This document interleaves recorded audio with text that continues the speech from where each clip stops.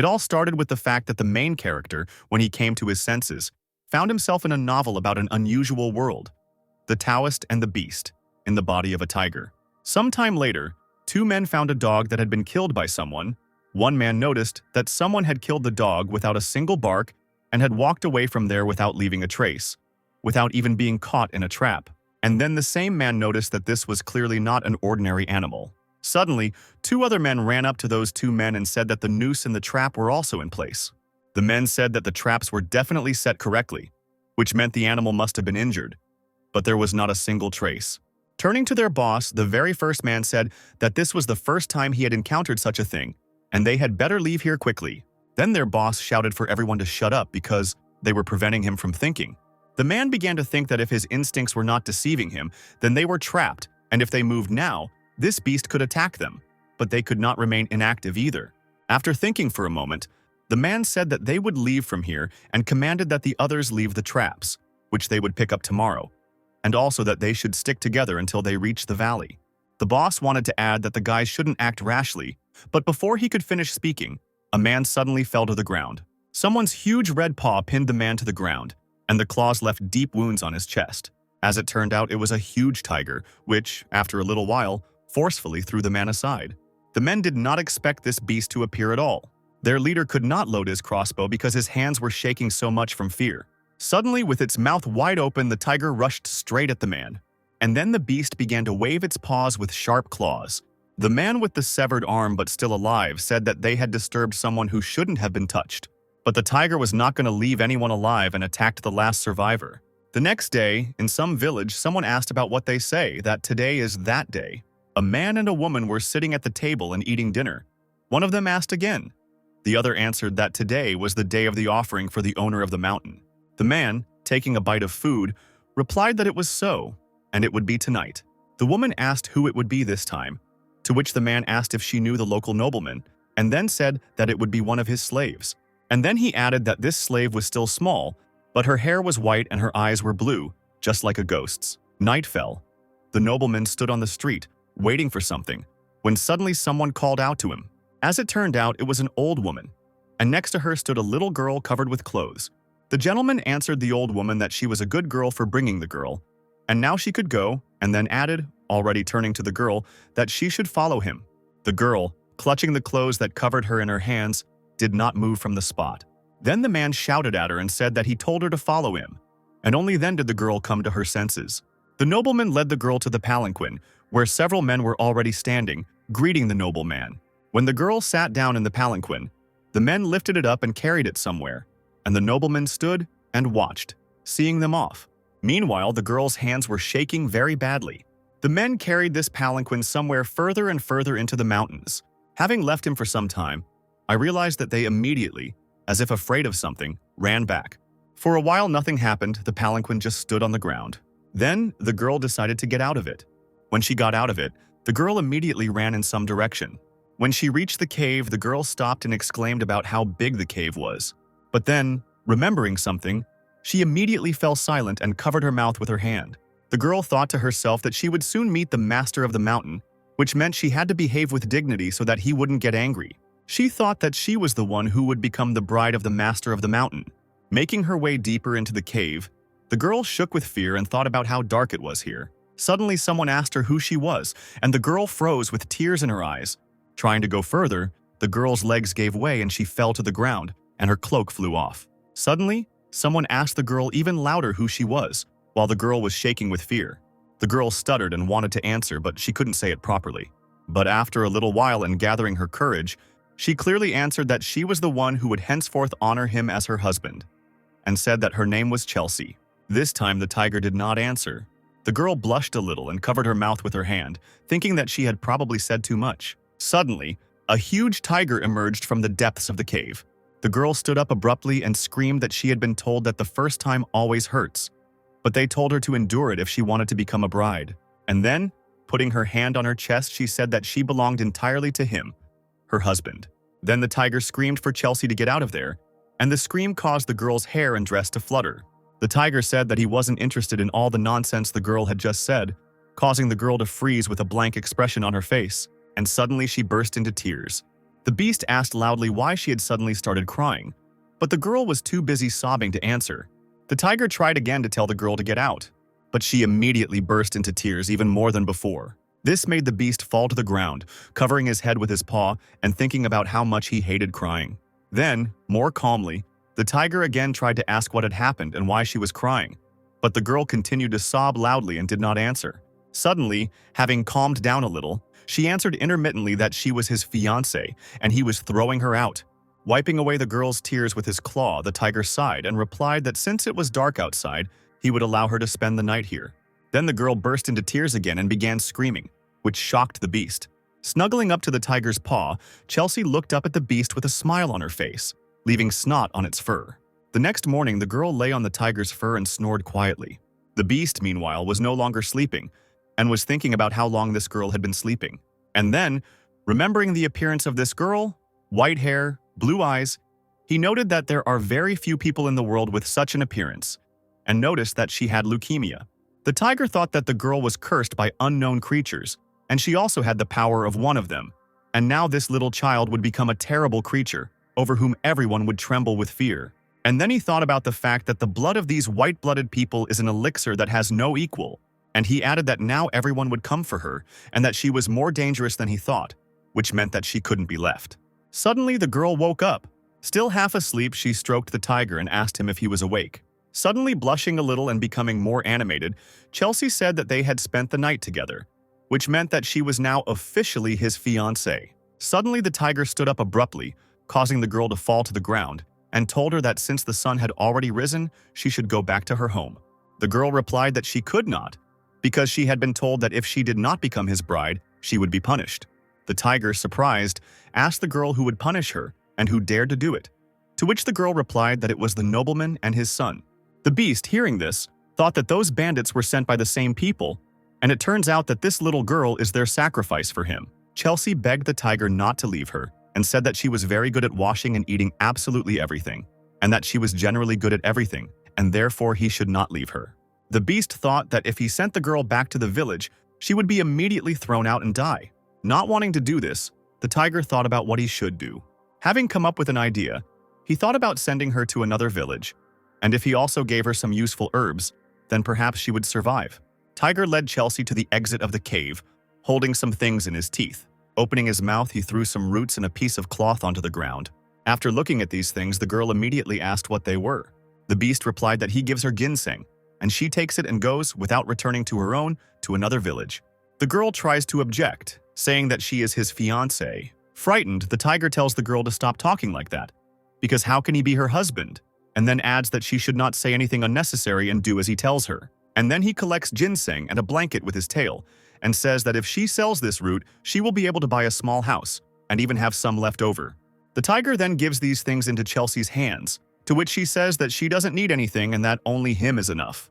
But then the beast turns around threateningly and tells the girl to stop making him angry. And then he goes into the cave, thinking that he is the one who is the master of the mountain, and therefore is doomed to be alone forever. But then the girl calls out to the beast, to which he tells her to get out of here already. But Chelsea says she can't go down and doesn't know where the other village is. The beast sighs, thinking that he can help, because he is basically not busy. And then he presses his head to the ground and tells the girl to sit on him. Chelsea resolutely ties the blanket containing the ginseng around her chest, and then she starts to climb up the tiger's face, which makes him a little puzzled and asks if she can do it easier. But he himself thinks that she could have climbed up from the side. Having climbed onto the tiger's head, the girl turns her head and suddenly her eyes widen. As it turned out, she saw incredibly beautiful mountains and forests from above. Patting the tiger on the head, Chelsea says that she is probably the first person to sit on the neck of a ferocious tiger like this, which makes him angry. And then she happily closes her eyes, points her finger forward, and shouts for the beast to run as fast as possible, calling him her husband. And then the tiger pushed off and jumped forward, telling the girl to stop calling him husband. Having gone down a little lower, the tiger said that there was already a village over there. Chelsea, meanwhile, was pulling the tiger's ears, and he asked her to stop doing it because it hurt him. The girl immediately let go of his ears and apologized. And then she suddenly hugged the beast by the neck. In response, the tiger told her not to stick to him and to come down faster. In response, the girl immediately agreed, let go of the tiger and slid down his paw. As he walked back into the cave, the tiger said out loud that although he was a little interested, She had already become boring to him, and therefore they should never see each other again. Then Chelsea quickly grabbed the beast's tail and asked him where he was going. In response, the tiger asked if the girl didn't know what a sin it was to hold animals by their tails. The girl replied that she knew about it, but he was leaving his bride, to which the beast replied that she was not his bride at all. Continuing to pull the tiger's tail, Chelsea reminded him that they had spent the night together, and therefore she was his fiancée. In response, the tiger said that the girl was completely crazy and asked how a tiger and a human could get married and whether she understood what it meant to spend the night, because she was babbling all sorts of things. The girl screamed that despite everything she had married him, so he should be responsible for her. Wondering where the little girl got such strength from, the tiger said that he even got her ginseng, which she could sell and live without denying herself anything. Chelsea abruptly threw the bag of ginseng to the ground and shouted that she didn't want it that way, and that if the tiger wasn't around, she didn't need this useless herb. The beast asked himself whether the girl could imagine how expensive this useless grass was, and then he thought that it would not end like this, which meant that even though he did not want to do it, he would have to. Worried that his tail would fall off, the tiger suggested that the girl go to the village to sell this ginseng and then return back, thereby paying for the dowry. The girl's mind seized upon the word dowry, and her eyes sparkled and she herself blushed. Joyfully picking up a ginseng wrapped in cloth from the ground, she told the beast not to go anywhere because she would return quickly. The tiger agreed with this and began to warn the girl. He told her not to hurry too much, but the girl ran along the road as fast as she could. He then added that she should be careful, and Chelsea immediately fell to the ground. But a second later, she stood up and walked on, disappearing into the distance. Near one of the houses in the village, near a fire on which stood a kettle, an old man sat and fanned the fire with the help of a fan. Chelsea walked up to him and said that she had come to sell him something. When the old man looked at the girl, he immediately caught the gaze of blue eyes, and then the old man jumped away from the girl with a scream. But as he moved away, his scream became quieter. The man said to himself that he thought it was a ghost, and then, clearing his throat, asked what the girl had brought him.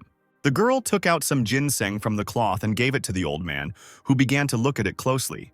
Realizing it was ginseng, the old man loudly asked Chelsea where she found it, to which the girl replied that her husband gave it to her.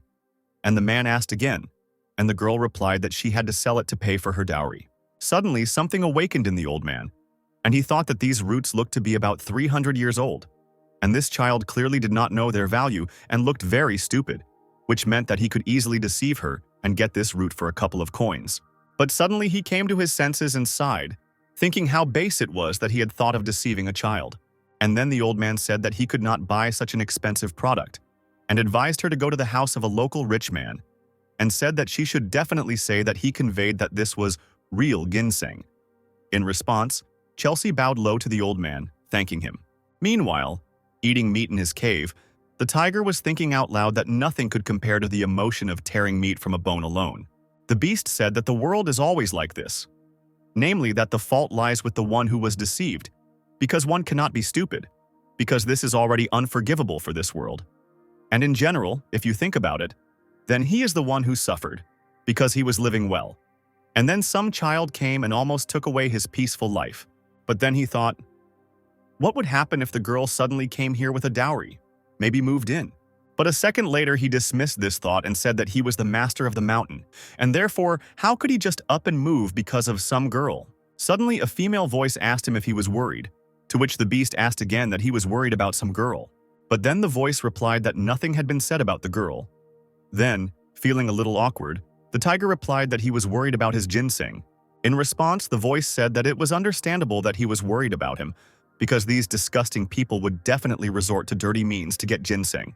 The voice continued and said that perhaps this girl would be beaten and he would be taken away, or perhaps, so that she would not spread rumors, I would kill her altogether.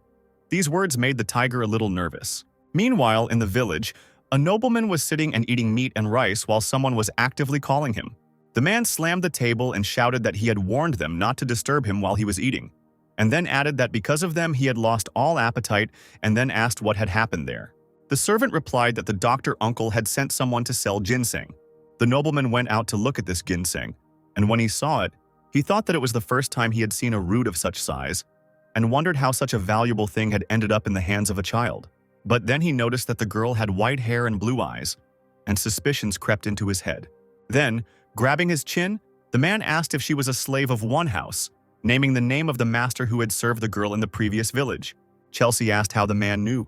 Then, pointing his finger at the girl, the man shouted and asked why the offering to the master of the mountain was still alive, and stated that she had definitely escaped. And then he said that she had definitely stolen this ginseng, to which the girl replied that her husband had given her this ginseng so that she could sell it. But the man did not believe her, and without stopping shouting, said that the girl was not yet old enough to get married, which meant she was definitely lying, and declared that she was a thief and a runaway, and ordered the servants to take the ginseng from her and drive her away. The servants obeyed their master, and one of them extended his hand to the girl, telling her to give him her ginseng. While the man, holding the girl's hand, tried to take the root, Chelsea screamed that he couldn't take it away because her husband gave it to her. The servant noted that despite all his efforts, the girl did not move, and wondered how this little girl could be so strong. Losing his temper, the man pushed the girl hard and she fell to the ground. Noticing this, the nobleman said that he wanted to let the girl go if she gave him the ginseng in a friendly manner, but now it would not work, and he ordered that straw be brought. Still clutching the root in her arms, Chelsea, bursting into tears, tried to justify herself, while a servant approached her with a stick in his hand. The man raised the stick over his head with a sharp movement of his hand, intending to hit the girl, and said that now they would see how her pain receptors worked. It was already evening, and Chelsea walked barefoot on the ground, crying and saying how much it hurt and what she should do since her ginseng had been taken away from her. But when she returned to the place where she had parted with the tiger, she found no one there. The girl froze and called her husband, and then she started running around the area, calling out to her husband and saying that Chelsea had already returned. Suddenly, she stopped in front of the forest from where voices were heard, saying how delicious it smelled like girls. Some black monsters were crawling out from behind the trees, saying how sad it was that the girl was alone and how poor she was. They got closer and closer to her and asked her about how she was probably sad and in pain, and then told her to come to them because they would be with her and would never abandon her. Chelsea gave in to the persuasion and slowly approached the monsters. Suddenly, one of them opened his mouth and shouted that he was going to rip the flesh off the girl. But suddenly something cut against this monster. As it turned out, it was a tiger who said that how dare an empty soul like this covet what belongs to him. Standing behind Chelsea, the beast raised its head and opened its mouth, in which some kind of blue energy was gathering.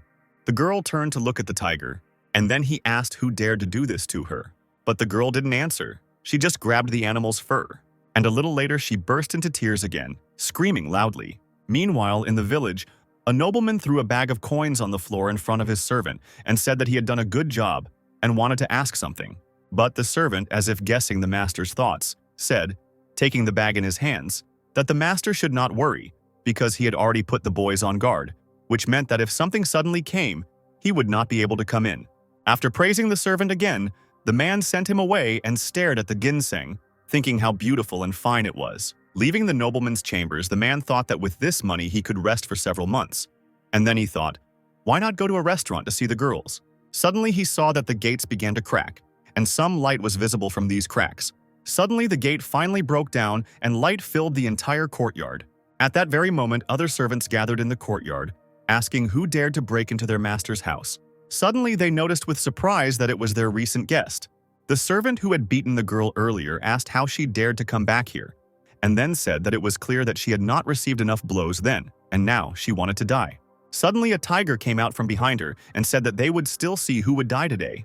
The nobleman, hearing noise in the courtyard, came out of his chambers and shouted to ask who was making noise at night under his house. But suddenly a man flew towards him and broke the doors. The tiger, entering further and further into the yard, asked, calling them bastards, whether they dared to touch the girl. He asked if they had gathered together and beaten up a little girl, and that was all they could do, while all the men were shaking with fear. Declaring that these people were worse than trash, the tiger opened its mouth and began to collect glowing energy there. Having said that he would nobly return to them everything that they had done to the girl, the beast raised his paw, releasing his claws. But then Chelsea shouted at him to wait and held out her little hand to him. Suddenly the girl stood in front of one of the men, protecting him, causing the tiger's paw to stop halfway. Chelsea said she didn't want the tiger to kill anyone and offered to take the ginseng and go home. Hearing this, the beast stopped and scratched its head, looking away. Afterwards, he called one of the servants, which made him very scared. And then the beast, with a threatening face, ordered him to bring ginseng. But then a nobleman appeared with ginseng on a tray. Quickly bowing before the tiger The man said that he protected the route and served behind it so that nothing would happen, waiting for the master of the mountain to come. In response to this, the beast roared at the man not to lie to him. Continuing to bow, the nobleman closed his eyes and prayed that the tiger would not kill him. Suddenly, the beast said that if it were up to him, he would eat that dirty face off him, but he wouldn't do it. And he had the girl to thank for that. These words surprised the man so much that he opened his eyes wide. And then the tiger said that the man should give him all his wealth in return, and if he kept even 1 grain of rice for himself, it would end badly for him. Shaking with fear, the nobleman ordered that all his riches be delivered to the mountain as quickly as possible. Hearing this, the tiger and Chelsea disappeared, leaving behind a blue haze. After this, the man turned gray with fear, thinking that the husband the girl had spoken of turned out to be Spencer, the owner of the mountain, and that meant she was the bride of the mountain's keeper. Waking up the next day in his cave, Spencer wondered how it all happened. He looked at the riches that had been brought to his cave and mentally mourned his quiet, cozy nest, his quiet, routine life. Chelsea, meanwhile, said she had found wild raspberries, and then she tried to put the berries in the tiger's mouth while he was still in a state of shock. Having put the berries in, the girl asked with a smile on her face if it was true that these berries were tasty. Thinking that he had brought her back, but nothing had changed, the beast finally stood up. In response, Chelsea asked where he was going.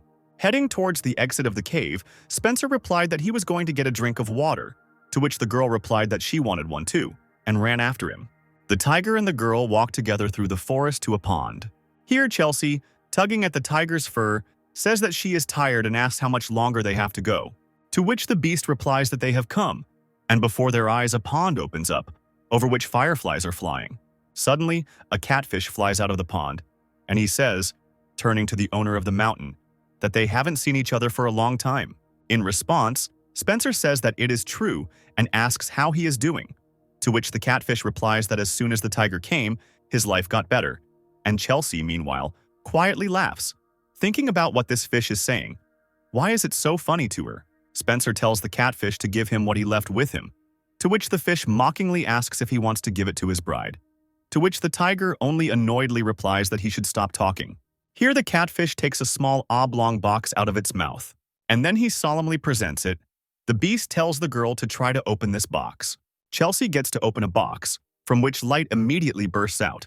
Taking out what was in the box, the girl exclaims, talking about how beautiful this hairpin is. Spencer explains that the pin was carved from a peach tree that is over 1,000 years old, and that the pin has the ability to ward off evil spirits, which is why the girl must keep it with her at all times. A slightly taken aback, Chelsea asks if he really wants to give the pin to her, to which the tiger sarcastically asks if he should wear it himself. Suddenly, tears appear in the girl's eyes. In a panic, the beast asks what happened to her again. Chelsea says this is the first gift she has ever received out of the blue. Thinking that this is her first gift, the girl presses it to her chest and mentally swears to take care of it. The next morning, the girl is sleeping on the tiger's fur again, still holding her new hair clip. Spencer turns to see the girl mumbling in her sleep, and then he suddenly gets up, wondering when Chelsea managed to lie down next to him, and the girl gasps and falls to the ground. Still half awake, Chelsea asks her husband if he's awake yet while drooling. The tiger tells the girl to get ready because they are going on a long journey.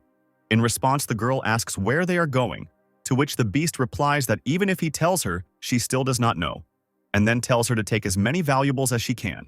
Chelsea walks over to the chests of floor and jewels and begins to pick them up, putting them into a bag. Suddenly, a female voice asks the tiger if he has to do this, to which he mentally replies that he will not get involved in her destiny. In response, the voice asks if he does not think that becoming a bride was her destiny, or is he simply still afraid of forming connections with other people. The beast replies that everything is not like that at all, and that a person must have a human destiny, and it is very different from him, an animal, and besides, it is enough for him that this voice bothers him. The voice notes that the tiger used to hate the word fate, but now he has begun to use this word often. In response to Spencer, he says that she has remained as grumpy as she was, despite the years that have passed. In response, the voice mockingly says that they say that the older you get, the wiser you become. But apparently this is all nonsense because with age you can also become dumber. To which the tiger, starting to get angry, asks her again what she just said. In response, the voice innocently says that she did not talk specifically about him and asks why he was so angry. Then Chelsea speaks up and says that she has finished getting ready and stands in front of the beast with a bag in her hands. Sometime later, a woman and a black tiger appear in the cave. Entering the cave, the tiger notices that there is no one there and asks the woman if this is not where they need to go. The woman replies that this is indeed the case, this is where they need to go, to which the tiger asks why then Spencer is not here. The woman replies that it might be because he is afraid of him, to which the black beast asks if she really thinks so. The woman says if it's not Tao, then why isn't Spencer in his own house? Hearing this, the tiger bursts into a malicious laugh and says that it is so, that he ran away because he was afraid of him. In response, the woman sighs and asks if he wants to come back. Lying down on a rock, the beast replies that he doesn't want to and says that they should stay here because sooner or later Spencer will return. And then he bursts into caustic laughter again, saying that he wants to look at that face when Spencer sees him. In response, the woman sighs again and tells the tiger not to laugh like that. Meanwhile, an old man and a little boy with a bag on their backs are walking along the road. Suddenly, as they climb the slope, they noticed a tiger in front of them. The boy exclaims in fear, and the old man, standing in front of him and covering him with his hand, tells him to move away from here. Spencer and the man lock eyes. But then the old man notices that there is a little girl sitting on the tiger's head. The boy and the man look at this girl in surprise. Noticing these people, Chelsea greets them with a smile on her face and waves her small hand. Blushing, the boy also greets her in it and waves his hand hesitantly in response. As the tiger walks away, the boy tells his teacher that there is a girl sitting on the tiger's neck, to which the old man replies that they will watch them. Night has come. A deer is running through the forest and chewing grass. Suddenly, a tiger attacks this deer. He successfully grabs this deer by the side with his teeth, while the other deer, seeing this, runs away in fear. Holding the deer in his mouth, Spencer thinks about why he always has to share his kill, but then calms himself down by thinking that they will soon reach the village. After taking the deer, the beast says that this is dinner, in response to which Chelsea runs up to the tiger and is surprised at how quickly the beast caught this deer. And then she says that you think that among tigers, Spencer has the most excellent hunting skills. The slightly stunned tiger replies that it was very easy, and then, scratching his nose, he says that he can get anything if the girl just says so. Then he tears off the deer's leg and gives it to the girl, telling her to eat it. In response, Chelsea says that she does not eat raw meat. Spencer is surprised by this and asks if she doesn't even know how to make a fire, to which the girl replies that she doesn't know. Suddenly, the old man they had met earlier notices that the tiger and the girl are having some trouble and says that they can share their fire with them. Chelsea thanks the old man and says that they can share some meat with them in return, to which the man replies that they would be grateful. Spencer is there, off to the side, chewing on a deer's body. Tiger thinks that the girl only had to bring fire here and wonders what she has been doing for so long. Looking towards the people, the beast notices that Chelsea is talking to a boy and notices how wide his smile is. The deer leg is roasted over a small fire. Chelsea looks at this and drools run down her face. Spencer scratches his cheek and asks the girl, looking away, what they were discussing for so long. Wiping away her drool with her sleeve, Chelsea replies that the boy is the same age as her, which is why they decided to be friends, and says that the boy's name is Ben. Suddenly, the girl's stomach begins to rumble loudly, and the tiger remarks out loud that the girl seems to be very hungry. Chelsea, worried and with red cheeks, replies that if the animal is hungry too, she can share with him. Spencer asks what she's talking about, because she herself is very hungry, because he can hear the whale howling in her belly. In response, the girl, a little offended, replies that the tiger has a whale in its belly. Licking his paw, the tiger says that it seems that hunger has hit the girl hard in the head, and then wonders why she's so ashamed. In response, the girl jumps up and says that everything is wrong. Spencer replies that he is not deaf, and that it is just him and her, and then asks if he can really distinguish the sound from his stomach. The girl begins to frown and puff out of anger. Suddenly, she grabs the deer's leg, and shouting that the tiger is a fool, Chelsea runs away with her leg in her hands, while the animal wonders what is happening to her. As the girl runs deeper into the forest, a woman's voice sighs and asks if the tiger can't understand the girl's feelings. And then the voice asks if Spencer should follow her, because that's what's dangerous there. Wondering what he did wrong, the tiger says that the hairpin will protect her. The voice says that maybe the hairpin will protect her from evil spirits, but there are more terrible creatures in the forest, and maybe she will even get lost. In response, licking her paw, Spencer replies that then this is her destiny. Then the voice asks if fate did the same to her, to which the tiger does not answer. And then he asks why the woman cares so much about her. In response, the voice says that the tiger can't be honest with himself, to which Spencer replies that she shouldn't say stupid things. Suddenly, an old man appears right in front of the tiger and says that the beast is not a sacred animal, but just a creature that kills people. Rising from the ground, Spencer asks again, The old man says that he is from Mount Conger, and then asks the tiger that he didn't think that he didn't know about the ghost that is always next to him. As it turns out, the ghost, who was previously a man but was killed by a tiger, does not leave him, but bewitches other people and leads them to the tiger. Spencer meanwhile remembers that the warriors from Mount Conger are keenly aware of the theme of ghosts, and then he orders his ghost to come out, and a woman appears next to him. Pointing his sword at the tiger, the old man shouts that he is betting the honor of the warrior Conger and promises to cut out the beast's throat. Spencer sighs and turns to Hannah, telling her that this is all his fault and that she needs to figure it out herself. The man asks the beast where it went as the ghost gets closer and closer to him. And then Hannah says that she will be his opponent, and her pendant starts to glow. Then a sword begins to appear from the pendant. Raising her hand, the ghost took out a sword from her pendant. Seeing this, the old man realized that this was a necklace where you could put absolutely anything, regardless of size. The man was surprised to think that this ghost could control him. After a short silence, he asked if he could ask a question. In response, Hannah said that they say that people who learn martial arts become too self-confident, and that once the old man pulled out his sword, the conversations are over. The man frowned and said that if she said so, then so be it. And then, using the dragon art technique, which created several clones of the man, he rushed to attack, thinking that this woman had lost her human essence anyway. And now the blades almost reached the ghost's head. Suddenly, the ghost blocked the blow of the real sword behind her back. The old man was surprised and exclaimed, "How could this be?" Hannah said that since he was so rude to the girl, she should pay him back with a worthy blow. Then she swung her sword and the man was thrown back. The old man's hand holding the sword began to shake, but the ghost did not retreat, and now her sword almost reached the man's face. But the man managed to block the blow, and their swords touched, creating a flash of light. The old man struggled to hold back the attack as the swords created sparks. Using the dragon arts again, the man exposed his pendant to the blow and moved to the side. But the ghost, asking where the old man was running away from her, and without looking, immediately pointed the tip of her sword to the side. And then she struck again, which pushed the opponent back. Ben called out to his teacher in fear. Meanwhile, his teacher stood leaning on his sword, his whole body shaking. The man thought with surprise how it was possible that he was losing to some ghost. Hannah, meanwhile, came closer to the old man, and he immediately raised his head.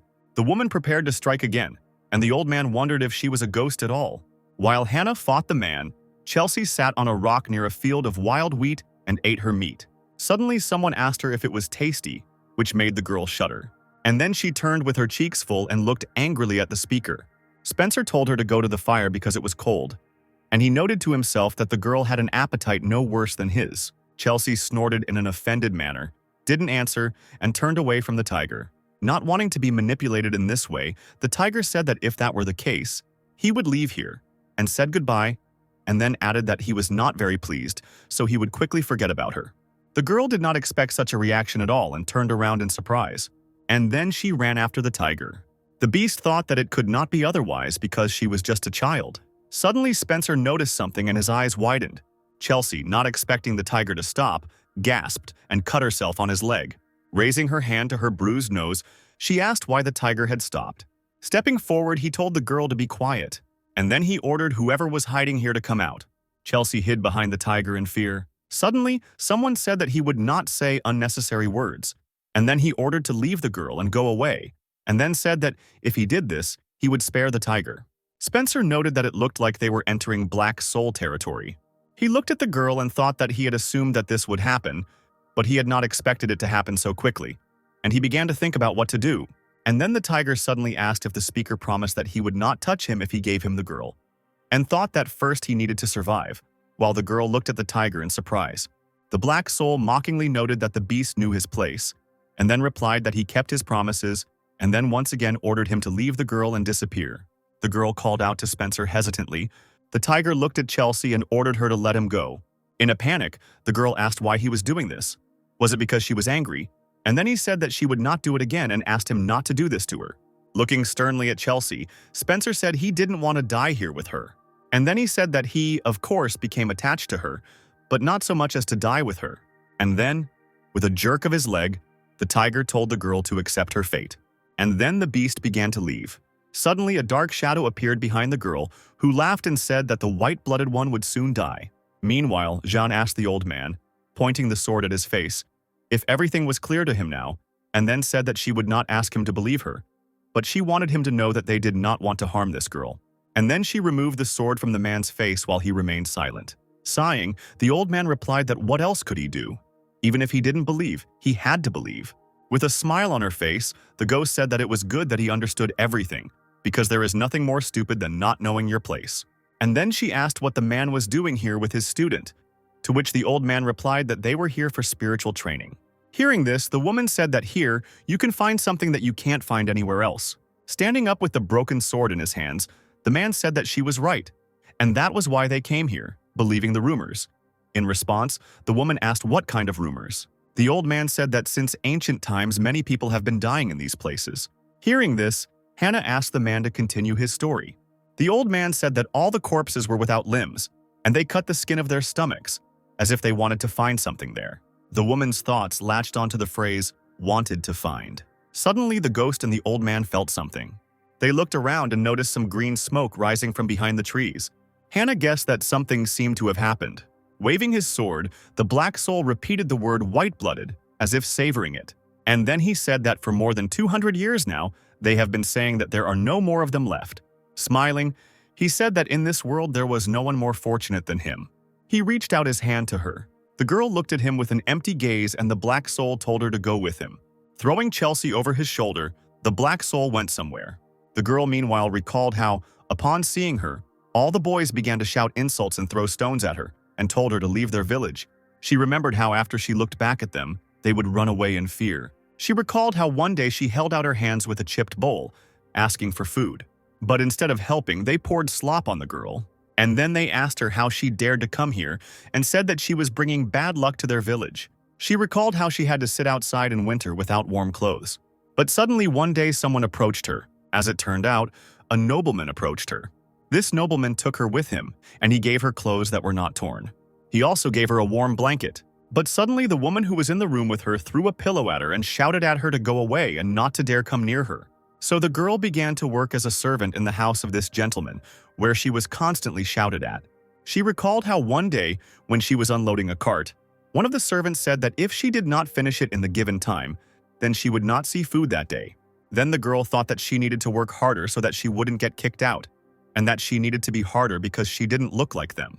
Suddenly, she heard some girls congratulating one of them on the fact that she had been proposed to, and that she would now have a family.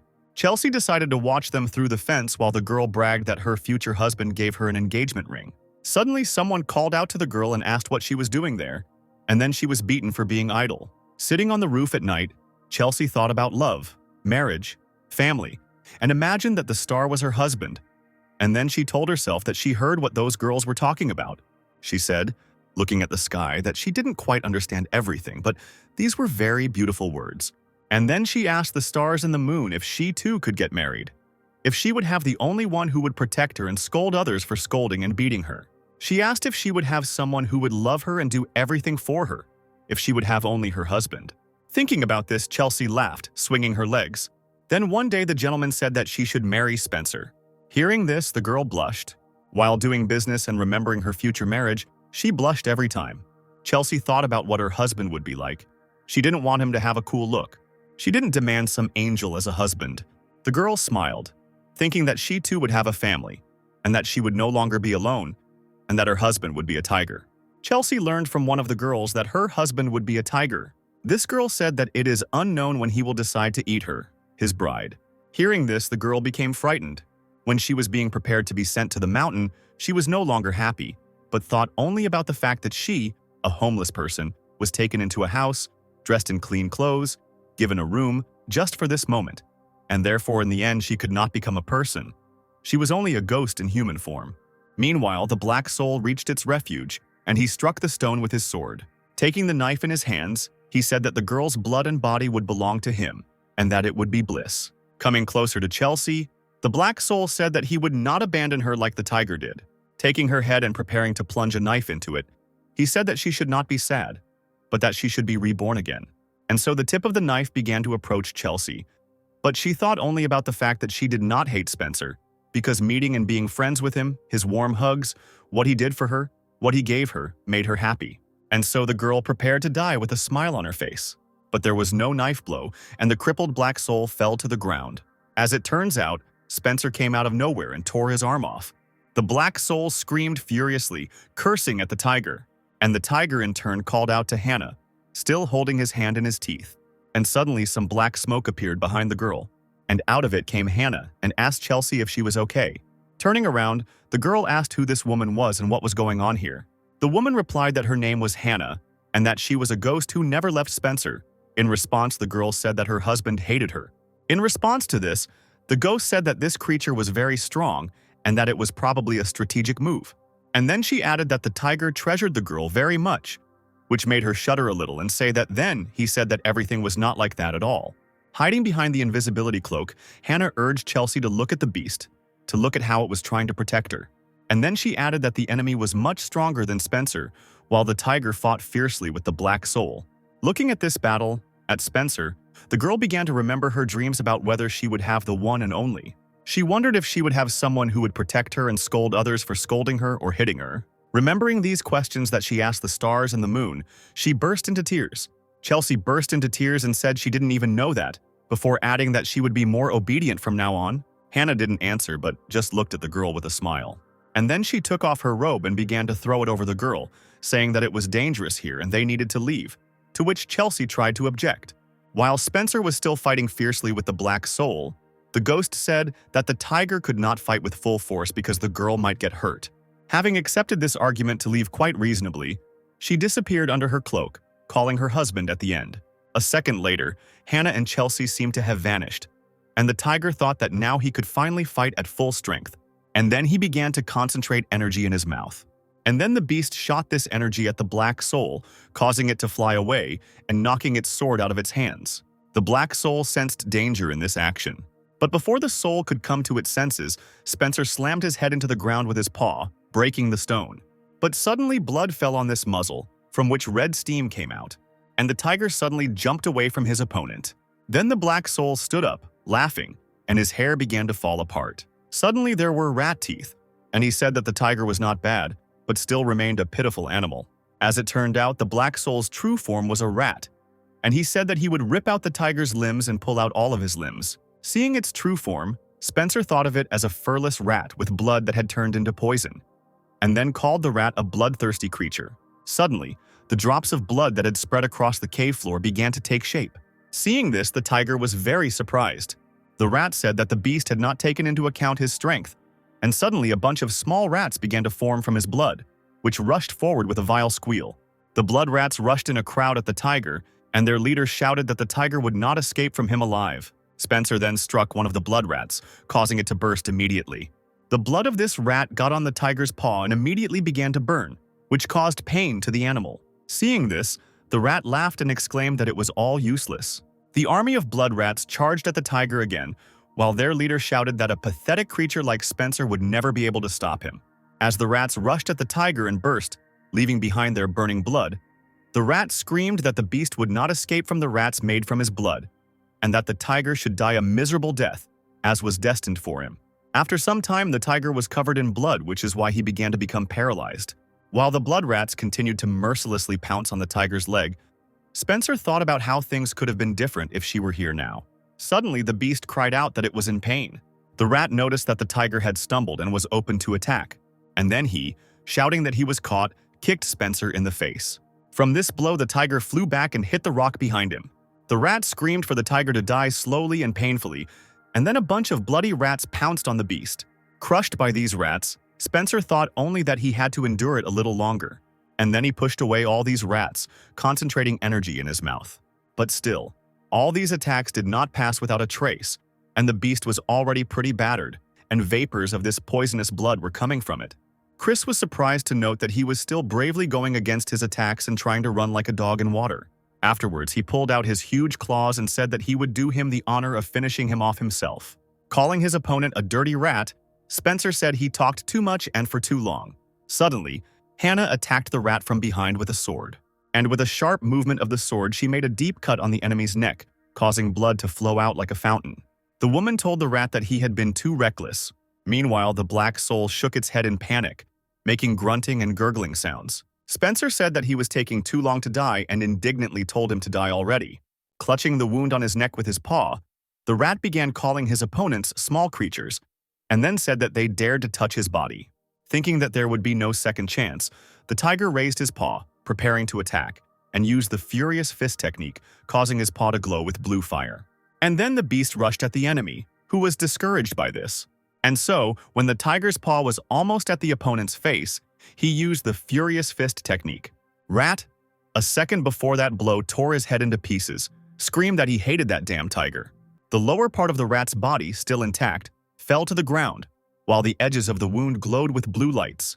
The blue fire slowly but surely burned the body of the scythe. And then this fire flared up and engulfed the entire remaining body of the black soul. Meanwhile, dawn was already breaking outside. As he left the cave, Spencer breathed a sigh of relief and said that he almost died there. And when he came out of the cave, he noticed with surprise that it was already light. Hannah, holding the rat's sword and his eyes in her hands, decided to draw her tiger's attention to what interesting things they were able to obtain, and then said that they would be very useful to them in the future. Tiger asked where Chelsea was now, to which the ghost replied that she took her to an old man in the village and told them to go to the village. Then she said that if the beast suddenly died, then she would also lose her power, and if that happened, then all these creatures would attack the girl. Tiger frowned and looked at the ghost and said nothing while she smiled innocently. And then Spencer admitted that it was true, and wondered what kind of feeling had awakened in him. Hannah then suggested that they go to the girl, to which the tiger only chuckled thoughtfully. Spencer thought that as soon as he left the mountain, this happened immediately, and this would happen again. And with such strength, he was not sure that he could protect the girl. But by killing this monster, he received an eye with the ability to transform, and wondered if this was an accident. Looking at the eyes, he thought that if he were to transform into a human, he would be able to use the sword he had received and would be able to fight stronger opponents. He also noticed that he would finally be able to use the technique that he had been unable to master for so long, flame blue flower. And he said out loud that before they went to Chelsea, he had some things to sort out. And then the tiger decided for himself that he should transform into a human. Meanwhile, the old man was walking with two children. Chelsea asked how far they still had to go, and then began to worry that her husband could not catch up with her. Turning around, the man said that the village was already behind the mountain, and said that they would wait for the tiger there. Suddenly, Ben told Chelsea that the tiger could not be her husband. Then the girl, screaming and pulling the boy's hair, asked what he was talking about, and then said that if she said that the tiger was her husband, then he was her husband. Then she let the boy go and said that if he told her to do something again, he would get into trouble, to which the boy replied, holding his head and crouching down to the ground, that he understood everything. Suddenly, a man in a hat turned to the old man and asked who it was. The man in the hat asked the old man, while his carriage was riding alongside, if he was Joshua from Conger, and the old man asked if it was Harvard. And then, folding his hands in a welcoming gesture, the man said that he was expressing his respect to the senior student, to which the latter replied that there was no need for such formalities. Harvard said it had been 10 years since he left Conger. The old man replied with a smile on his face that people from there will always remain family. The man suggested to the old man and the children that if they were heading in the same direction, they should go together, to which Joshua happily agreed. Meanwhile, something was happening on Mount Wulong while the sky was covered with clouds. One boar, drooling, shouted that their leader must make a decision because the number of people was growing. Another boar shouted that since there are more people, there are more animals that become food for them. And then they all shouted together, looking at the chief who had a tree growing on his back, that this was their family's business. And then they asked about who would take care of Mount Udong if their leader was gone.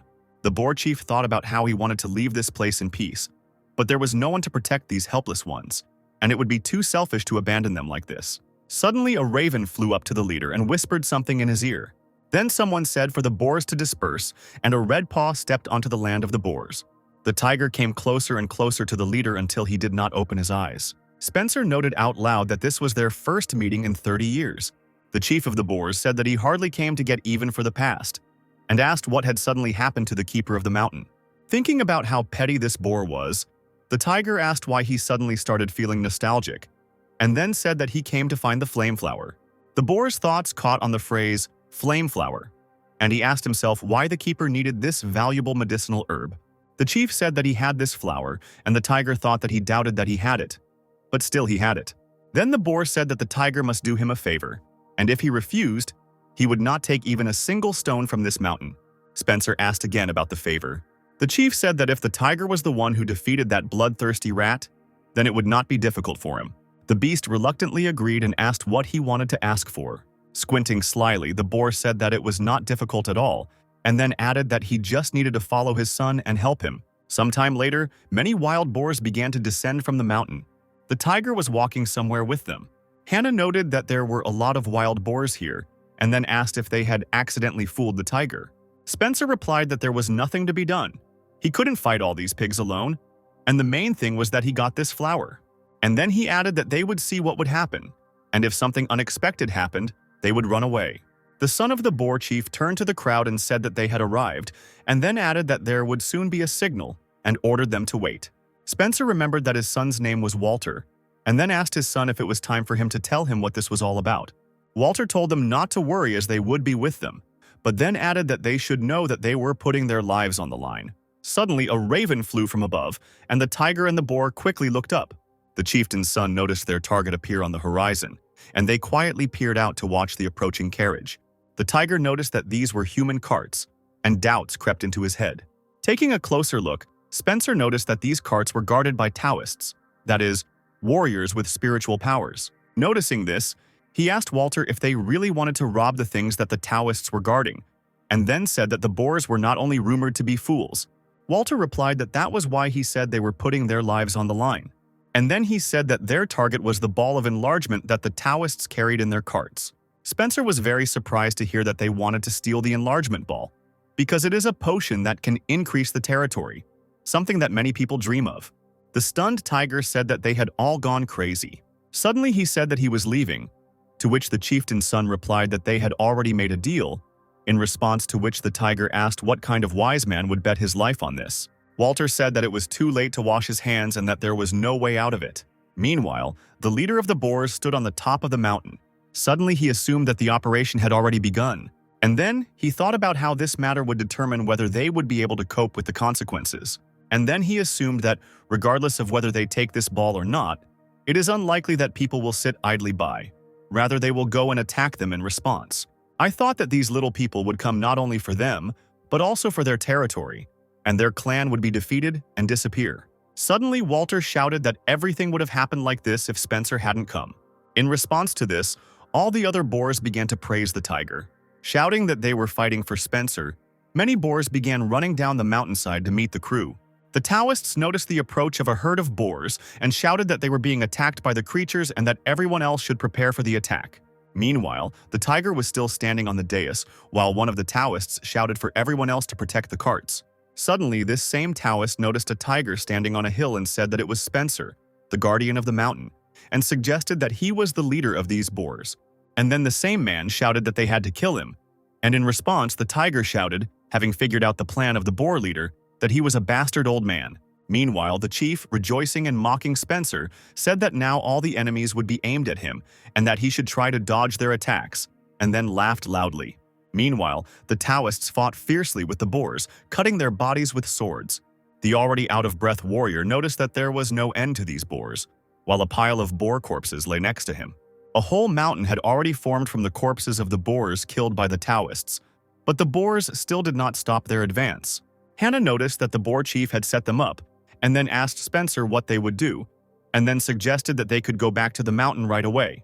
The tiger replied irritably that this was exactly what their opponents were after, and he could not afford to give them what they wanted. And then, preparing to enter the battle, he told the ghost that their opponents were now Taoists, and therefore she must be more careful. Covering herself with her invisibility cloak, Hannah replied that she understood. Meanwhile, a gentleman sitting in one of the carts noticed that the warriors outside could not calm down.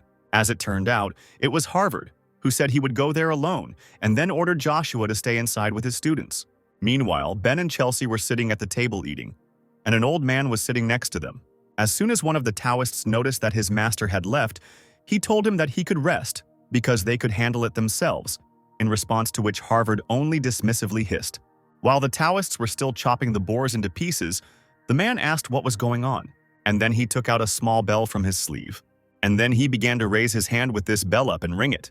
And suddenly a huge wave of force came from the master, which began to push the boars away. As the boars flew back, Spencer, recognizing the sound, remembered something. Noticing this technique, the tiger realized that this gentleman was the leader of these Taoists. Suddenly, Harvard noticed something below and looked up. Saying that there was a big animal in them, the man turned to Spencer, causing him to cower in fear. Taking a talisman out of his sleeve, the gentleman said with a sinister smile on his face that this tiger would make a good skin. And then he used the talisman, and some things that looked like tree branches flew out of it. Luckily, Spencer managed to dodge this attack, and the branch did not hit him. The man frowned, surprised to think that this dirty animal had managed to dodge. Looking at the branch next to him, the tiger thought that if this thing had hit him, he would have died already. The beast noted that this was, without a doubt or exaggeration, a powerful spiritual force and a strong blow to whom. Looking at the master, who took out even more talismans from his sleeve, the tiger concluded that he was a very skilled fighter. The man gestured with his hand, saying that the beast would definitely not be able to avoid this, and his eyes turned orange. Using the 1,000 strike power technique, the man used the talismans, which now stood in a semicircle above him, and branches appeared from them, which now headed towards the tiger at great speed. The tiger did not expect such an attack at all. Because he did not expect this, he was unable to dodge this attack, and several branches caught up with him, but were unable to pierce him, as the tiger deftly ran away from them. The man laughed evilly, saying that if the tiger stood still even for a second, his life would end. Continuing to mock the tiger, the master noticed something was wrong. As it turned out, Spencer was quite successful in dodging these branches, which in turn hit either the boars or the ground. Harvard frowned even more, calling the tiger a sneaky cat. Suddenly, he screamed that he didn't give a damn about his skin, now he would turn him into mincemeat. And then his eyes turned bright yellow, and the bell glowed even brighter. Suddenly, branches began to emerge from the ground around the tiger, bending towards him at the ends. Soon, these branches began to come even closer together and become entangled, forming a cocoon around the beast.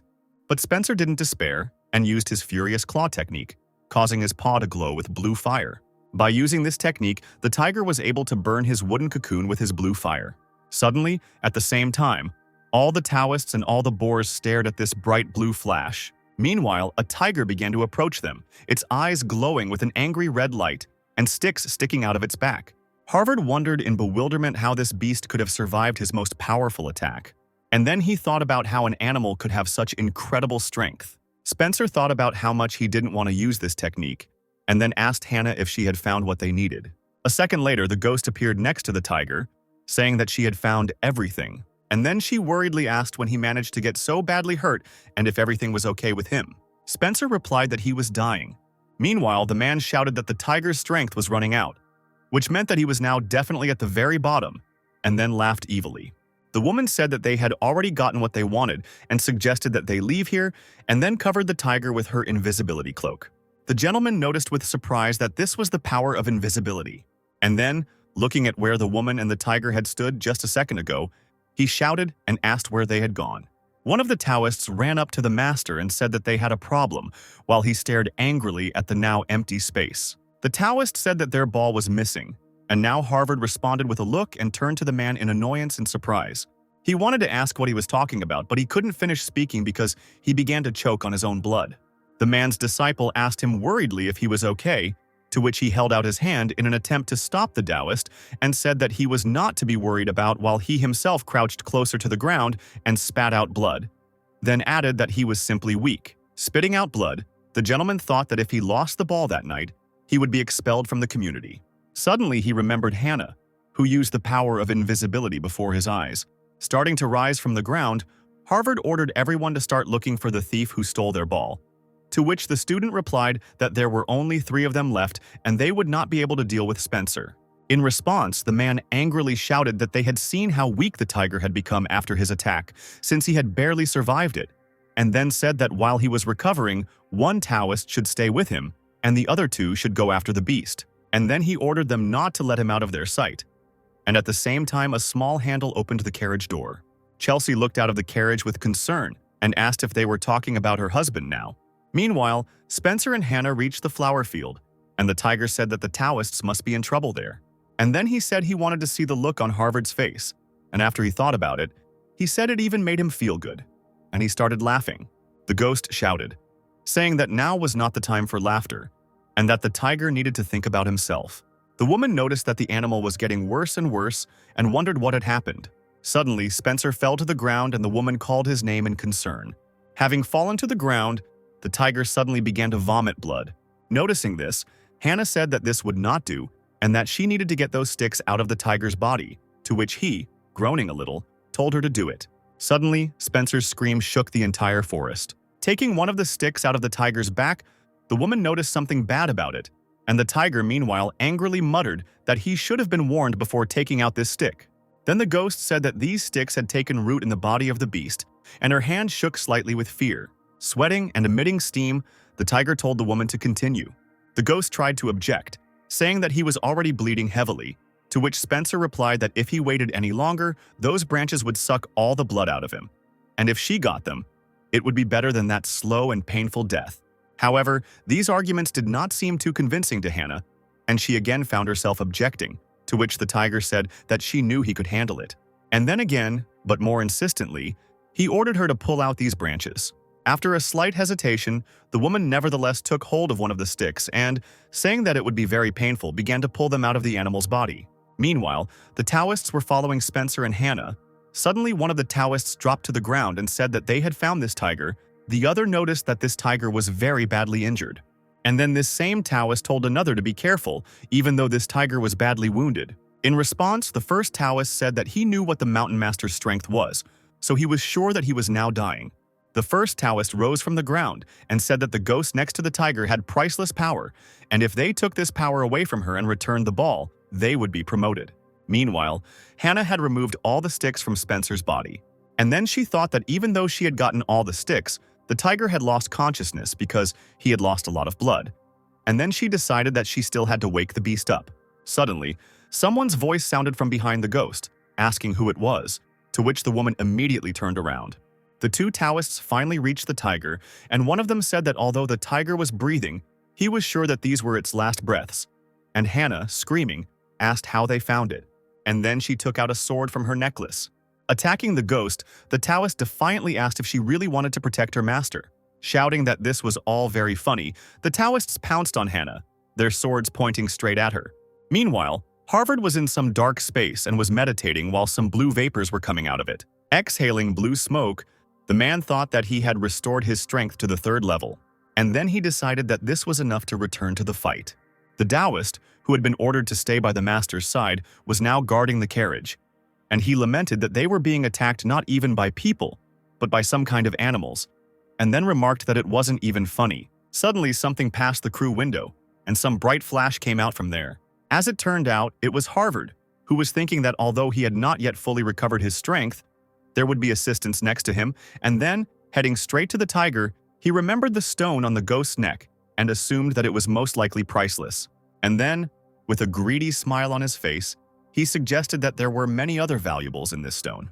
Anticipating what would happen next, Harvard thought that if he thought of a strong tiger and a ghost who had power over that stone, then he would be the richest man. Sometime later, the man finally noticed the body of a tiger lying in a flower field. The man noticed with delight that his prey was lying right before his eyes. Meanwhile, in the carriage where Joshua, Ben, and Chelsea were sitting, there was some kind of commotion, and the boy told the teacher that the girl had disappeared. In response, the man asked again, and the boy replied that she said that she was going to pee in the bushes, but after that he did not see her. Going outside, the old man quietly cursed and exclaimed that it was very dangerous in the mountains. Meanwhile, Chelsea was walking somewhere through the forest up the mountain. Sweating a little from the climb, she thought about how she was sure those people were talking about her husband, and although she didn't know why they fought, she knew for sure that her husband had come for her, so the girl decided that now she would go to him. It was already getting dark, and Spencer was still lying in the flower field, and the flowers were covered in his blood. And Harvard came closer to the tiger's body. The man grinned and assumed that the animal had died while pulling out its branches, then thought that it was obvious and lamented how boring it was. Looking to the side, the Taoist said that since the tiger died, it meant that the ghost had also evaporated, which meant that her little thing was somewhere here, and it had to be found. After examining the area around the tiger's body, the man was surprised to note that the necklace he was looking for was nowhere to be found. Starting to shake with anger, Harvard assumed that one of his students had already taken the necklace. The man swore loudly and in a fit of anger, using the talisman, struck the tiger on the neck. The blow sent Spencer's head flying off his body and rolling across the ground. The man thought furiously about how this bastard dared to steal his thing. And then, assuming that this Taoist could not have run far, Harvard set off in a bright flash to look for him. Sometime later, someone approached the tiger's head. As it turned out, it was Chelsea who took Spencer's head in her hands. And then she smiled weakly and turned to her husband. Bringing the head back to the body, she asked if he had decided to play a joke on her again. The girl said that she would not let herself be deceived again. After attaching the head to the body, Chelsea sat down next to him and told the tiger to stop teasing him and get up quickly. But then the head fell off the body again, and she rolled across the flower field. The girl stared at the head in surprise, and then she picked it up again, saying again that she had asked him to stop making these jokes. Chelsea reattached the head to the body and said that Spencer had done a good job and should stand up. But the beast did not get up, and his head fell off again. Then the girl burst into tears, and then she burst into loud sobs near the tiger's lifeless body. Meanwhile, Hannah was carrying Spencer on her shoulder, saying how heavy he was. Suddenly, she dropped it on the ground. The blow caused the tiger to suddenly open his eyes. The beast rose abruptly and wondered when he had managed to pass out, and the ghost was glad that he finally woke up. Suddenly, Spencer noticed something strange about the woman. As it turned out, Hannah was slowly evaporating. A few hours earlier, she had fought with two Taoists. The sword's swings flickered in the air like a bright flash. One of the Taoists was amazed at the power of this ghost and replied that at this rate they would lose. Suddenly, an idea came to his mind, and then he pulled two knives out of his sleeve. And saying that if the tiger dies, the ghost will die too, the man threw these two knives into the tiger's body. And now there was a second left, and these knives would plunge into Spencer's head, killing him. But suddenly, Hannah runs up and protects the beast with her body, and the knives end up in her back. The Taoist who launched the knives notes that sacrificing herself to save her master is the only way for her to survive. Suddenly, the ghost says that she has been messing with them for too long and screams to end it all. Turning to Spencer, she says that he's going to be in a little bit of pain now. And then a huge amount of purple smoke starts to come out of Hannah. One of the Taoists looks at this with bewilderment. The other one, angry, asks if she really decided to use illusions, and then says that she is not his equal and attacks her with a sword. The first Taoist tries to stop his comrade. Suddenly, the ghost's eyes light up with a bright flash. A purple light engulfed everything around and began to destroy the Taoist's body. His comrade extended his hand towards him, and the corners of his eyes turned red. When his comrade disappeared, the Taoist who remained alive fell to the ground and screamed in frustration. His hands were shaking and stained with his comrade's blood while Hannah came closer. She said that she had, of course, spent her strength, but not to the extent that she would lose to swindlers like them. With tears in his eyes, the man looked at the ghost and thought that she was invincible, and then he begged her not to kill him, because he was just following orders. The woman asked the Taoist if, after all he had done, he was now asking for mercy. Hitting his forehead, the man fell down in a bow before Hannah and said that he would do anything she asked if she would spare him. In response to this, the ghost asked if the man had a talent for magic. Hearing this, the man opened his eyes wide, and then he answered, raising his head, on whose forehead a bloody mark was visible, that he had the ability for magic, and he would do anything. Then the woman took out the eye that remained after the victory over the black soul, and a spell appeared from it. And she told the Taoist to look at this spell and immediately get down to business as quickly as possible, and she would supply him with the necessary raw materials. And then she, looking sternly at the man, added that what he made, he would eat himself, and therefore he needed to be very careful. After hearing about what happened before he woke up, Spencer said that what she gave him to eat was what turned the Taoist into a copy of the tiger. And then, looking at the ground, he sadly noticed that the ghost had to suffer greatly because of him. Reaching out to the beast, Hannah said that when the tiger lost consciousness, she gave him that ball, and it seemed that the ball was really effective, since Spencer was able to survive with such wounds. Suddenly, she fastened her necklace around the beast's neck, saying that the tiger only had to absorb all the beneficial properties of the ball. As the ghost continued to slowly evaporate, she said that this was the last thing she could help Spencer with, and then added that she had a lot of fun. Tiger noticed that Hannah just needed a little rest, and then asked why she then spoke as if she was saying goodbye to him. Leaning his forehead against the tiger's nose, the ghost said that he was afraid to leave him alone. Suddenly, she began to evaporate even more actively, telling him to be careful while she was gone. But she didn't have time, and this phrase was cut off halfway. Before she could finish speaking, Hannah disappeared, and Spencer was left alone sitting on the ground. After a while, the tiger quietly spoke to the ghost to return quickly and that he would wait for her. Meanwhile, the leader of the boars was told how their recent operation had gone, which clearly did not please him. His subordinates pressed themselves slightly to the ground, afraid to utter a word. The chief thought angrily that Spencer, despite all the chaos, was able to just run away with the magic ball, and then he noted that he had underestimated him, and then he thought that as soon as the tiger healed his wounds and regained his strength, he would come for his head. And then he furiously shouted to his subjects to quickly go and look for him, because they could not let their sacrifices be in vain, and then added that Spencer was seriously wounded and therefore could not run far. And then, still screaming, he commanded that the boars must find him and kill him, because if they didn't, he would tear off all their heads. Spencer, meanwhile, was climbing his mountain. He soon reached the pond where he was with Chelsea and called out to Anthony. Then, a catfish's head appeared from the water and asked if Spencer had come to see him. And then, seeing that the tiger was covered in blood, he loudly asked in surprise what had happened to him. The beast replied that he did not have time and would explain later, and then said that they needed to leave here.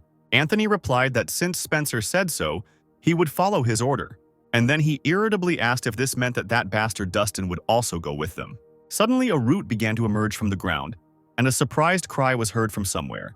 As it turned out, this root turned out to be talking. And by all appearances, it was that same Dustin who later said that this catfish 100% wanted to leave him, and then added that it would be better for them not to take such heartless people with them. Spencer sighed heavily and closed his eyes as Anthony and Dustin bickered and insulted each other. Meanwhile, the panther, resting in Spencer's cave, woke up and stretched. Suddenly he heard something and twitched his ear, and then he suddenly stood up with shining eyes declaring that Spencer was back. And then, saying that he was sure that it was his scent, the panther ran to the exit of the cave. As he quickly approached the exit of the cave, he laughed, and then said that at last the impudent fellow had shown up. And then he added that he would finally tear it apart today. But then he noticed something was wrong, and he braked sharply.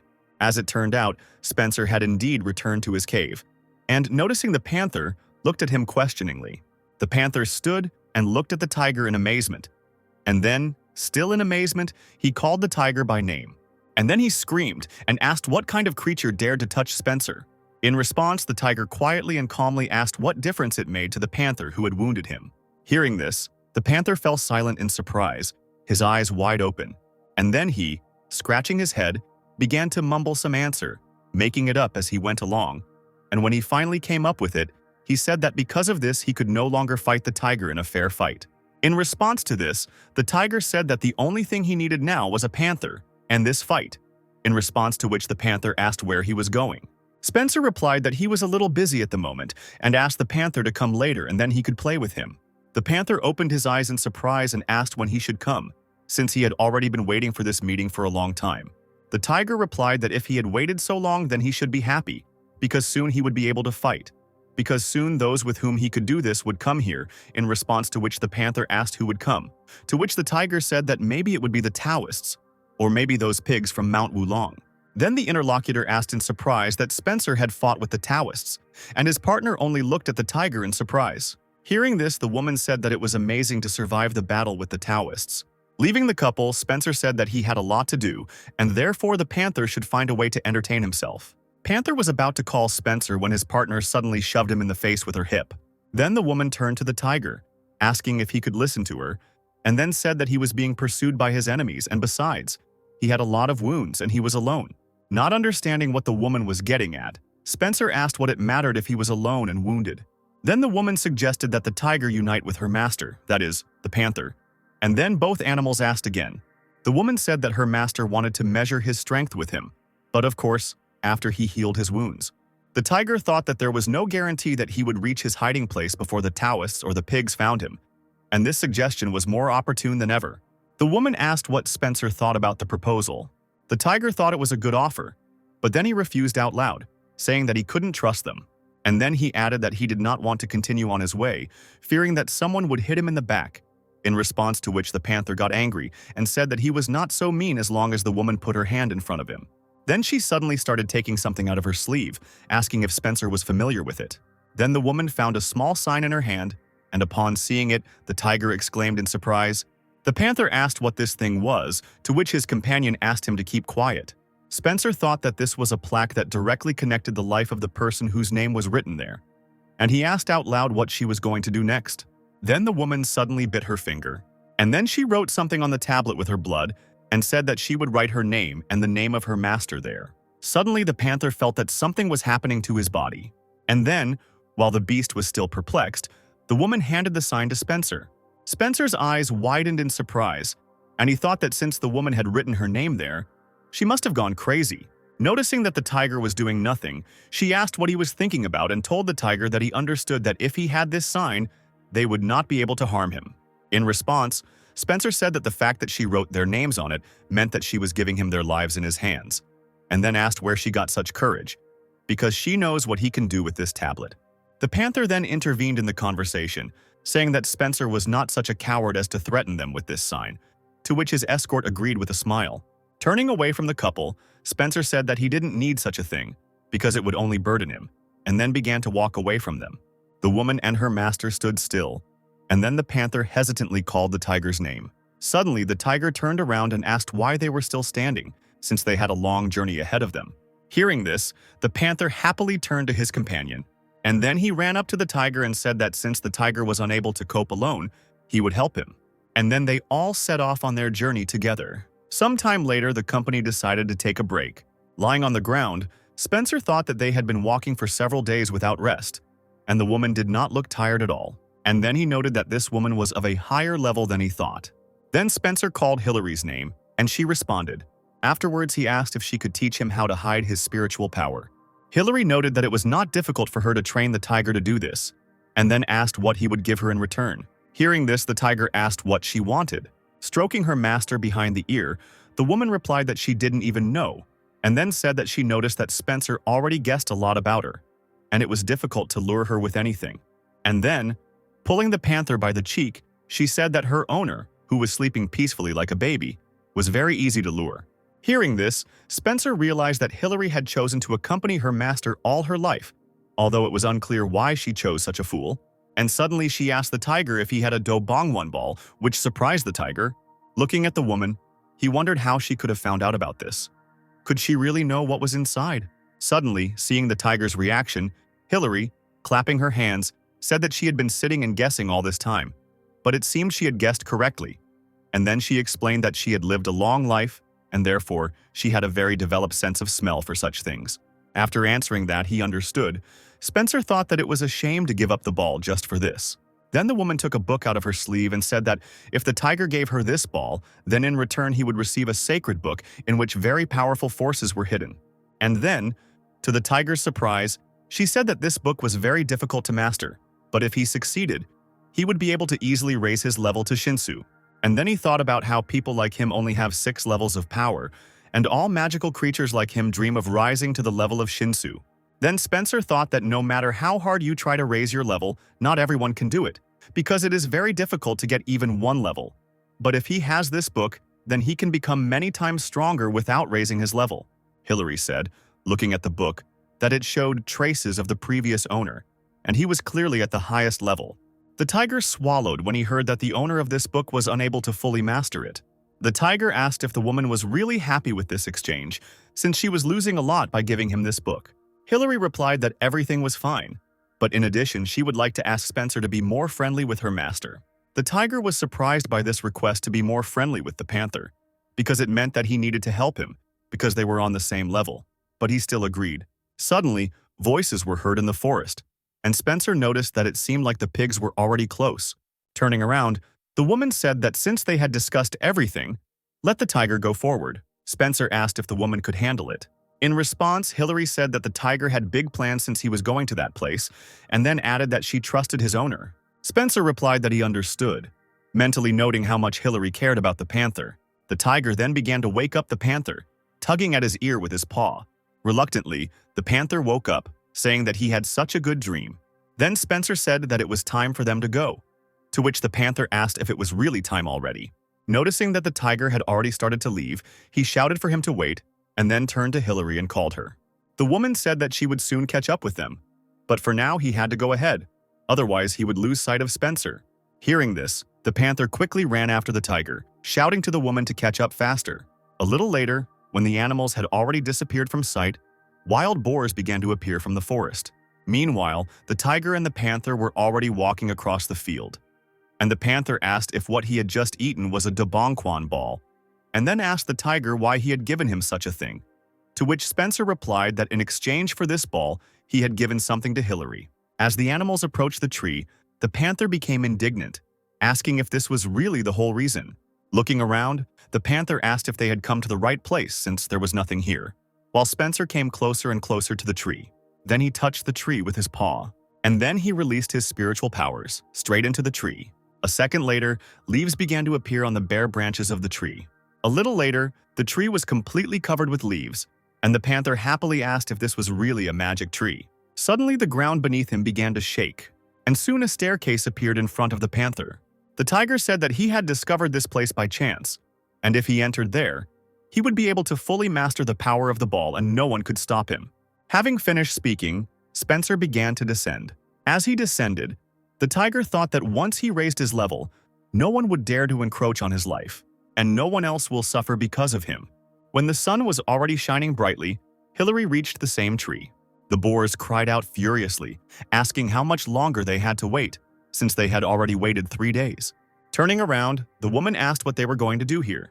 In response, the boars said that the woman should show them how to open this place, and they themselves would go in there. Suddenly, the ground beneath their feet began to shake, and then an explosion ripped through the area next to the tree. A little later, it became possible to notice the silhouette of a person in the smoke. Hillary and the boars looked at this silhouette in surprise, and then the boars started shouting that this man smelled like Spencer, and if they caught him, they would be able to find out where he was. Suddenly, the man said that these boars were stupid, and then he claimed that he was Spencer. Hearing this, the boars began to furiously ask how this was possible and how he turned into a human. Suddenly, a second later, the previously clear figure of the man became blurry, and the man plunged his sword into the body of one of the boars. All the other boars looked around at this scene in surprise, exclaiming in surprise. Spencer thought that his physical abilities had also improved. Suddenly, the sword, located in the boar's body, began to suck blood from this body. The man was surprised by this outcome and pulled out a sword, engulfed in a red glow from the boar's almost completely drained body. Noticing this, the boars exclaimed in surprise that this was a sword sucking the blood of the victim. Raising his sword, Spencer asked him how he liked the taste of blood. And then he thought that this sword really did look scary, but it also had its advantages. The boars began to wonder if this Spencer had really leveled up and what they should do now. Suddenly, one of the boars cried out furiously that they should not be afraid because they had once defeated a creature much stronger than him. The other boars turned to look at the speaker, who continued, saying that besides, he was alone, which meant he was inferior to them in numbers. This speech inspired the boars, and they attacked the man. Spencer said that it was so obvious and that this was exactly what he had been waiting for. And then he raised his sword again, and then he slammed it into the ground with a sharp movement, and a dark vortex of fog appeared from around. After this, the whirlwind began to spread to the surprise of the pigs. One of them tried to cheer them up again as the dark fog filled the entire space. Soon this fog spread so much that the boars could no longer see each other and were suffocating in it. Then one of them shouted for them to follow his voice, but no one responded. Suddenly, the cries of pigs were heard ahead, and suddenly his brother appeared in front of the boar, with blood flowing from his eyes, and he himself asked for help. Suddenly, a bunch of dark hands appeared from the fog and reached out to the unfortunate man. And then they tugged him rarely and pulled him somewhere deeper, while another boar screamed in panic and ran after him. He then looked up in shock to see a multitude of red eyes staring at him.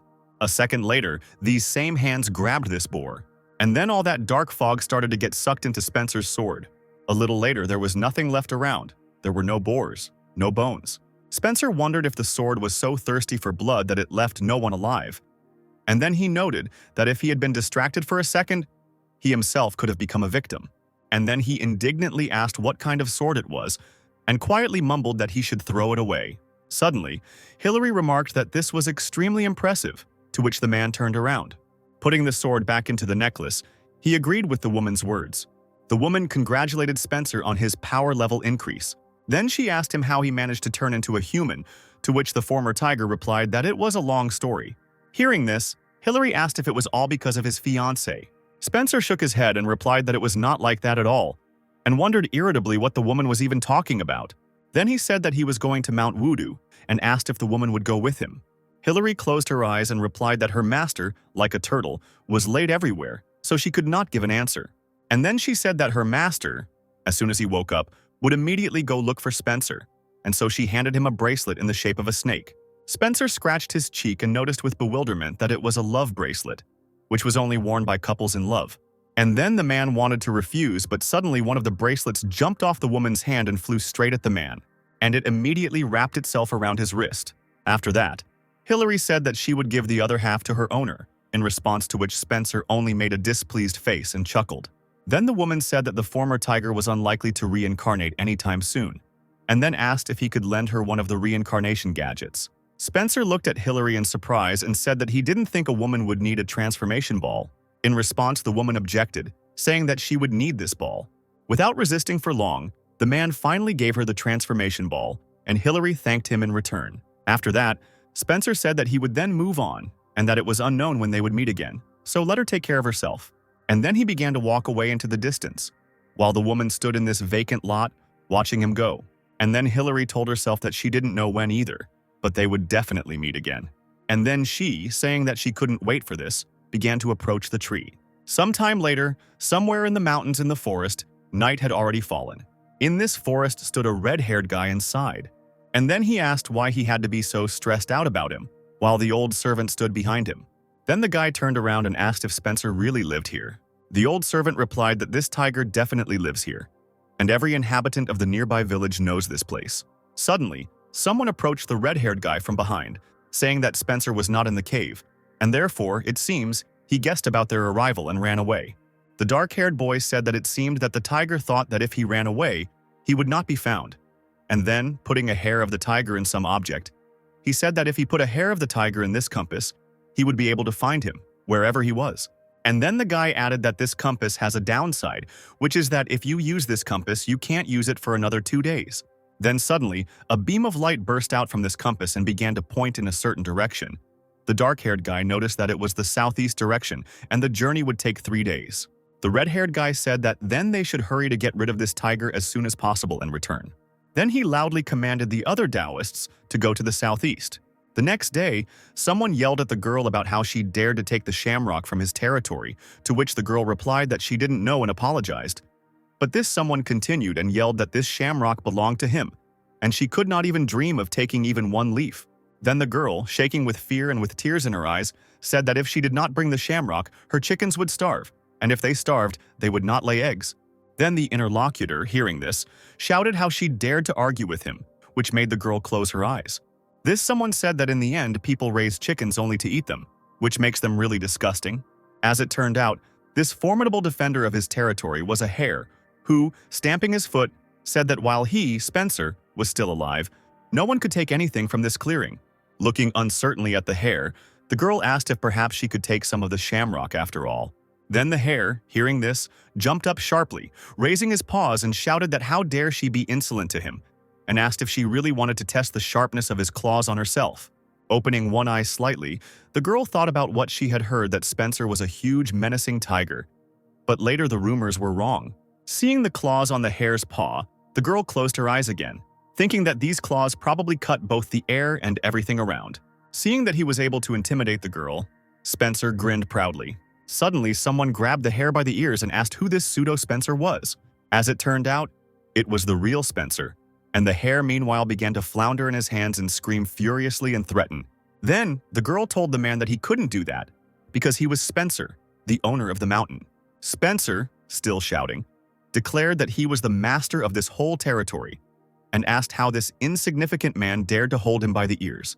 Not at all frightened by these threats, the real Spencer leaned over the hare and asked if everything was really like that. And then he suddenly looked menacingly at the hare, and his tiger stripes appeared on his face. Seeing this, the hare became very frightened and began to beg for mercy. Having achieved the result, Spencer told the girl that she was taking the basket and everything in it with her, in response to which the girl asked if she really could do it. Then the man approached the girl and, handing her her basket, said that the master of Mount Spencer was not so petty as to be angry over such nonsense. Having thanked him, the girl ran back to the village with the basket in her hands. The man watched her go with a smile on his face, when suddenly the hare, who had already come to his senses, gave a voice. Holding the hare up higher, Spencer said that he needed to talk to him about something. And then he added that he hoped that the pseudo-Spencer's ears were not just for decoration. Spencer then asked if anyone had been in his cave. The hare immediately responded, continuing to shout that 3 days ago some Taoists came, were looking for something, and then went in a southeast direction. Scratching his chin, the man thought that 3 days ago he had just reached the tree, and it was located in the southeast direction, which meant that they had definitely come for him. And then he thought that now wherever he went, these Taoists would follow him, so he had to go to Mount Wudong and lose throats to everyone there. But then Spencer noted that one must first know the level of the Taoists and how many there are, and until that moment, one must not act rashly. The man was thinking that he needed to find out what strength consisted of, but then a great idea came to him and he laughed quietly. Then Spencer suddenly called the hare, to which he immediately responded. And then the man said menacingly that if he did as he was told, then he would let him go. And then the hare went into the forest to tell all the animals that the Taoists had caught Spencer and were going to Mount Wudong. The raven also heard this gossip. Hearing this, he immediately took off and flew. Sometime later, this raven flew to Mount Wulong and told the boar chief about this gossip. Hearing this, the other boars began to ask for translation how it happened that Spencer was caught by the Taoists, and they were now coming here and why they didn't kill him. Suddenly, the leader said that apparently the tiger did not want to die alone. Then, one of the boars asked the chief what they should do in this case. The chief said that this tiger cub must have said that he hid the Dobongwan ball here. Then the boars, hearing this assumption, again shouted out loudly that he had really lied to the Taoists and that they could defeat the servants, but definitely not the Taoists. Suddenly, one of the boars shouted that they needed to run away from here, causing the leader's eyes to darken. Suddenly, he stamped his hoof, splitting the stone on which he stood. Frightened by this, the boars suddenly fell silent and bowed their heads. Then the leader of the boars, steaming with anger, shouted that this place was from Rodin and asked where they would run away to, leaving this place. And then he said that the land here was ideal for them and that they would use the terrain and take the enemies by numbers. And then he shouted even more furiously that they would cut all the people and get the ball of Dobongwan, and then he ordered to call everyone. Meanwhile, the red-haired Taoist who was chasing after Spencer was thinking angrily that they had lost the trail. Had he really grown wings? And then he asked his dark-haired friend what the current location of this tiger was, to which the guy replied that Spencer was not moving now and was standing in one place. And then he said that the compass points to Mount Wudan. Then the red-haired guy rushed even faster in that direction, saying that they would get there soon, and he would personally rip the skin off this tiger cub. Meanwhile, the other Taoists were barely keeping up with the two men. Meanwhile, Spencer was indeed on Mount Udon. Standing on the mountain, he said to himself that he had prepared everything, and now all that was left was to wait for everyone else to come. And then he declared that he would return everything that the boar leader had done to him in full. After some time, the Taoists and servants finally stopped, completely tired. The red-haired guy thought that they barely got to this mountain, and then wondered how they could now look for this tiger on such a big mountain. But then he remembered that Spencer had been seriously injured by the Taoist, so if they split up, they would be able to find him. Suddenly, he noticed that someone was walking in the distance in the forest, and he immediately called out to this guy, who turned out to be Spencer, who in response only pointed at himself in bewilderment. The Taoists called the man to them and told him that they were looking for a huge tiger that devoured people, and so they came to catch it. And then they asked him if he had seen it. Spencer, playing the fool, slapped his fist into his palm and replied that he had doubted and could not believe his eyes when he saw its size. But now he was absolutely sure that he had seen a large tiger. While one of the servants sighed with relief, the dark-haired Taoist asked where the guy had seen him. Spencer responded by saying that it was difficult for him to explain, so he would rather take them there. Then all the Taoists followed the strange guy. Spencer, leading the people, said that even in a dense forest animals make a path, and this one is often used by large and formidable animals. Looking behind him, he added that if they went along this road, they would come to the place where he had seen the tiger. Spencer turned around and looked at the Taoists, noting that there were only 2 Taoists and 6 servants. And then, with a smile on his face, he thought that even if these Taoists were strong, there would still be more boars in number, so it should be an interesting performance. Spencer then asked if they knew anything about Mount Wudong, to which the dark-haired Taoist replied that they knew little. Hearing this, the man said that wherever they go, there is always a story that has taken root in a certain area, and then said that it is not for nothing that this mountain is called the Mountain of Dominance, because all creatures from people to animals who like to dominate in everything have gathered here. Touching the tree, Spencer said that it is said that wild boars now dominate this mountain. And then, raising his hand with a piece of wool, he said that boars' vessels in the form of their wool were left everywhere. The red-haired Taoist looked at his comrade and asked if he thought it was funny that pigs were dominant. In response, Believe said that he heard that their people had recently been attacked by wild boars, and then suggested that maybe this tiger had lured them there on purpose. Sighing, the red-haired man replied that there was nothing wrong with that, since their opponents were just animals. Then the dark-haired Taoist told the boy to listen to his surroundings, and noticed that not only animals but even insects could not be heard. Hearing this, the servants began to look around a little excitedly. Suddenly, one of them noticed something. Suddenly, wild boars started running out from behind the bushes towards the people. One of the servants shouted at the others to shorten their distance, while one of the boars tried to knock them down with its body. But this boar only dined past the men and ran further into the bushes. The servant was surprised that the boar had just passed by to dine. Suddenly, another one shouted that there was danger behind. The first servant did not immediately understand what the other meant, and in the meantime, a huge boar was approaching him. And a second later, this boar lifted that servant into the air on its tusks, piercing him through and through. The servant who managed to notice this boar called his already dead comrade and rushed at the boar, while it also rushed at the man. While the screams of servants and the angry grunts of pigs were heard all around, the red-haired Taoist stood and simply watched. Suddenly, his hand was engulfed in flames, and he said that if they could think of attacking from behind, then they were very smart for pigs. And then, when the fire had engulfed his whole body, the boy said that he should then respond to them properly, and then said that he would burn them all to ashes. Meanwhile, one servant fought with a boar, trying to defend himself from his ex with a sword. Suddenly, this boar noticed some light on the side, and suddenly a red-haired Taoist appeared from the side and launched his flame at the boar, hitting it, causing it to fly to the side. The servant thanked the red-haired Taoist, calling him Alex. Alex glanced at the servant and told him to finally pull himself together. Otherwise, if he got distracted, these boars would kill him. While the Taoists and servants were fighting the boars, other boars were watching from behind the bushes. Suddenly, one of the boars returned and the other noticed him and noted that he was still alive. And then he said that these little people immediately began to use their abilities, just as the leader had predicted. Afterwards, he quietly said that he would try to change his location. But then Spencer, who appeared out of nowhere, said that this would not work, because they all had to cut each other's throats. Frightened by this sudden appearance, the boars immediately ran out from behind the bushes, exclaiming in surprise and fear. And then suddenly these boars were torn to pieces by water bubbles. As it turned out, these bubbles belonged to the black-haired Taoist. Then he turned around and said that these pigs were not as stupid as they thought, but it seemed that they had already killed everyone. Then one of the servants, turning to the Taoist, calling him Kyle, said that they had lost sight of that guy, meaning Spencer, to which Kyle replied that it looked like the boars had taken him. And then he told the men to forget about him and better kill some more pigs. At the same time, the boars, who had been hiding until now, were shaking with fear, and one of them was perplexed as to why the boars continued to come out to them if he had ordered them not to do so after the first attack.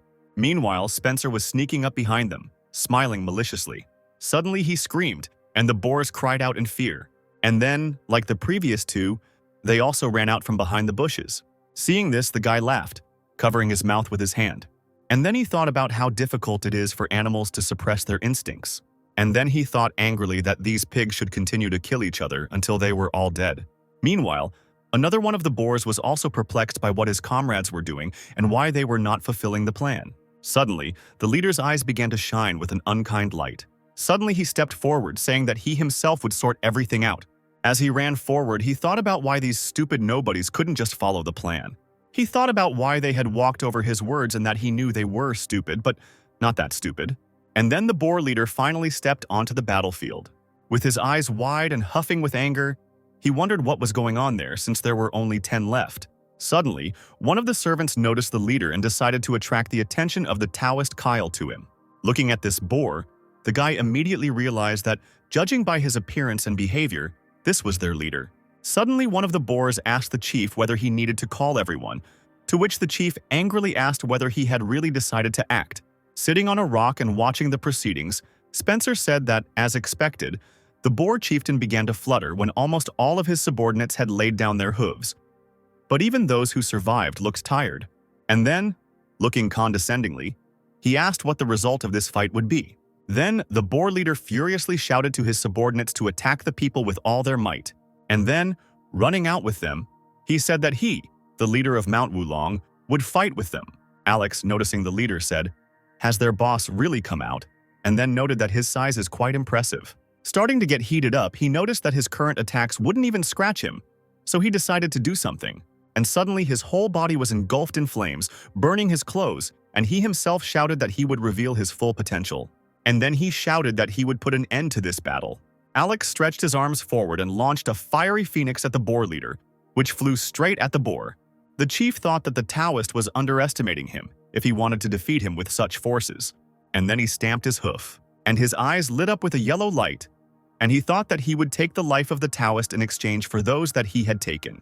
And suddenly the phoenix flying towards the boar was torn apart, and it did not touch the leader at all. Alex's mouth dropped open in surprise as he watched this. Without a second's hesitation, the leader pounced on the boy while he could only raise his hands in fear. And then the boar struck the guy with an attack, and a bright flash of light eclipsed everything around. As it turned out, Kyle had managed to get in front of his partner and protect him, asking irritably how Alex could have wasted all his powers without thinking, while Alex noted that the boar had been hiding his powers until that moment. As it turned out, Kyle was able to super injure the chieftain and break off his tusk, and the boar was only thinking about the fact that this Taoist was able to repel the blow into which he put all his strength. There was a huge crater in front of the guys, and the leader was standing nearby, and the servants were asking if the Taoists were okay. Looking at the Taoists, the leader thought that everything was a little more complicated than he thought, and wondered what he should do now. While adjusting the protection on his hands, Kyle told Alex to regain his strength while he finished what he started. Suddenly, Spencer came out onto the battlefield, loudly hissing and saying that it wasn't interesting to fight either. Everyone present looked at the guy in surprise. Suddenly, Spencer, approaching, suddenly jumped up from his place, and he found himself right behind the backs of the Taoists and the boar leader. After saying that it was wrong to interfere with other people's fights, the guy waved Kyle's severed arm with the thing that protected Alex, saying that it was cheating and that he would take the thing away. Suddenly, Kyle felt a strong pain and blood began to spurt out of the wound. Noticing this, he began to shout loudly. Taking out the thing that protected the Taoists from the attack of the boar chieftain, Spencer smiled sarcastically, and saying that this thing was very useful, threw away his now unnecessary hand. As the Taoist writhed in pain, Alex angrily asked how he dared to injure one of their men. And then he shouted that the guy could no longer hope to be left alive after something like that. The boar chieftain, meanwhile, asked after a short silence whether this guy was Spencer. Taking out the sword from the necklace, the former tiger replied that the boar had a good sense of smell, and then said that he had to return the favor, and therefore how could he trust him to someone so inexperienced? The servants, raising their swords, shouted that this guy would not get away with it so easily. The boars meanwhile began to cry out questioningly, asking if it was Spencer. Spencer folded 2 fingers and said that everyone was already in the know. And then, snapping his fingers, he said that now we could end it. Suddenly, blue circles appeared under one of the boars. The same circles also appeared under one of the servants. Suddenly, the man's entire body was engulfed in blue fire, which burned him, leaving only ashes. As it turned out, this fire engulfed everyone who was in this place, except for the Taoists, one of whom was still sitting on the ground, clutching his wound. Alex, seeing all this, was surprised by this power, and suddenly he realized that these were the powers of Shinsu. The boar leader was also not engulfed in this fire, and so he watched in panic as his subjects died. Alex thought that such power of such a level had long since ceased to exist and had disappeared before his birth. And then, looking at the guy in surprise, he wondered how this guy could use this power. Meanwhile, Spencer looked at him with his red eyes, the whites of them blackened, and the red-haired Taoist thought that he needed to inform everyone about this terrifying power. Alex must have been afraid and stuttering, quietly muttering that he needed to be told about this power, and he couldn't take his eyes off the guy. Suddenly, Spencer began to approach the Taoists. When the guys were engulfed in flames, and it seemed that he did not make a single movement with his sword. The boys huddled together, continuing to slowly burn out, and Spencer moved on. He approached the leader of the boars. Closing his eyes, the chief said he realized that they had, as it turned out, fallen into Spencer's trap. And then he noticed that the power emanating from him meant that the guy had raised his level, and then he congratulated him on this. Spencer, looking sternly at the boar, asked if he had anything else to say. The leader looked down and noted that there was no point in saying anything, and then said that he had a request.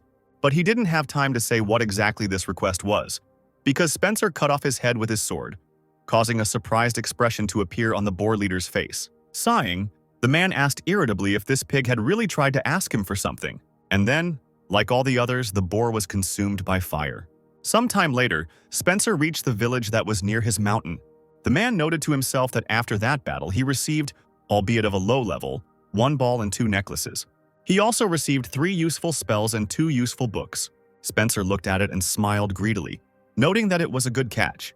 And then remembering his sword, he sent word that if he used its power, it would destroy absolutely everything. Sighing and putting the things he had received into Hannah's necklace, he thought that this power was too powerful, and that was her problem. And then he remembered that he had found 2 more letters. Looking at them, he thought that there was probably something important written at the bottom. He was sure of it, but he couldn't check because he didn't know the letters. Suddenly, the same girl who was picking shamrocks called out to him, and Spencer turned his head to look at her.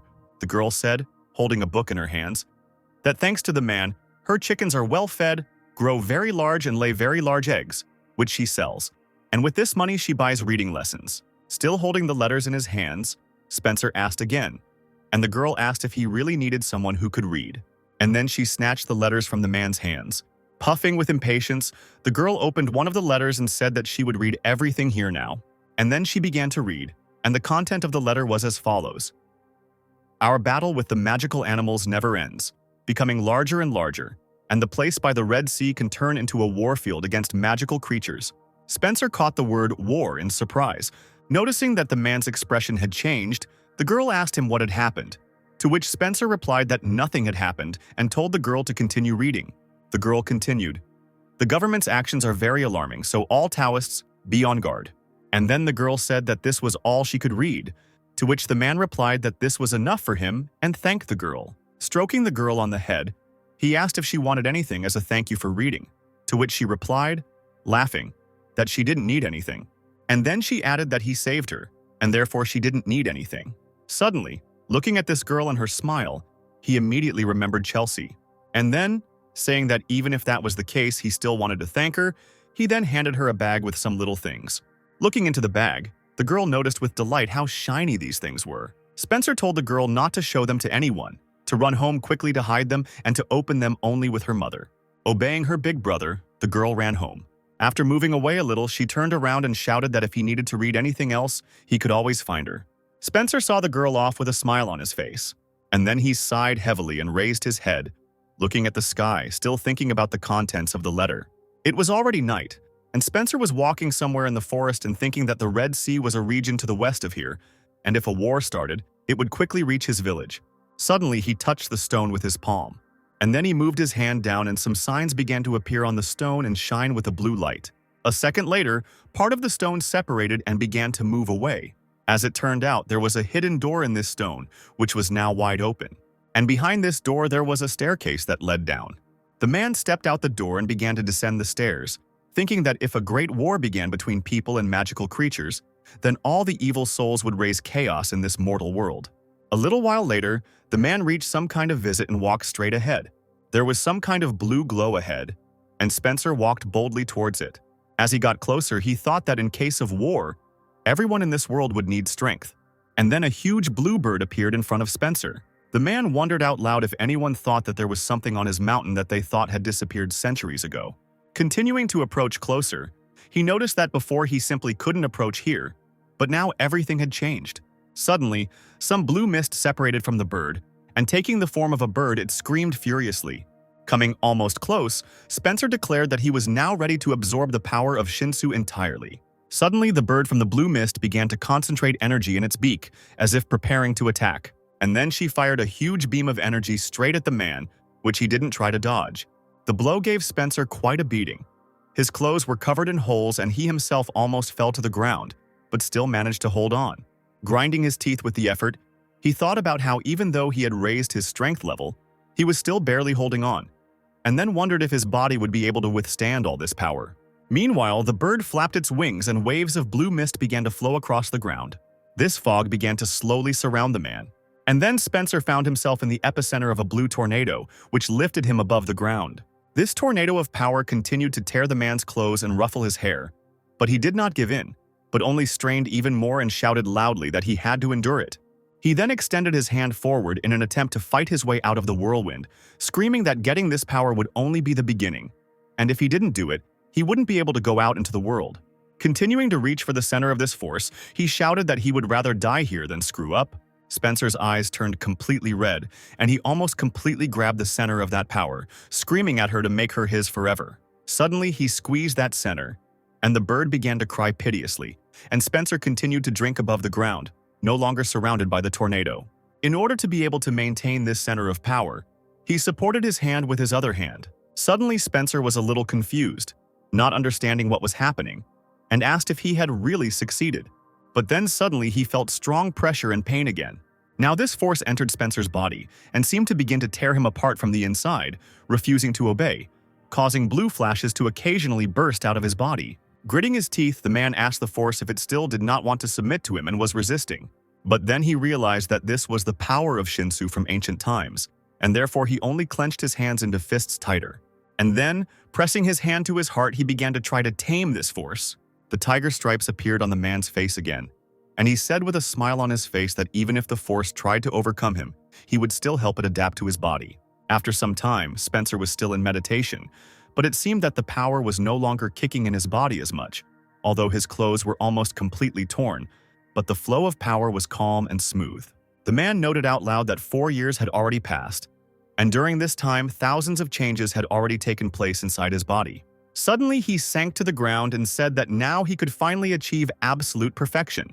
Saying that he was finally able to comply with this blue flame, Spencer held the blue flame in his hands, which swirled in soft waves in his palm.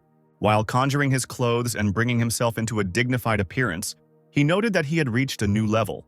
The man dropped his hands and found himself in complete silence, then sighed.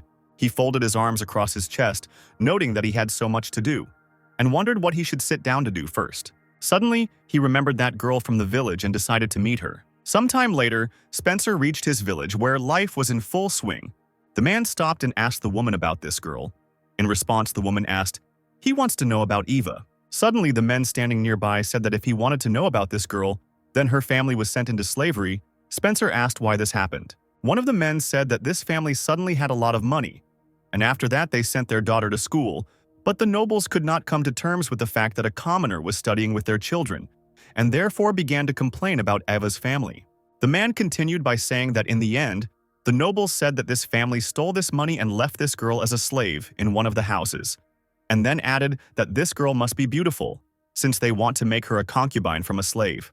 Another man, laughing, said that the last time he saw her, she had a straight, sharp nose and pale skin, and then exclaimed, saying who knew that she would become so beautiful. One of the men was about to say that this family seemed to have a keen eye, when suddenly Spencer approached the men, and then, with a threatening face, he asked where this very house was, while his eyes glowed red. A few hours later, night had already fallen, and in one of the estates they were already preparing to go to bed. Meanwhile, in one of the rooms, a woman, saying that everyone thinks differently, tricked a ball of fabric into blush. The woman applied rouge to the young girl's cheeks, saying that she needed to accept this, that there was nothing wrong with it, and then added that this was the house of the richest man in their village. While combing the girl's long hair, the woman asked her if she was aware of how many girls envied her, and then urged the girl to think positively. Having finished her preparations, the woman left the girl alone, and she stared at the floor with glassy eyes. Sometime later, the girl went outside and stood under the moonlight. Suddenly, someone said that he had finally found a girl. Recognizing this voice, the girl, who turned out to be that same Eva, asked if it was he she thought of. Spencer noticed that she still remembered him. The girl, who had already become a young woman, replied that of course she remembered, because he had helped her 4 years ago, and then said that the man had not changed at all during this time. Coming closer, the man said that he had come today to learn to write. The girl looked at the guy in surprise and asked again, opening her eyes wide. And then she smiled brightly and closed her eyes, saying that of course she would help, but she didn't have much time. Spencer and Eva found a place to study and sat down on the rocks, and the girl began to explain something to the guy, pointing to something in the book. The girl said that if he wrote it like that, the meaning of the sentence would change. While she was telling all this, her eyes were shining with happiness. Suddenly, the girl stopped explaining and fell silent, her face slightly dejected. The man, noticing the changes in the girl's behavior, looked at her questioningly. Slamming the book that was lying on her lap shut, Eva said that it was time for them to finish their lesson. Standing up, the girl with her eyes closed said that she was glad that Spencer was able to master today. Clutching her skirt in her hands, the girl continued, saying that she suddenly remembered how she was discriminated against for being a girl and studying, but she did not give up and continued, and then said that perhaps thanks to a man she was brave. Looking at the girl, Spencer asked again about courage. Looking at the guy with a sparkle and hope in her eyes, Eva asked if the man could fulfill her wish since she taught him to write. Sometime later, a drunken gentleman returned to his estate. With a sharp movement, he opened the doors to the room where the girl was already sitting. Laughing obscenely, the nobleman asked how long the girl had been waiting for him, and then said that he had drunk to lift her spirits. Coming closer to the girl, The man extended his hands to her and noticed that she looked even more beautiful in this dress. Almost touching her, he said that today they would go to heaven, and she only had to obey him. And so the man put his hands on his belt, unbuckling it. Suddenly, Ava hit him in the face, screaming at him not to touch her, causing blood to splatter. The man looked in surprise at his cheek, which now had a cut on it. Pointing the knife at the nobleman, the girl shouted that she did not want to live in such a house with such a man, and she would rather die than do this, and he would die with her. Then, shouting that Eva was a slut, the man also hit the girl on the head with a jug of wine, breaking it. From this blow, the girl fell onto the bed, and the gentleman shouted how she dared to cut him when he was spoiling her with compliments. And then the nobleman continued to beat the girl until she could not sit still and only clenched her teeth. Sometime later, Eva sat against the wall, covered in bloodstains and bruises, almost unconscious, while the master stood over her, breathing heavily. The man noted that the girl was stubborn, because she didn't make a sound. And then, having said that he was not against this kind of view, he looked at the girl obscenely while drool flowed from his mouth. Suddenly, someone grabbed him by the collar with 2 fingers, and then Spencer, on foot, with a wave of his hand threw the man to the other end of the room. The girl didn't react to this in any way, but only sighed heavily. The guy said that he was worried about her because she asked him to find silver and then sent him here. Hearing this, the girl opened her eyes. And then Spencer went on to say that Ava was even more unpredictable than he expected. Suddenly, the nobleman, shouting, asked, rising to his feet, why no one was giving him any peace today. And then, turning to the guy, he asked who he was anyway. Hearing this, Spencer turned to look at the gentleman with a threatening look. And then he said that, so be it. Spencer remembered Chelsea crying and screaming that she couldn't leave her husband. And then the guy started to come closer to the man, while the latter, crawling on the floor, tried to move away from him and begged for mercy. Suddenly, blue mist began to come out of Spencer, and the man asked him again who he was. Suddenly, he screamed piercingly. The boy thrust his clawed hand forward and replied that he was Spencer, whom he had been so eager to kill. And then a huge blue tornado appeared over the entire estate of this gentleman. Sometime later, a man and a girl were walking up the mountain. Eva, still a little in shock, looked at Spencer's back. And then she noticed to herself that this brother turned out to be the master of the mountain. Turning around, the guy said that he heard what happened to her, and then asked if she despised him, because it all happened because of the jewelry that he gave her. The girl looked at the man, her eyes wide. And then, looking away and smiling weakly, she replied that she could not hate someone who helped her. And besides, she was very inspired by the fact that she would finally be able to fulfill all her dreams. Feeling a little sad, the girl continued, saying that at that time she didn't yet know how cunning and greedy people could be. And then, bursting into tears, Eva said that she just wanted to do what she loved. So why didn't life allow her to do it? Spencer looked at her sympathetically as she said that she couldn't do anything and didn't know where to go next. Suddenly, he struck the ground with the sheath of his sword. And then he told the girl to pick up this sword, and then it would become her path and show her the way. Afterwards, the man added that Eva would become his follower, learn to use this sword and protect the mountain, to which the girl responded in surprise that she was a girl and had never even held a sword in her hands. In response, Spencer told the girl to throw away all these prejudices about the female gender, because her confidence when she taught to study and her courage when she wanted to live the life she chose herself were enough. After these words, the man concluded by saying that Eve is strong. Hearing this, the girl stared at him in surprise. And then she reached out for the sword. And then she picked up the sword, mentally noting that it was heavy and that she was scared. But she would try. She said out loud that she would try to walk confidently along the path Spencer had laid out for her. And then, with a smile on her face, looking at the man, she said that she would protect his mountain until he returned. In response, the man said that the girl was a good girl and she should continue to live. 3 months later, Spencer stood at the entrance to the town of Eton. Looking at all these buildings, the man thought that this city was big. And then he thought about how everyone said that the mountain on which the city stood was high. But now his mountain seemed so small compared to this one. Afterwards, he remembered that these gates were built a long time ago. And behind them is the treasure of Savile, which doubles whatever is put inside, and many people desire this treasure. The man noted that he managed to reach this gate in human form. And then he wondered how he could get inside now. Suddenly, an old man with a whole crowd of men walking behind him called out to him and asked if the guy was a wanderer. Looking at the questioner, Spencer replied that it was.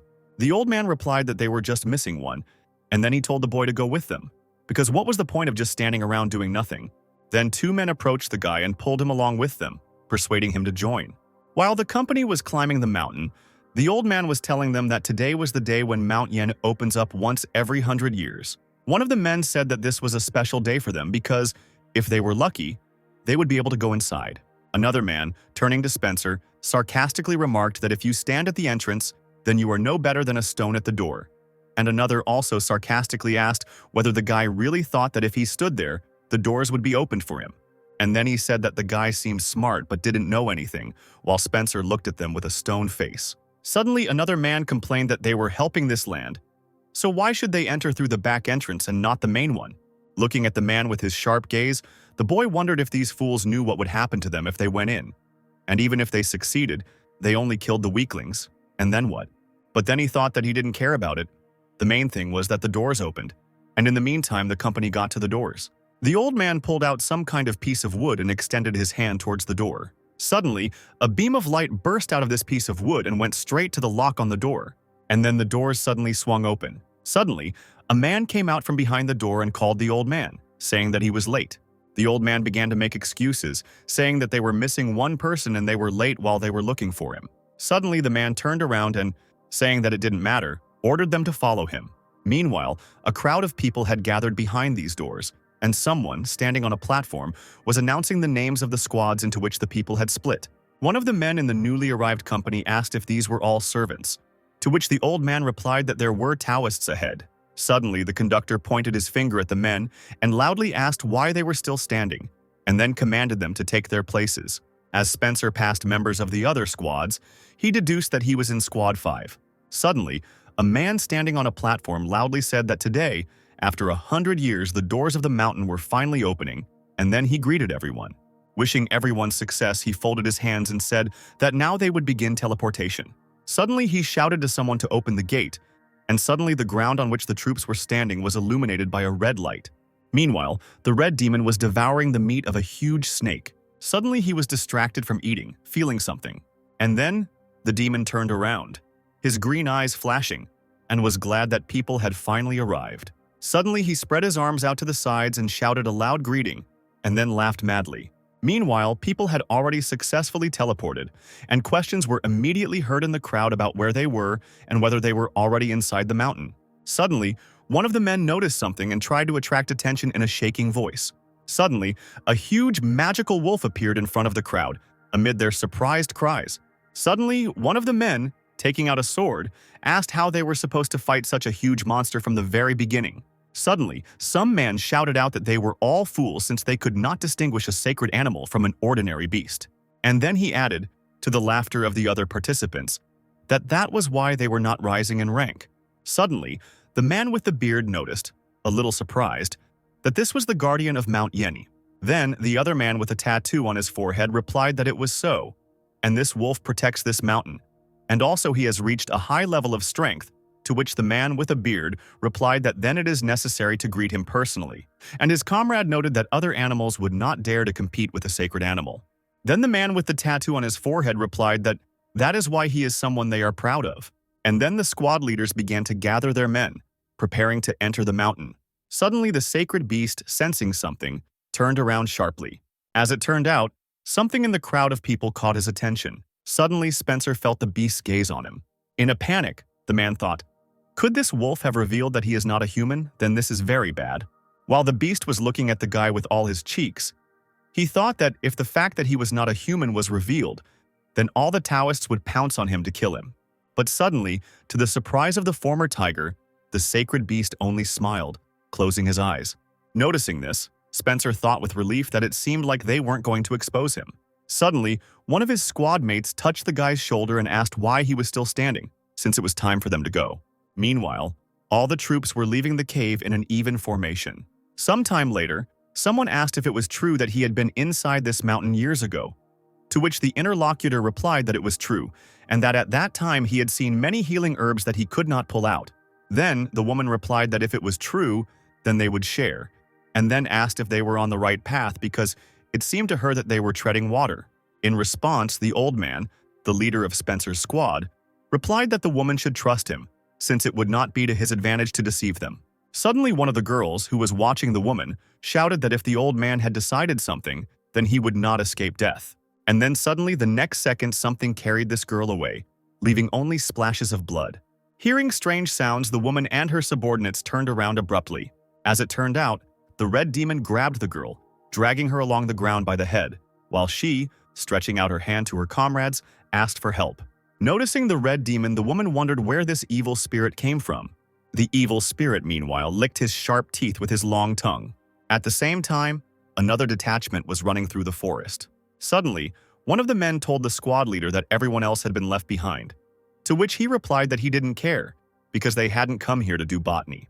In response, the man said that if they were left, they could be killed, to which the squad leader replied that no one cared about their miserable lives. After suggesting that they were being attacked by monsters, the commander ordered a halt, and both men quickly dropped to the ground. The leader of the squad looked around, holding a red bubble in his hands, which contained a paper crane. Suddenly, he started running somewhere. Seeing this, the man called his older classmate, and in the meantime, other members of the squad reached them. Suddenly, the leader shouted that he had found something, holding in his hands a skull on which was a small egg, surrounded by something golden. Then his younger classmate asked what it was and whether this was what his teacher was asking the leader about. The squad leader replied that this was a very rare and special egg, under which golden lichen always grew, and then added that the man's teacher said that he hid it here because its time had not yet come, but now this egg is perfect. The man with the egg in his hands slyly thought that if he took it, he would rise in rank and become rich, and then began to say that they could now leave, when suddenly someone ordered them to stop. Suddenly, another group appeared from the depths of the forest, and their leader said that he smelled something as the men ran past the healing herbs. The men already there were very surprised by the appearance of another detachment. The captain of the other squad said with a predatory smile that he now understood why they were so eager to get here, because they hid such a valuable thing here. The leader replied that they had found the thing first, and therefore it belonged to their squad. Suddenly, two men from the enemy detachment emerged, preparing to fight to take the egg. Then the man cried out, asking what he wanted, a battle between their troops. In response, the other replied that if they had their eye on the same thing, then why don't they measure their strength, and the winner will take the prize, in response to which the man only gritted his teeth. Meanwhile, Spencer dug up the root and raised it above his head with a smile on his face, saying that this root was probably more than 50 years old, and he had a talent for digging things like this without a single scratch on it. But suddenly, coming to his senses, the guy abruptly threw the hoe to the ground, shouting what he was even talking about. And then he thought that it was dangerous because he almost got into the swing of things and forgot why he came. And that's not why he was here at all. Suddenly, a squad mate called out to him, causing Spencer to run, holding the root in his palms. At the same time, the evil spirit sucked out the souls of the arriving Taoists and their servants. And the old man who was leading those Taoists fell to the ground, bowing to the spirit, and addressed him by name, calling him Sylvester. And then, slightly raising his head, he asked if the spirit was pleased. In response, the demon, holding the golden core of one of the Taoists on his tongue, replied that such Taoists were nothing to him, and he needed stronger opponents. In a panic, the old man, sweating a little, said that there were still many Taoists left, and then suddenly reminded him that the spirit had promised him something. In response, the evil spirit broke the golden core with 2 fingers and told the man not to worry. And then he added that he is one of the strongest spirits, and he always keeps his promises, unlike people. And then he passed by the old man, who was still lost to the ground, telling him to lead him, because he did not want to delay, since it was depressing him. Having said this, the evil spirit, with a bloodthirsty smile on his face, declared that from this moment the real hunt begins. Meanwhile, another squad was running after someone, and one of the men was shouting for his comrades not to let this monster go. The man shouted for them to corner the monster while his comrades chased after the monster, which had white long hair, long claws, and a face covered in stripes. Suddenly, one man shouted that he had caught the monster and, jumping up, hit it with his weapon, causing it to spin in the air. But the monster, as it turned out, did not die, but only violently attacked another man. Then the other man suddenly folded his arms, and from this his weapon suddenly plunged into the monster, killing it. A man watching this battle shouted for the men to be careful and not think that these monsters were weaker than them. And then he turned to his senior classmate, who was standing on the mountain of corpses of these monsters, and said that they were finished. The men began to discuss how much they could sell these monsters for, since there were a whole bunch of them here, when suddenly an evil spirit appeared behind them. The men quickly noticed him and immediately turned around, drawing their weapons. Looking at the new arrival, one of the men asked if this was a human being, to which the other replied that this was an evil spirit. In response, the first man asked what this evil spirit was doing inside the mountain. An older classmate and part-time captain of the detachment called one of his comrades and then ordered him to attack the spirit. Then the man attacked the spirit, cutting it into 2 pieces. The servants, seeing this, joyfully exclaimed that this was what they expected from the Taoist. But, as it turned out, the evil spirit was not killed, but was completely unharmed. And with the help of his claws, he tore off the man's head, saying that he was pathetic. And then quickly approaching the captain, he noted that he was slow. He then pierced the Taoist with his hand, who did not have time to do anything, causing him to scream dully. A spirit hand was sticking out of the man's body, holding his golden core, and the spirit was disappointed to notice that the Taoist didn't have much strength while he was groaning pitifully. The evil spirit suggested that if the captain had so little strength, then the others did not, and then said that he would turn them all into sand. The servants began to run away screaming. Laughing dully, the spirit asked where they were going. Meanwhile, another detachment was following the tracks of some animal. The girl walking behind the captain asked if her older classmate had found anything. Turning around, the man said that he would install the Huanjin here. The girl asked again in surprise, her eyes wide open. The man, taking out some object and emitting a beam of light from it, said that while he was doing this, the others should protect the territory. Suddenly, a focused beam of light emerged from the object and spread out in different directions. The girls, notifying others, walked around the area, saying that they were installing a Huanjin here, and therefore the servants needed to hire their places. The captain focused by raising his index and middle fingers and told the others to be on guard. Suddenly, someone shouted that someone was here. They began to emerge from the fog. Suddenly, with irritation, they recognized the man they had found. Afterwards, one of them clarified whether it was correct that this man's name was Tyler. As it turned out, the man turned to Spencer and said that they would be nearby, so he could not worry, because he would be safe and could continue to go and collect medicinal herbs. And then he added, ordering him not to go far. Spencer looked at the men with an emotionless face and agreed with everything they said, thinking that they thought he was a loser. The man installing the Huanjin sighed and said that he seemed to be finished with everything. As he lowered his hand, he said that he didn't know what would happen, so he had to be focused. Suddenly, someone asked the man why he was staring at the Huanjin, since there were no creatures visible here. In response, the man asked if the girl had ever heard of Yoyuk, and then he began to explain that this was an evil spirit from ancient times, until this spirit in the form of a small ferret met someone. Suddenly, the men who met Spencer, noticing the ferret, wondered if such animals lived here. One man, saying that he was bored, decided to catch this animal and had already started to take out his sword. Suddenly, this cute-looking ferret bared its sharp fangs and made a huge hole in the man's body. Spencer, meanwhile, continued to collect herbs, when suddenly he heard something that made him flinch. Turning around, he wondered if someone had just shouted. Standing up, the man asked if something had happened, and then noted that his sensory system was not working properly because of the Huanjin. Meanwhile, the man who installed the Huanjin told the girl that evil spirits lived there and that these servants were of no concern to them. At the same time, Spencer walked in the direction where the babies were screaming, and he noticed something.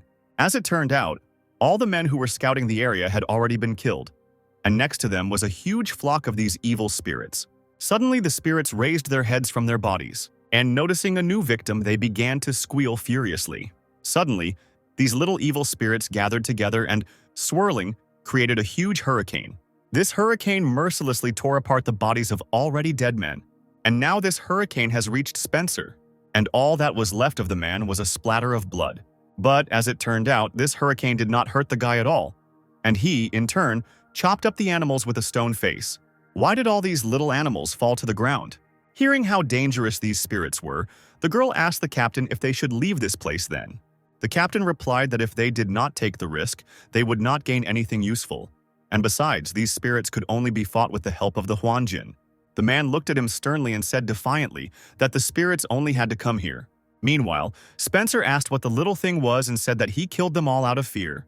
And then he noticed that these animals possess amazing strength. The boy scratched his head and wondered what he should do if all the servants were dead. And then he began to pick up the bodies of these spirits, smiling greedily. Suddenly, the man noticed someone and looked at him. A black silhouette appeared in front of Spencer. A man emerged from the shadows and asked in a trembling voice if he was from the Pingung squad. Meanwhile, another squad was previously busy fighting, and one of the men was holding a huge ball made of seals. Another said irritably that this was exactly the place where the Huangjin was installed, to which another man replied that it was probably a Taoist from Pingung. The man asked his leader what they should do now.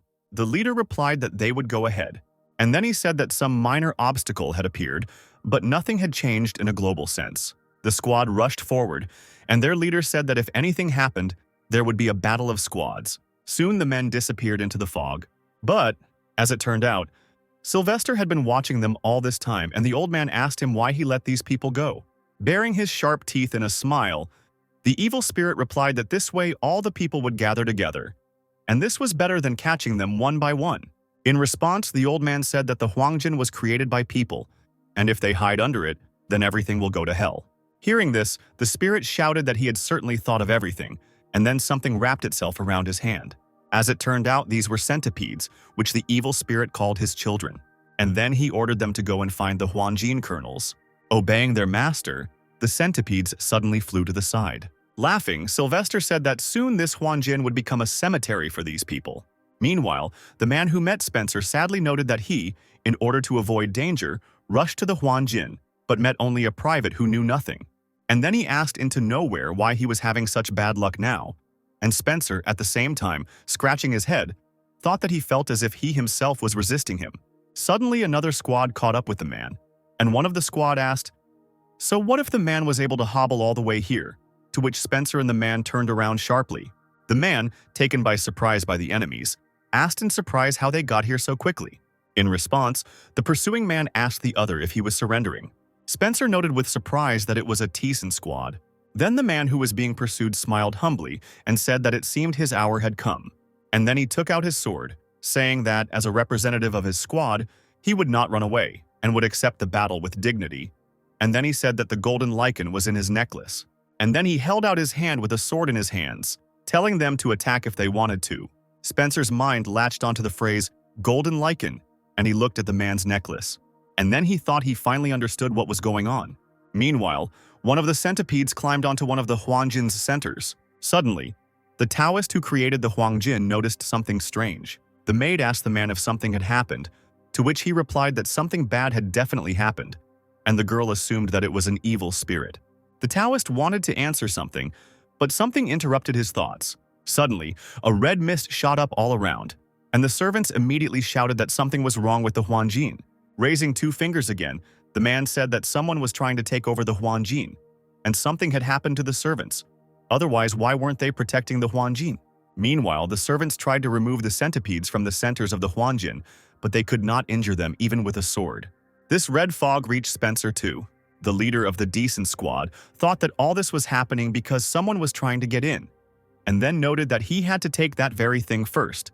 And then he told his comrades to be ready to attack at the signal and to kill the private at the same time. Suddenly, from behind one of the men of the Dason squad, someone's red hand appeared out of nowhere and reached out to him. A second later, the man let out a muffled cry, causing his comrades to turn around. As it turned out, it was Sylvester who grabbed the man by the neck, choking him, and said that this is where they were all gathered. Without a second's hesitation, the squad leader launched his ball of seals at the demon. This ball, having hit the spirit, exploded, causing the demon to be engulfed in flames.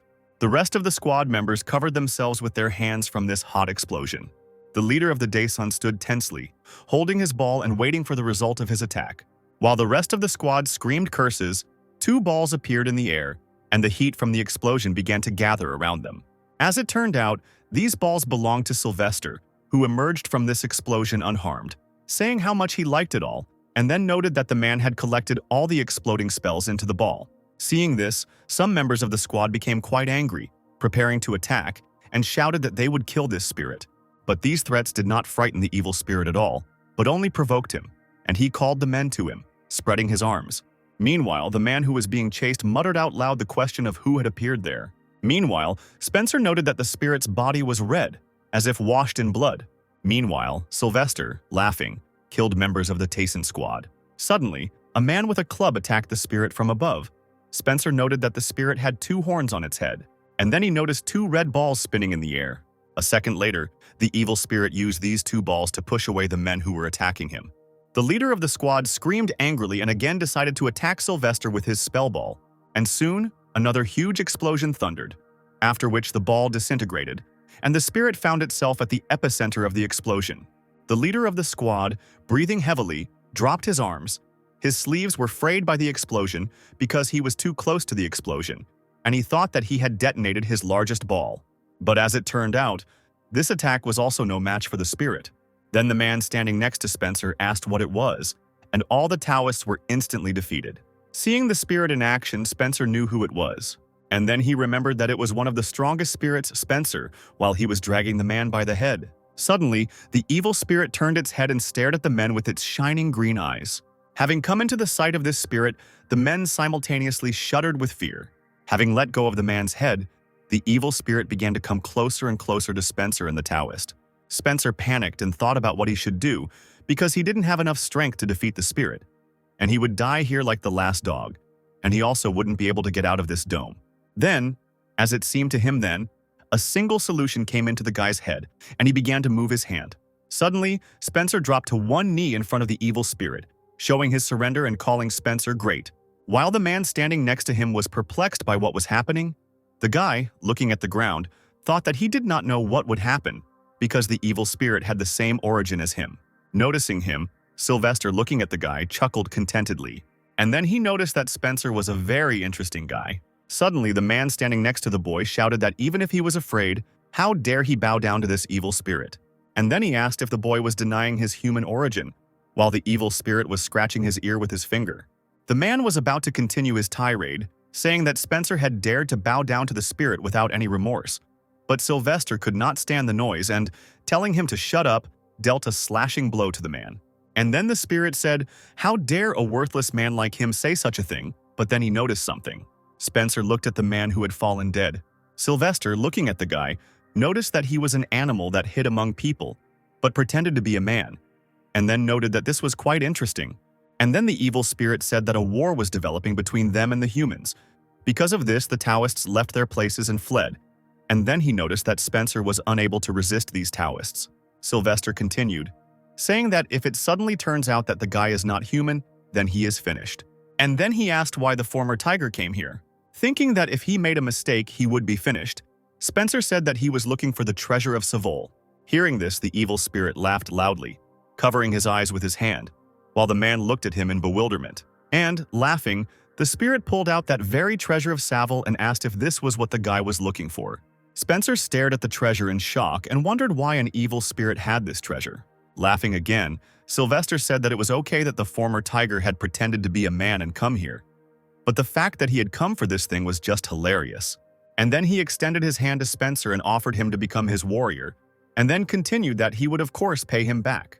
And then the evil spirit said that the treasure of Savol would be his reward, in response to which the man stared at him in surprise. Sylvester said that his condition now leaves much to be desired, and even if he devours people's strength, it is worth nothing, but he needs to get his power back. At the same time, the old man was rummaging through the clothes of the already dead man, and thought that it would be better to have someone who was closer to him in origin nearby.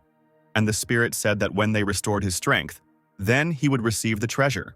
Still kneeling, Spencer thought that he didn't need to think about this offer, because if he didn't agree, he would die. And in the end, the man agreed, saying that it was an honor for him, to which the spirit laughed. Coming closer and holding the dead man's belongings in his blood-stained hands, the old man said that Spencer was also a spirit pretending to be a man. Hearing this, the former tiger looked menacingly at the old man. Noticing this, the old man told the boy not to look at him like that, because everyone has their own circumstances. While the spirit had already moved a decent distance away, the old man said that he had worked 24 hours a day for 100 years for this moment to come. And then, preparing to follow his master, he said that if there was hope that he could live a little longer, then he would give the spirit everything that was needed. Spencer didn't respond to this, and the evil spirit began to urge them on.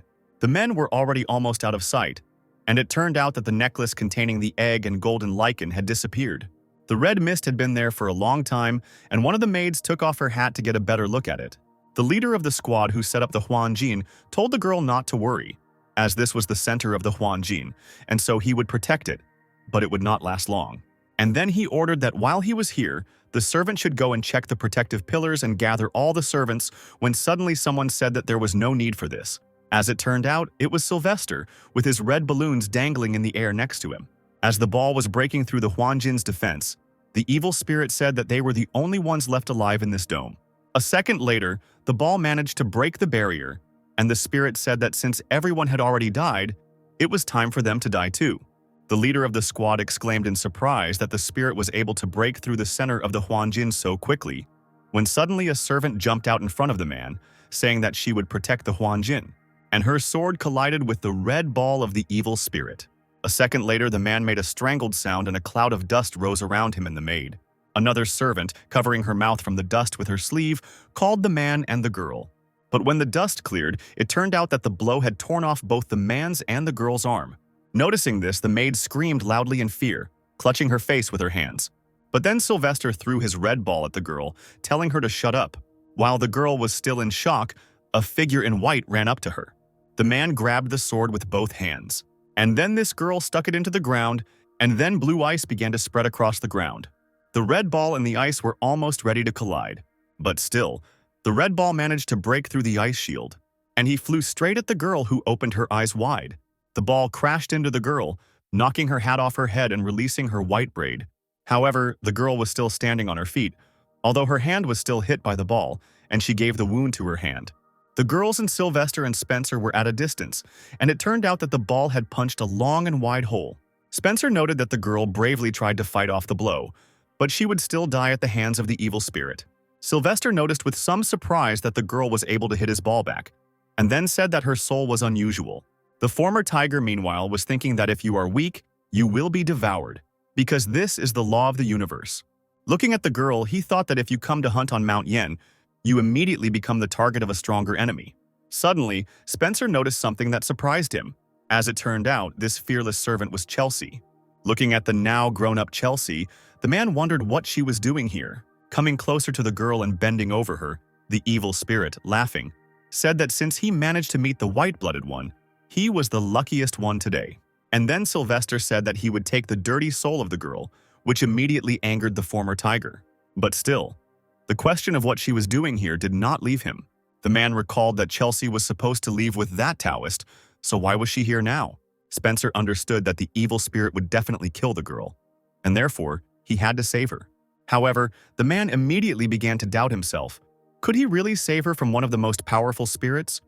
Could he even resist him? And then he thought that they weren't even that close, which meant there was no point in sacrificing himself. However, Chelsea decided not to give up just like that, but she decided to fight on and raised her sword. Sylvester, dodging her attacks, said that the girl was very strong, and then he extended his hand to her and said that she should not try before she died. But the evil spirit's blow did not hit the girl, but the ground, because she managed to dodge it. However, Sylvester still managed to inflict a shallow wound on her cheek. Spencer's eyes widened when he noticed this. Bringing the claw covered in the girl's blood closer, the evil spirit hissed and said that she was indeed strong. And then he licked his claw, saying that everything that was happening was actually amusing him. Suddenly, the spirit felt something that made his body shudder and his eyes open wide. Smiling widely, the spirit shook with euphoria, saying that it was beyond his expectations because it was a taste he had never tasted before. Suddenly, he found himself at the girl's side, saying that, in addition, he was beginning to feel a surge of strength. Chelsea didn't have time to dodge, so Sylvester was able to grab her by the neck and said that only a few drops of blood had this effect. And then, approaching the girl's neck, the spirit said that the girl's blood would help him raise his level of power. The evil spirit opened its mouth wide, preparing to swallow Chelsea whole. But suddenly his jaws closed not on the girl's tender neck, but on the tip of a sword. As it turned out, it was Spencer who stuck the sword between the spirit's jaws, to which it called him a little shit. Taking the sword out of his mouth with his other hand, Sylvester said, "How dare the guy do that?" while Spencer stabbed his hand that was holding Chelsea by the neck with his other sword. Suddenly, an explosion thundered from the place of the cut on the evil spirit's body, which pushed the girl away from the spirit. Chelsea fell to the ground and was on her knees, holding her throat and coughing. Wiping her lips with her sleeve, the girl looked away, thinking that this guy was following her squad. Looking at Spencer, who was already ready to deliver or receive another blow, the girl thought that she had seen him before. Smiling nervously and sweating, Spencer thought he was going crazy. He thought about what he had done after all, and then sighed heavily. And then the former tiger turned to Chelsea, who had already risen from the ground, and noted that it wasn't so bad that he was able to meet her before his death. Smiling, the guy noted that Chelsea had already become so grown up and had grown into a beauty. In response to this, the girl looked at him in confusion. Suddenly, an old man started flying towards Spencer from the side. shouting about how this scoundrel dared to attack the respected Sylvester. The boy swung his sword and a dark purple mist appeared around him. This fog, in which red eyes began to appear, began to absorb the old man, who did not understand anything and was in a panic. Looking sternly at the man, the guy said that initially he didn't give a damn about him, but now he was starting to irritate him, and then asked him if not everyone had their own circumstances, repeating what he had told Spencer earlier. The old man's eyes were wide and slightly red as he begged for mercy. However, the fog did not spare the old man and only splashes of blood remained of him. Clutching his injured shoulder, Sylvester rose to his feet, calling Spencer an insolent man. And after he looked at him menacingly, he asked if the guy understood what he had just done. And then he himself answered, saying that with this action Spencer had turned all his brothers into his enemies. Sighing quietly, the guy replied that he understood and even already regretted it. And then, taking a firmer grip on his sword, he continued, saying that there was nothing he could do now, since his instincts had already taken hold of him. Raising his remaining hand, the evil spirit called fire into it, saying that these instincts of his were telling him of his imminent miserable death. And then he threw a sword made of fire at the former tiger. In response to this, Spencer swung his sword, sending a dark purple mist with red eyes that opened its mouth to meet the fiery sword. These two attacks collided, but still the sword of the evil spirit continued its movement further. The boy opened his mouth slightly and was surprised that this sword was able to pass through his barrier so quickly and easily. And then he met that sword, deflecting its blow with his sword, causing the fiery sword to bounce upward. But suddenly Sylvester grabbed the sword and shouted that he would cut the guy into small pieces. The three swords clashed together and the evil spirit began to press Spencer into the ground, causing cracks to appear in the ground. Suddenly, one of the guy's swords broke and a small explosion thundered between the opponents. The explosion sent Spencer tumbling to the side, shattering the ground into pieces. Looking at the guy, the evil spirit noted with surprise that he was able to reflect his blow. Breathing heavily and holding one whole and one not-so-whole sword in his hand, the man crouched down, almost falling to the ground. Looking at the broken sword in his shaking hand, he noted that this valuable sword could not withstand even one blow, and then noted that a little more and the evil spirit would have gotten him. Suddenly, the sword flew at Spencer again. The guy looked at the sword, cursing, when suddenly ice began to move towards him from the side. And a second later, Sylvester's sword was stuck in the ice. Chelsea, moving closer to Spencer, said that she could see that he was no ordinary private, but he was unlikely to cope alone. And then she suggested that they act together. And then she said, looking into the guy's eyes, that they needed to survive. Rising to his feet, ready to fight, Spencer echoed the girl, saying that they had to survive. Seeing that his victims were not going to give up without a fight, Sylvester shouted that they dared to raise their swords against him, the great Sylvester. And then he said that he would now show them all his power. And from the place where he stood, cracks appeared on the ground and dust rose. Quickly approaching the boys, the evil spirit shouted that they would die painfully and excruciatingly. Chelsea and Spencer looked at the spirit, wide-eyed in surprise, while noting that the spirit was fast. A second later, the boy and the evil spirit clashed again, crossing swords. Then came several blows from Sylvester, which Spencer successfully blocked and parried. Suddenly, the evil spirit struck a blow that caused the man to slide across the ground with his feet, raising dust and breaking the earth. But the guy successfully withstood this blow as well. Then Sylvester became suspicious and stared at Spencer. And then he asked him if he was really at the second level of power, while the guy, shaking from the tension, held back the blow of the spirit. Hearing this question, Spencer thought that he had 6 power balls in total, and his power level was just above 3, so he was quite stronger than many. Suddenly, several ice swords appeared right in front of the evil spirit's face. Noticing this, he made a strangled sound and called the girl a slut. Spencer, seeing this, thought with determination that now was the moment to attack Sylvester. And then he suddenly jumped up and pointed his sword straight at the evil spirit. Meanwhile, from below, Chelsea also pointed her sword at the evil spirit. Noticing this, Sylvester exclaimed in irritation, "How dare they do this?" Suddenly, he stamped his foot sharply, causing cracks to appear on the ground. And then fire burst out of a crack in his chest, which met Chelsea and Spencer's attacks. And that fire successfully pushed the man away, causing his sword to fly out of his hands. The girl also flew to the ground, dropping the sword from her hands. And soon, a river of lava appeared at her feet. And noticing this, the girl said that the evil spirit could control not only fire, but also lava. Without wasting any time, Sylvester began to approach the girl, who was still lying on the ground. Looking back, Chelsea found her sword and already reached out her hand to it, preparing to grab it and attack the spirit. However, before she could lift it, the evil spirit stepped on the sword, breaking it. And then the spirit grabbed his red sword and thrust it into the ground, pinning the girl's palms to the ground. This action caused the girl to scream hysterically, to which the spirit responded that she should lie there quietly until he returned. And then he jumped up sharply, leaving behind only dust. The spirit's final attack also left Spencer badly battered, with his clothes scorched and torn. The man looked around in panic, searching for Chelsea, but before he could find her, the evil spirit grabbed the guy by the face. Lifting the man off the ground, the evil spirit said that Spencer had finally forced him to reveal his full power, and for that, he should be praised. And then he said that in addition, he would dissolve the guy, leaving no trace of him. While lava began to burst out of the crack in his chest, a powerful stream of lava splashed directly onto Spencer while the spirit was still holding his head. This lava flow spread a few more meters further, carrying the guy away from the spirit. While the evil spirit was still standing with his hand raised, the former tiger flew into the Huanjin's barrier and smashed it with his body. The girl stared in shock at Sylvester and the hole in the barrier. Sighing, the evil spirit said that since there was no one else who could interfere with him, he could now enjoy his dinner. And then he turned around abruptly. The spirit wanted to head towards the girl, when suddenly he noticed something and sharply turned his head. As it turned out, Spencer had not died from the last attack and was now standing there emitting a red light. Noticing this, Chelsea began to free her hands, thinking that she needed to help the guy quickly. Looking at her hands, the girl noted that it seemed that her hands were not so badly damaged. And then she began to raise her hands up, suffering terrible torment.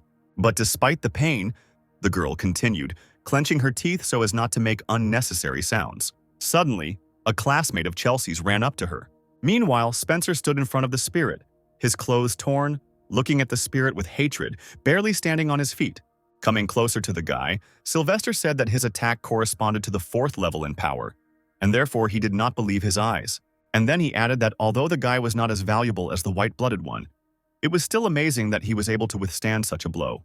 And then Sylvester suddenly hit the ground with his remaining hand, breaking it, and said that this time he would send the guy to hell. Having said this, the evil spirit took out a huge piece of lava from the hole he had made.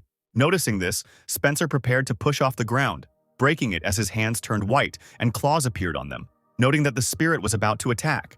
A second later, the evil spirit pushed off the ground and flew towards Spencer with a piece of lava in his hand, screaming for the boy to eat his lava. But before the spirit could strike, Chelsea, who had already freed herself from the spirit's sword, ran out in front of the guy. Surprised, Spencer almost called the girl by name, but came to his senses in time and did not finish his sentence. Twisting her arms, Chelsea began to form a barrier out of her blood. A second later, the evil spirit's lava and the shield of the White-Blood's blood collided. This shield successfully withstood the demon's attack, causing him to curse loudly. Knowing what the girl was doing, the guy dangerously extended his hand, intending to stop the girl. But he didn't have time, and suddenly there was an explosion, and Spencer only managed to shout the girl's name, choking on the dust raised by the explosion. The maid tried to find her sister, calling out to her. When the dust settled a little, she noticed Chelsea with Spencer sitting next to her and then ran towards them. The guy sat on the ground in torn clothes, holding the girl's head with his hands while she was unconscious. Everything around was turned into ruins, but Sylvester crawled out from under the ruins and, cursing, said that he hated it when these fucking insects bothered him and interfered where they shouldn't. Meanwhile, still unconscious, Chelsea was breathing heavily as she developed a fever. Spencer looked at the girl in despair and wondered what he should do because Chelsea could die this way. The maid ran up to the boys, calling her sister and asking if she was okay. The maid fell to the ground on her knees in front of Chelsea and tried to wake her up. But when she touched her, she quickly pulled her hands away as if she had been burned. The girl fearfully wondered why her sister had such a fever and said that if she was not cooled down, she would die. She then placed both of her palms on Chelsea's stomach and began to use her power in an attempt to cool the girl down. But then she noticed that with her powers, she wouldn't be able to do this for long. Continuing to cool the girl, the maid said that in order to get rid of the heat, she needed to leave here quickly. Spencer looked at the maid with complete confusion and despair in his eyes when she noted that this place was dangerous for Chelsea. Lowering the girl's head to the ground, the guy told the other that that was enough. And then, standing up, Spencer said that he was leaving Chelsea with the girl. Turning around, the guy went to Sylvester, who was already waiting for him. Looking at Spencer, the evil spirit noted that this was all somehow strange, and he thought that the guy wanted to take possession of the white-blooded one and therefore attacked the spirit. The evil spirit noted that the former tiger had the breath of an animal, strong energy, and this atmosphere. But suddenly the evil spirit realized what was commanding Spencer, and then he said that this is exactly how men react when their woman is touched, to which the man got really angry. Without a second's hesitation, the boy struck the evil spirit with his claws, revealing his sharp teeth, and then a whole series of blows followed. But the opponents were worthy of each other, and so far no one could win. Suddenly, one of Spencer's blows hit Sylvester's shoulder. Having received this wound, the evil spirit became very angry and pierced the enemy's shoulder with his palm. But the former tiger did not give up. He only clenched his jaws tighter and grabbed the spirit's hand.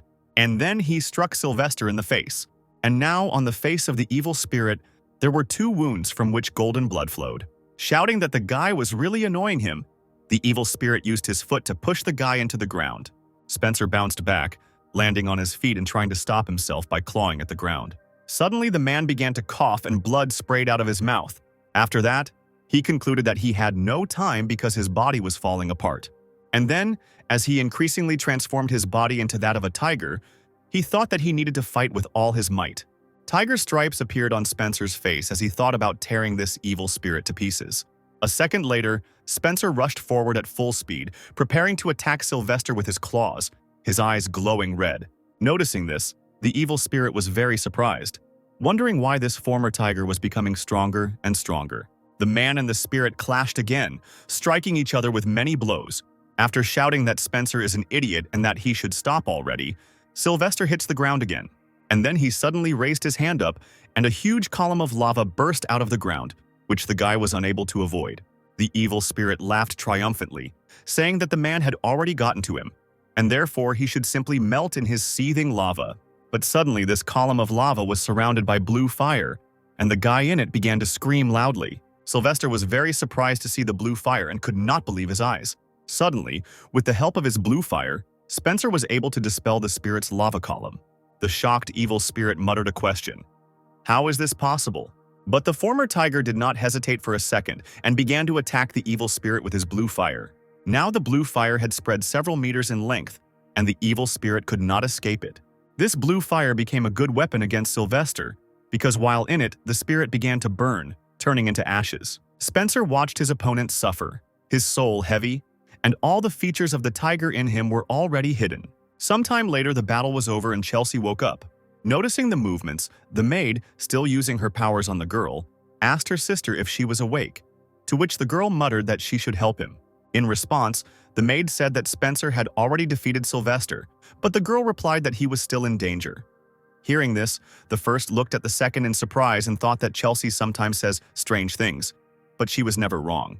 Meanwhile, Sylvester was still burning in the blue fire, while his killer stood before him. Spencer closed his eyes and sighed. His dry lips parted, relieved that the spirit had lost and that the battle was finally over. Suddenly, the spirit spoke. He said that these flames are Shinsu belts. And then, flashing his green eyes, he stared at the guy saying that this is a flame that does not go out without killing the enemy, and then exclaimed that Spencer is not worthy of such power. Hearing this, the man's eyes widened, staring at Sylvester. Suddenly, the spirit's green eyes flashed, and a dark blue fog appeared around him, and the spirit itself called the guy to see the real appearance of the great Sylvester. And then the evil spirit rose above the ground, and some red flashes began to burst out from the crack in his chest. And then, having increased in size, Sylvester revealed his true appearance. He grew horns, and protection appeared on his chest, and his arm grew longer. Spencer looked at the evil spirit in confusion, wondering if the evil spirit's power had increased. And then the spirit, taking hold of his horn, said that by this method he would spend all his resources. As it turned out, this horn was a sword with which the spirit was going to finish off the man. Attacking the former tiger, Sylvester said that although this move would exhaust all his resources, at least he would not leave Spencer alive. And then he quickly moved behind the man, who did not expect such an outcome. Without a second's hesitation and with a sharp swing of his hand, the evil spirit dealt a powerful blow to the man, causing a bright flash. However, to Sylvester's surprise, Spencer was able to dodge this attack. The spirit became seriously angry and began to strike the guy multiple times. However, the man almost successfully evaded these attacks, although he sometimes received minor injuries. The evil spirit was surprised to see that the man was able to dodge his attacks using his animal instincts, and then he extended his newly grown fiery hand towards Spencer. And after shouting for the man to try to dodge this attack, he attacked him with an explosion. Spencer didn't have time to dodge, and could only cover his face with his hands in an attempt to defend himself. The explosion sent the man flying several meters away from the evil spirit, shattering the ground.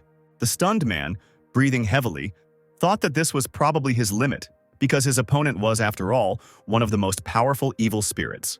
Suddenly, some thorns emerged from the ground surrounding Spencer. Saying that it was time for them to wrap things up, Sylvester made the spikes surround the boy tightly, occasionally piercing him, causing him to make a strangled sound.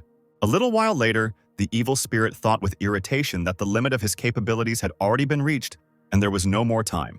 And then he said that Spencer was just a bastard, that he was able to somehow increase his strength despite his origin, and then added that he would help the former tiger disappear. And then, shouting that he would destroy the guy so that he would not become a burden to such great spirits as him, he rushed at the former tiger.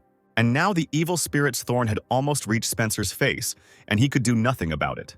But suddenly the maid thrust Spencer's sword into Sylvester's back, preventing him from striking the man. Enraged, the evil spirit turned to the girl, causing her to let go of the sword in fear, which remained in the spirit's back. The evil spirit wanted to get this sword, but it began to emit vapors of purple mist with red eyes, which grabbed the spirit, not letting go. Noticing this, Spencer told himself that this was his last chance, and he had to show all his strength. And then his beast nature began to appear again. And then he, breaking the ground, prepared to attack Sylvester. The evil spirit angrily exclaimed that the man would not be able to defeat him with such a cheap trick. Then he waved his hands and the purple mist dispersed, releasing him. And now the opponents were ready to face each other in a duel again. Using his blue fire, Spencer delivered a punch to Sylvester's stomach, causing him to be unable to dodge it and only make a dull sound. When the evil spirit looked at the former tiger, he said that he would try to defeat him with such a trick. The man then used blue lightning strike, causing the spirit to suffer in agony as blue light erupted from every possible orifice. This blue fire rose several meters, burning Sylvester. As it turned out, this column of blue fire in the shape of a bird rose so high that it could be seen from several kilometers away. Meanwhile, on the mountain, while the storm was raging and lightning was sparkling, a dragon sat, wrapping her in his body. Suddenly, this dragon landed on a small ledge on the mountain, and its body, turning into mist, began to transform into the body of a man. And then sometime later, a man with long white hair stood on the ledge, his feet pointing into the distance. Feeling something, he said that Sylvester was dead. Sometime later, a man on duty in some open area said that he was bored, to which another replied that everyone should be back soon, and therefore they needed to stand guard. The first man mockingly stated that the other was behaving like a loyal dog. Suddenly, they noticed a man running from the depths of the forest. One of the men noticed a Taoist from another squad running towards them, and then, noticing that he was alone, he wondered why he was alone. The running man, covered in blood, shouted that an evil spirit had appeared. One of the men on duty asked again about the spirit killing all his comrades, and then asked the shaking man to calm down and tell everything. Shaking with fear, the man grabbed his head and said that this evil spirit killed all his comrades at once, and he had to flee from there. One of the men who met the other at the base noted that he was not in his right mind. Turning to the leader of the squad with a tattoo on his forehead, he asked him what he thought, and then he noted that this story seemed like nonsense. Looking sternly at the shaking man, the squad leader noted that it was already such a time, but the other squads were not returning, and as a leader, he could not ignore this. And then he commanded that all the warriors should take up their weapons. As the men prepared, he said that they would enter Mount Yen while the rest would remain at the base. Suddenly, someone walked into the base holding a girl in his arms while another girl fussed over her. As expected, it was Spencer, Chelsea, and her classmate. One of the men recognized the boys as warriors from the Pingung detachment, and then asked if they too had suffered at the hands of that spirit. The maid asked how the men found out, to which he shouted that a Taoist from another squad had already told them about it. And then he said that this spirit killed everyone, although it was hard to believe. The girl replied that they need not worry, since this spirit had already been defeated. Hearing this, the panicked man raised his gaze. And then he shouted that this could not be, because the power of that evil spirit was the 3rd level or even higher, and therefore it would be impossible to defeat it even if they all attacked together. Hearing this, the men froze in surprise. The maid replied that all their troops had suffered, but still the spirit had been defeated. And then she added, saying that Chelsea had also suffered at the hands of that spirit. Then someone ordered that she be laid on a cloth on the ground, and then the same person ordered the doctors to provide first aid to the new arrivals. One of the doctors, looking at the girl and assessing her condition, said that it would not be possible to help her here, And then someone shouted for the girl to be carried to the central building. Without saying anything, Spencer glanced worriedly at Chelsea. Suddenly, the sacred beast, lying on the platform, asked whether he had killed Sylvester. As it turned out, the sacred beast asked the man about this mentally, and he, also mentally, turned to him and asked if he had let that evil spirit into this mountain. The sacred beast replied that the spirit was caught by people and locked here for several centuries because he could live here peacefully, and then he said that the spirit was supposed to bring him the liberation plaque. The liberation tablet is a tablet that makes a holy, powerful spirit obey, and if the spirit itself signs its name with its own blood, it will obey the owner of this thing. And then the beast said that because of Spencer, everything went wrong, in response to which he asked if he really wanted to kill him now, thinking that now it was clear why the spirit of the 4th level was here. The beast replied, laughing, that he had no need to do that, and then said that the former tiger, since he had killed Sylvester, should finish what he had not had time to do. Hearing this, Spencer was surprised and said that his strength level was at level 2, and by human standards, he was an ordinary private, and then asked how he could get what belonged to the elders. The sacred beast replied that for now everything was like that, but he would tell him the place where Spencer would raise the level of his essence, and he would definitely succeed, because he, being on the 2nd level, killed Sylvester. In response, the former tiger defiantly asked what would happen if he refused. Hearing such a question, the sacred beast asked if he was seriously asking him such a question. And then he said that if he revealed the secret of the man's essence, I wonder what would happen here. And then he asked what Spencer wanted more, to die here or to raise his level and help him. Spencer thought about how he had no choice in the first place, and he barely returned from the battle alive. And then he thought that he couldn't ignore the fact that he could rise to a higher level, and then he agreed to the sacred beast's proposal. Sometime later, night had already fallen, and the moon was high in the sky, and someone was standing in the gazebo and speaking, addressing the greedy, petty little people. As it turned out, it was Spencer. He said that he fought, putting his whole life on the line, and he was repaid with such a trifle, and then he added that it was as if he was used and thrown away like an unnecessary thing, and therefore there was no point in being here any longer. The man noted that he was able to leave calmly, and so he assumed that the maid, as she had promised, had not told anything about Sylvester, and then said that if they suddenly found out, they would immediately suspect him and expose him. Looking into the distance, the man said that he could not act rashly and hastily, and therefore he needed to think everything over slowly. Spencer noted that, after all, thanks to the victory over Sylvester, he received a lot of interesting things, and such specimens are worth a fortune. Squeezing his hand, he noted that some people had never even dreamed of such a thing. However, leaning on the railing, he wondered why his soul felt so empty. The man thought that perhaps he should have at least said hello to Chelsea. Looking at the sky with a smile, he said that even if he had done this, nothing would have changed. The girl would hardly have believed that he was Spencer, and if she had wanted to see in, she would have come to his mountain long ago. The man concluded that she now lives her own life. He thought with annoyance that they had spent too little time together for any clear memories to remain. And as expected, this meeting had been only a fleeting interweaving of their destinies. He stood for some time longer, leaning on the railing. Spencer turned his whole body, noticing someone unusual, looked at the new arrival and asked who he was. The long-haired boy apologized for disturbing them, and then said that he had come on the instructions of the Taoist from Ilwanmun. Wondering why he had come, Spencer asked if he could find out the boy's name and status. The guy replied that he was a Taoist and his name was Eugene. Hearing that the guy's name was Eugene, the man was surprised because that was the name of the main character of the novel he found himself in. He remembered that this guy was the youngest Taoist ever, and all the ropes led to him, and such a character was standing in front of him. Nervously, Spencer said he was just a bystander watching the events on the mountain. Tapping his chin with his fan, Eugene asked again, then said that it was a little strange. And then he asked if there was really a simpleton in the form of a magical beast in Ilwanmun. Hearing this, Spencer instantly knew he was in trouble. Suddenly, the man took out a multitude of seals, which he immediately launched at Eugene. Covering himself with a fan, the guy asked if these were really spiritual seals. Then he waved his fan, creating a hurricane of seals. And then this hurricane of seals headed towards Spencer. Holding a fan in his hand and looking at his opponent, Eugene said that this animal was surprising because it could use seals. Assuming that Spencer was going to kill all the Taoists, the boy looked at the former tiger, who was standing on a small piece of rock, and everything around was destroyed. Looking at the guy, Spencer noted that he was able to defend himself from his attack with one swing of his fan, which significantly exceeded the man's expectations.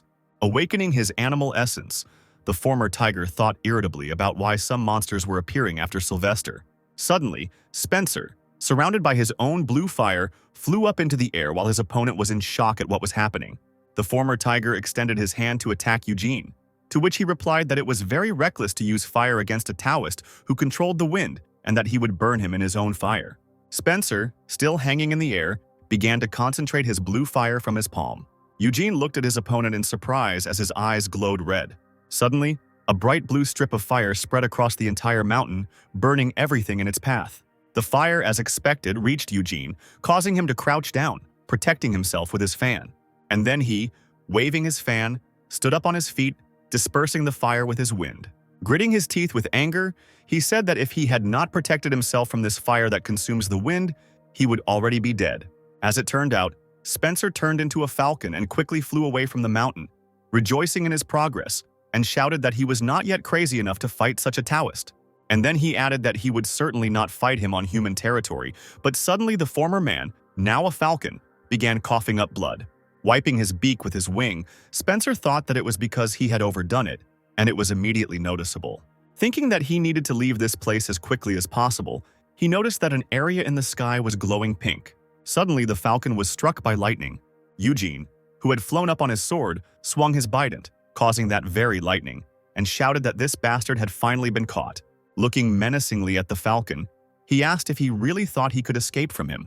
But then, flapping his wings, Spencer pulled out Sylvester's red ball from somewhere, which smashed the lightning into pieces. Noticing this, Eugene's eyes widened, wondering what just happened. As he rushed towards his opponent, he thought that it was amazing that his opponent could transform into different creatures. But what was even more amazing was that he had protection against his Nuehoran attack. Smiling greedily, the guy thought that Spencer had many more ways to protect himself from fire, and he would take them all for himself. He suddenly raised his hand, in which he held the bident, and lightning began to burst out of it. And many lightning bolts fell on Spencer while he tried to protect himself from them with the help of red balls. In a panic, the falcon thought that he would not be able to hold off these attacks forever, and then he thought that he would have to use it. Suddenly, the falcon's body glowed blue, and many falcons identical to Spencer flew away from the enemy. In response to this, Eugene's eyes lit up yellow, and he shouted that his latest trick was clones, but this cheap trick wouldn't work in front of his eyes. But it suddenly turned out that this cheap trick is not so simple. Looking at the falcons, the boy noted that his eyes identified each one as real, and then he wondered how a pathetic second-level animal could use such a level of power. Standing still as the birds flew away, he thought that if he warmed himself behind each clone, he might miss the real Spencer. Eugene froze for a second, wondering what to do. Suddenly, he raised his hands in which he held his fan and bident, and said that no matter what he had to get these abilities, and it didn't matter if several mountains suffered. Meanwhile, the real Spencer, in human form, was hiding in a tree, breathing heavily, watching the enemy. He wondered why the guy wasn't chasing the clones, and then suggested that it was because he had trouble telling which one was real. And then he hoped that Eugene wouldn't be able to sense his spiritual power, because there was no way he could know where the real Spencer was just by energy.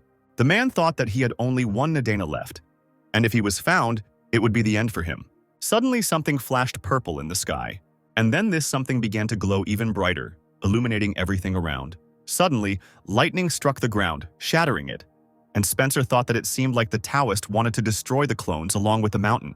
Meanwhile, on Ilwonmun, the servants and Taoists were doing their best to extinguish the blue fire. One of the men shouted for the others to quickly call all the other Taoists who had mastered the powers of water. Arriving at the place, the Taoists asked in bewilderment what was happening in the middle of the night. Then, waving their arms, they attacked the fire with jets of water. However, it seemed that their water could not cope with this fire. And then the Taoists suddenly jumped back away from this fire. One of the Taoists noted in bewilderment that this fire was capable of burning even water. Suddenly, Elder Magnus arrived and shouted why the men were just standing there while everything was burning. One of the men told the elder that this fire was unusual because it could not be extinguished with water. Magnus shouted at the man, asking him if he couldn't feel the energy coming from the fire, and then became outraged that the Ilwonmun Taoist couldn't even feel such basic things. And then, when the man was asked what they should do, he shouted for them to carry the Bonensol, and for them not to spare him and to use him to put out the fire. Elder Magnus thought that all these people were just a bunch of talentless fools who could not notice obvious things. Suddenly he noticed that a few kilometers further away, unnatural lightning was thundering. and suddenly the man, having turned into a nuisance, disappeared. Meanwhile, Eugene's lightning battered the mountain, tearing trees from the ground by their roots. The blow also hit Spencer, sending him flying to the side. Hitting the ground, the man pushed off and flew further, falling on his back. Lying on the ground on his back and closing his eyes in pain, the former tiger thought that this guy was crazy because he had knocked down several mountains by the roots. Suddenly, a huge boulder flew at the man, and that boulder landed right on Spencer's stomach as he tried to push it away with his hands. Gritting his teeth with tension, Spencer thought about how he couldn't use his powers or Eugene would find him, and so he had to hold on with just physical strength. And then he tensed up even more, thinking that none of this mattered to him. However, then a second boulder flew at the man. The former tiger's eyes widened as he wondered what kind of crap was going on here. But suddenly someone grabbed his collar with 2 fingers, and then that same someone pulled him back. A woman stood holding a boulder with one hand and pulling the man out from under it with the other. Looking at the savior, Spencer quietly asked who it was. But suddenly his savior hit him hard in the mouth with her hand.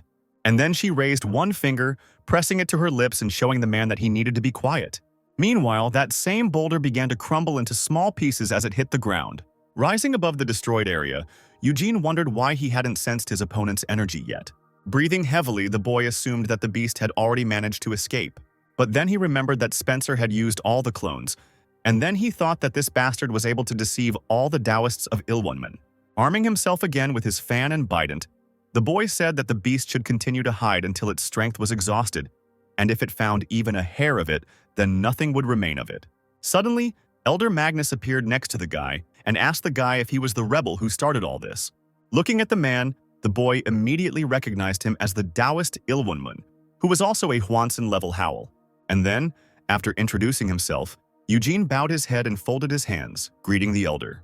Hearing that the guy's name was Eugene, Magnus immediately remembered that he was the same one who, at a young age, had already managed to become a Taoist, ahead of many. And then, looking sternly at him, the elder said that the boy would still have to answer for everything he had done today.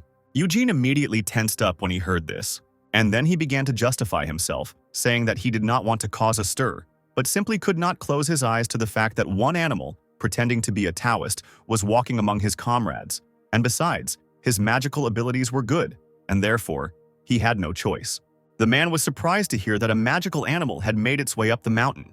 Combing his white beard with his fingers, the elder said that it was unlikely that the boy was deceiving him, and then wondered if the beast had taken advantage of the moment when all the Taoists had left their posts due to the war with the magical beasts.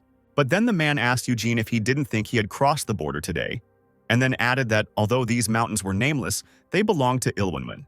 A little confused, Eugene, trying to justify himself, said that everything was not so at all, because this beast was of extraordinary strength, and it was both physically and magically stronger than all that he had seen before. Then he wanted to ask for assistance, but came to his senses. And then the guy started to think about what would happen if he caught Spencer with the help of the elder. After thinking for a moment, Eugene realized that he would need the elder's permission to obtain all of Spencer's abilities. And besides, the chance of refusal was doubled. And then he thought that he couldn't watch his powers being taken away by someone else. Suddenly, Elder Magnus asked the boy if he was really trying to say that he was wrong. Holding his bident with a trembling hand, the boy once again sent a message that he could not allow anyone else to obtain these abilities. Crossing his arms in front of him, Eugene apologized, asking the man to forgive his rash act that led to nothing, and then he said that they would definitely catch that evil spirit, so there was no need to be angry. Looking sternly, the elder replied that this was exactly how it should be. Looking at the man from under his brows, Eugene sensed that this cunning old man wanted to assert himself at his expense, and therefore he would bend his neck for now. Flying away from the guy on his sword, the elder concluded that he had done so much, but was unable to catch the beast, and therefore they would still have to discuss his speech in the main hall.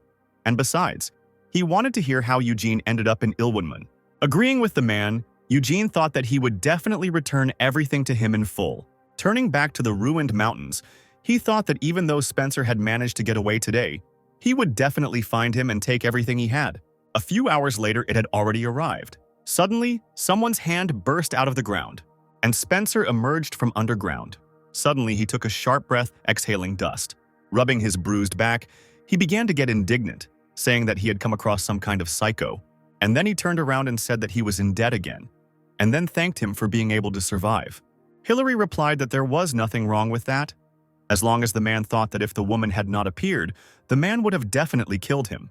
And then he remembered that the differences in strength between the elder and Eugene were too great. Suddenly, someone loudly called Spencer's name. As it turned out, it was some girl with cat ears on her head who, screaming, asked why he was constantly walking around beaten. And then she noted that if it weren't for them, he would have died already. The former tiger stared at the girl, trying to figure out who she was. Suddenly, he realized that it was a black panther. While the girl was shaking sand out of her ears, saying that the human body was uncomfortable, Hillary tried to calm her down. Still shocked, the boy asked if the Black Panther had really been a girl all this time. In response to this, the girl said that he was asking the obvious. Now Spencer was completely out of it, while the Black Panther complained that he had left again without saying anything. And then she said that it was all karma, and so he shouldn't go alone anymore. And then, leaning over, she asked if the guy understood everything. Spencer, blushing and stuttering, replied that he understood everything. Suddenly he noticed that same bracelet on her hand, and then he looked at the bracelet on his hand. And then, turning around abruptly, he asked Hillary if they could take off these love bracelets. The woman replied that, of course, they could. Hearing this, Spencer immediately approached the woman, ordering her to take them off right now. In response to this, Hillary said that there are 2 ways to remove this bracelet. The first is that someone must die, and then the bracelet will disappear on its own. And then she continued that the second way is to cut off your hand. And after throwing lightning, she said that Spencer could choose any of them. In response to this, the guy, without saying anything, stared at Hillary, who was throwing lightning bolts.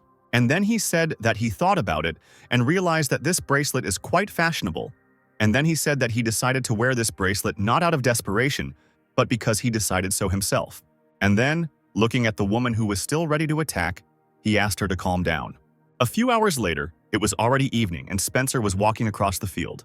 He thought that his body was slowly recovering, but his spiritual power had not yet been fully restored. Spencer assumed it was because he used that power.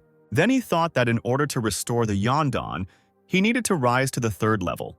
And then he remembered the offer that the sacred beast had made to him. Arriving at Subonbong, Spencer thought that with great power comes great responsibility, so he needed to protect himself well first. Looking at the sunset, the boy thought that here in Subonbong, unlike other mountains, there is little spiritual energy, but there are many Taoists, and that Eugene, who was probably chasing him, would hardly think that he was hiding among people. That's why he decided to stop here. The Black Panther asked if it had taken them so long to get here, since there were better places. But here there were a lot of people and it was crowded. Spencer turned around and shouted that she wanted to follow him, and he wasn't going to leave, so she could leave if she wanted. Night fell. Spencer, the Black Panther, and Hillary stopped in a cave. Hillary and her owner slept next to each other. But, as it turned out, the woman was not sleeping, but was watching Spencer, who was also not sleeping. Coming out of the cave and reaching the cliff, the guy noticed that the clouds covered the moon, and its power did not have time to be fully absorbed. But later he added that it was still necessary to prepare in advance, while something was still shining green.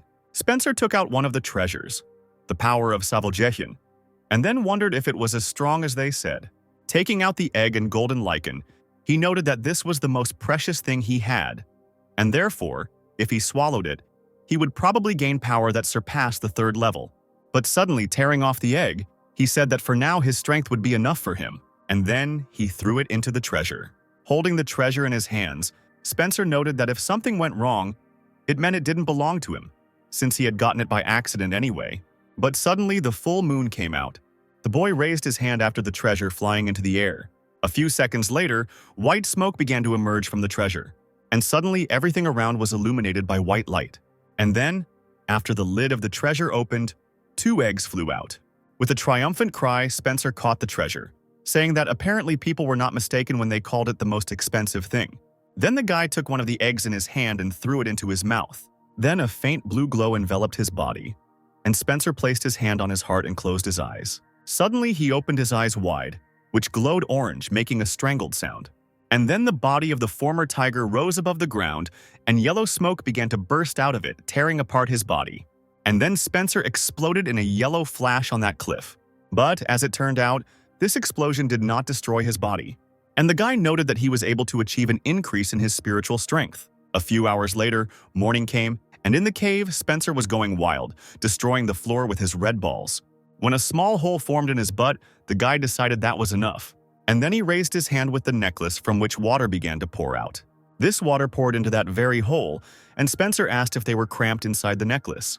The catfish that were previously inside the necklace responded that it wasn't dark at all, and then said that they hadn't seen Spencer for a long time. The guy told them that they needed to stay in this makeshift lake for now.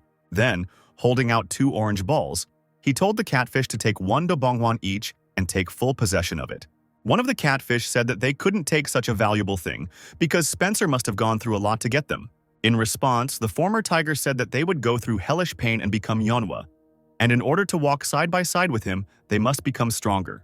Hearing this, the catfish doubted that they could become stronger. But Spencer interrupted them, saying that if they were sincere, then even a fish could become a dragon. After a short silence, one of the catfish replied that they would gratefully accept Spencer's gift, and 2 balls rolled towards the fish. Afterwards, Spencer poured some dirt onto the floor of the cave and then began to take something out of his necklace. Suddenly, Dustin flew out of the necklace, happy that he was finally out. Afterwards, the root happily greeted Spencer, to which he responded by noting that Dustin was, as always, cheerful. The guy said that for now, Dustin would be staying here, and so he would have to keep an eye on these herbs. And then he also handed the living root to the dobongwon, to which it only grimaced, saying that he hated the smell of young ginseng. Spencer responded by simply saying that if he didn't want to, he wouldn't force him. He then continued by saying that all the other guys at Myunghwa's level had already eaten and were preparing to level up to Yeonghwa. Dustin's eyes widened upon hearing this, and then, grimacing, he ate the ball anyway. Spencer, without saying anything, just looked at him with a smile on his face. And then Spencer decided to take care of the rest, and overall everything was fine, but it turned out that there was a problem with Guwando's sword, which had marks from the previous battle on it. After examining the sword, the boy concluded that he could not use it until it was repaired, and he would also not be able to use the Kyumgunjit egg. Looking at the egg, Spencer noticed that he had already drunk the elixir, so the effect would probably not be the same. And then he remembered that if he grew this egg, he could get a Jumjangsa. But the problem was that he didn't know how to hatch the egg. While Spencer was wondering what to do, Sylvester's centipede was approaching him, and suddenly she ate the Kimganjite egg. Noticing this, the former tiger suddenly jumped to his feet and cursed the centipede. The boy shouted that this was the only egg he had until the centipede's eyes suddenly lit up. And suddenly she rushed towards her comrades, and then, making squeaking sounds, she tore all her relatives to pieces. Spencer was about to rush to stop the carnage, asking why they had suddenly started fighting, when someone suddenly said that it would be better for them to watch for now. As it turned out, it was Hillary, who then said that this centipede had been known since ancient times. Looking back at the woman, Spencer asked if the centipede had a name. The woman replied that her name was T, and that he wandered the earth and swallowed everything he saw. While the centipede's slaughter was still going on, Hillary continued by saying that T was consuming the powers of others and changing his appearance, becoming stronger.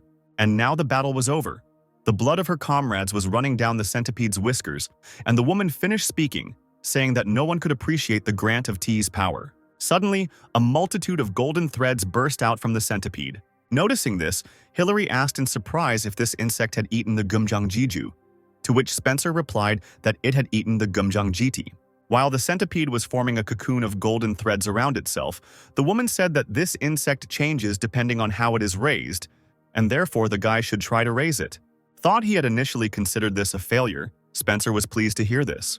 Taking out the sword, Spencer asked if Hillary could fix it. After picking it up and examining it, the woman concluded that she could fix it, but she needed a few things. The boy readily went to the village to get the missing things. Suddenly, a black panther called out to him. Spencer looked back at her, giving her a questioning look, and then he looked at her and asked if she had just woken up. The former tiger said that he was going to the village on business, and then he asked the girl if she wanted to go with him. Running closer to the guy, the black panther said that he would do him a favor. Meanwhile, Hillary looked at the sword hanging in the air. Looking at him, she said that he dared to deceive others by hiding himself. Taking something out of her sleeve, she said that he could not deceive her. And then she shot a lot of balls, telling him to show himself. These balls transformed into lotus petals under the sword and began to release smoke. And suddenly the spirit Sylvester appeared from the sword. He shouted, asking how the woman dared to behave like that in front of him. Hillary immediately recognized Sylvester's spirit, and then she asked what happened to him because he was one of the best. And in the end, the evil spirit replied that such a pitiful creature as she did not dare to criticize him, and that she deserved severe punishment. And then he added that if the woman pretended that she didn't see him, then he would let her go. But suddenly, Hillary jumped forward and placed her fingers on the spirit's forehead. She squeezed Sylvester's forehead in her hand, and he asked if she really wanted to kill him. Hillary said that the owner of this sword is her mistress's future fiancé, and therefore she cannot allow anyone to interfere with them. And then she began to squeeze his head, causing him to dissolve, in response to which the spirit screamed that he would tell her about the Pajanmagek technique. Hillary stopped to ask if he meant the technique that was passed down from generation to generation, and then she asked if his life was really that cheap. As the woman continued to squeeze the spirit's head, he said that he would give her the Chanyanjibo as well, but she would not be able to obtain this technique without his help. But Hillary was not impressed, and she noted that even on the threshold of death he dared to lie, and then said that this technique was transmitted to the spirits themselves, but since Sylvester was defeated, it had already lost its value. And then she said there was no point in keeping the spirit alive, and then she pulled something white out of his head. While the woman's eyes glowed menacingly, she said that she would cut off a small part of the demon's soul and study it herself slowly, and put the other part to good use. Hearing this, Sylvester was surprised by Hillary's level. But before the spirit could say anything else, the woman got down to business amid the spirit's loud cries. Meanwhile, in the city, the Black Panther asked if Spencer wanted to buy something, and then she asked why they were walking around here. Spencer replied that the pavilions run by the big clans were very expensive, and the quality of the smelting there was poor, and that the small clans were doing even worse. The Black Panther sighed understandingly. Suddenly, she collided with the guy's back. Stopping in front of a shabby shack, Spencer said they had arrived. Rubbing his bruised nose, the Black Panther asked if she was imagining it, or if the building was about to collapse. While the guy was going inside, she asked if there were any people there at all. Entering the room, Spencer asked if the owner was there. Suddenly, someone quickly dropped under the counter, and then someone started whispering under the counter, asking why they were hiding from their guest. Then two girls emerged from behind the counter and greeted Spencer loudly. Looking at the girls, the panther noticed that they were not animals, but not people either, and then she was surprised that they could live among people. Having put the skins on the counter, the guy said that he wanted to make Huan Jinbei out of them, to which the girls began to actively ask what he had put for them. One of them said that it was the first time she had seen something like this, and the other said that the guy was doing them such an honor. Spencer asked how much it would all cost. Suddenly, one of the girls replied that it would cost 500 precious stones, which made the silly girl look at the other in shock. The guy thought that a good Huan Jinbei should cost that much. Black Panther, addressing Spencer by another name, asked if he needed any pebbles, to which the guy asked if she really had that many. And then she slammed the table down, telling him not to be surprised. And in the end, there were only 3 pathetic stones lying on the counter. All 3 looked at this huge catch. Meanwhile, the former panther boasted that she found them while looking for the guy. As a result, the girl was kicked out of the shop and she sat down against the wall, sulking.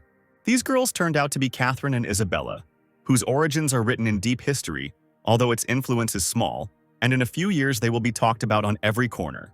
But for now, they are just little girls, just like Chelsea in the past. Spencer, meanwhile, placed a bag of valuable stones on the counter. The girls looked at the bag in surprise. Catherine said in surprise that he had actually given them to them, to which Isabella, covering her mouth, laughingly said that Spencer would not regret it. But then Believe said that he had a request. He also wanted to participate in the process. The girls looked at each other doubtfully.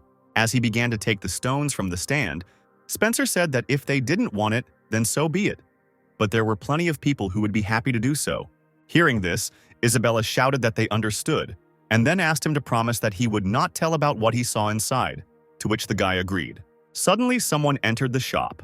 The girls happily noticed that it was a certain Hunter, and then they joyfully ran towards him, pointing to their first visitor. Hunter patted Catherine on the head while the other held his hand, then congratulated them. And then he said that since they were busy, he would go. And then he added that he didn't want to disturb the girls because he just wanted to look at them. The girls saw their friend off. Spencer asked who this Taoist was. Isabella said it was Hunter, the Taoist of Suvalman, and Catherine added that he had been a great help in getting them settled here. Hearing this, Spencer asked suspiciously, to which the girls replied that they were very grateful to him. Spencer thought it was very surprising that a Taoist would help non-human beings. Meanwhile, Hunter's face was not at all happy. Standing by the wall of the shop, the panther was indignant, asking how much longer she had to stand there. Suddenly, she heard something. It turned out that they were children who were kicking a ball around. The boys happily kicked the ball around while the girl tried to keep up with them. Suddenly, the panther appeared in front of the girl and the boys continued playing.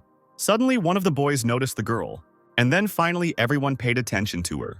The boys wondered who this girl was until she coughed sheepishly, and then the kids called her crazy, which made the former panther angry. And then she, screaming, drove the boys. And then she said that she just wanted to play with them, and it was a great honor. Suddenly she heard something again. Turning around, she noticed a girl with white hair passing by. Turning completely around, she looked at the Taoists walking away into the distance. Turning back, the girl noticed that a strange energy was emanating from that girl. Suddenly Spencer addressed the panther, calling her Kimberly, and then he threw some huge red stone into her hands and then said that it was a poyancule that should be given to Hillary. Kimberly asked what the guy would do, to which he replied that he still had things to do, so she needed to go herself. But then the former panther asked where he was going. Spencer turned around and asked again. The girl replied that last time he also left without saying anything, and now he was going to do the same again. In response to this, the guy said that this time he was not going anywhere, and then added that she also did not have to tell him if she was going somewhere. Delighted, Kimberly asked again, and then said that this was now their vow. Spencer replied that he already knew all of this, and therefore the girl could go, to which she told him to stop whining. Returning back to the shop where the ritual was already beginning, Isabella told the boy that when they began the fusion, he should not make a sound, and also that if he lost concentration even a little, then they could fail. And then she held out her hand with 2 balls of different colors and sizes. And then the girls, folding their hands, began to fuse while the skins lay on a special mat. Suddenly, a white fog appeared around them, and they began to chant a spell in an unknown language, and the animal skins glowed. And then they began to gradually dissolve into the air. A few seconds later, the skins completely evaporated, and the girls raised their hands up following the light. Looking at all this, Spencer noticed that it was unity and disappearance, which were inextricably linked with each other, like existence and non-existence. And then he thought that this was clearly different from ordinary fusion. Soon the light shone even brighter, and the boy thought that all this would have been impossible if they had not learned the secrets of heaven and earth. And this is not something that can be learned. This knowledge must be possessed. While something round was being formed from this light, the former tiger thought with doubt. Would these girls really be able to create this in this wretched place without special tools for fusion? And if they did, it meant they were very strong. Soon the light dissipated, and in its place there was some object hanging in the air. Making the object fly towards Spencer, Isabella said that they were done, so now he needed to give the thing a name. Taking the thing in his hand, the boy replied that since it was in the shape of a wheel, he would call it a koryun, and the girl said that this was a good name. Holding the koryun closer, Spencer thanked the girls and then said that they were incredibly strong, so next time he would turn to them again. Catherine said they were very grateful to hear that, and Isabella said they would do everything they could to help him. Meanwhile, Kimberly and Hillary returned to the cave, but the panther was still worried, and the woman called for her to stop when she also began to worry, looking at her. The girl said that it had been a long time since he left, to which the woman retorted that if he said he would come back, then so be it. When suddenly Kimberly noticed something. As it turned out, it was Spencer who was returning just in time. Jumping up from the rock on which she was sitting, the former panther went to joyfully greet the former tiger. Some time later, Spencer, holding his sword in his hands, which was apparently already repaired, looked at it. And then he turned to Hillary in surprise, asking if it was possible that when they combined the souls of the 3 demons, they were able to form a new weapon. Hillary replied that she didn't know for sure if it was because of the souls of the 3 demons or the souls that the sword had absorbed before. But after the souls merged, a new weapon appeared. A little worried, the guy thought that it turned out that Sylvester had been waiting for him on Kuwan Island all this time, and therefore, if not for Hillary, everything could have ended badly. Thinking about it, Spencer felt like his head was spinning just from thinking about it. And then he thought that there were still so many things in this world that were impossible to believe existed. And he also noted that he had almost reached the 2nd level.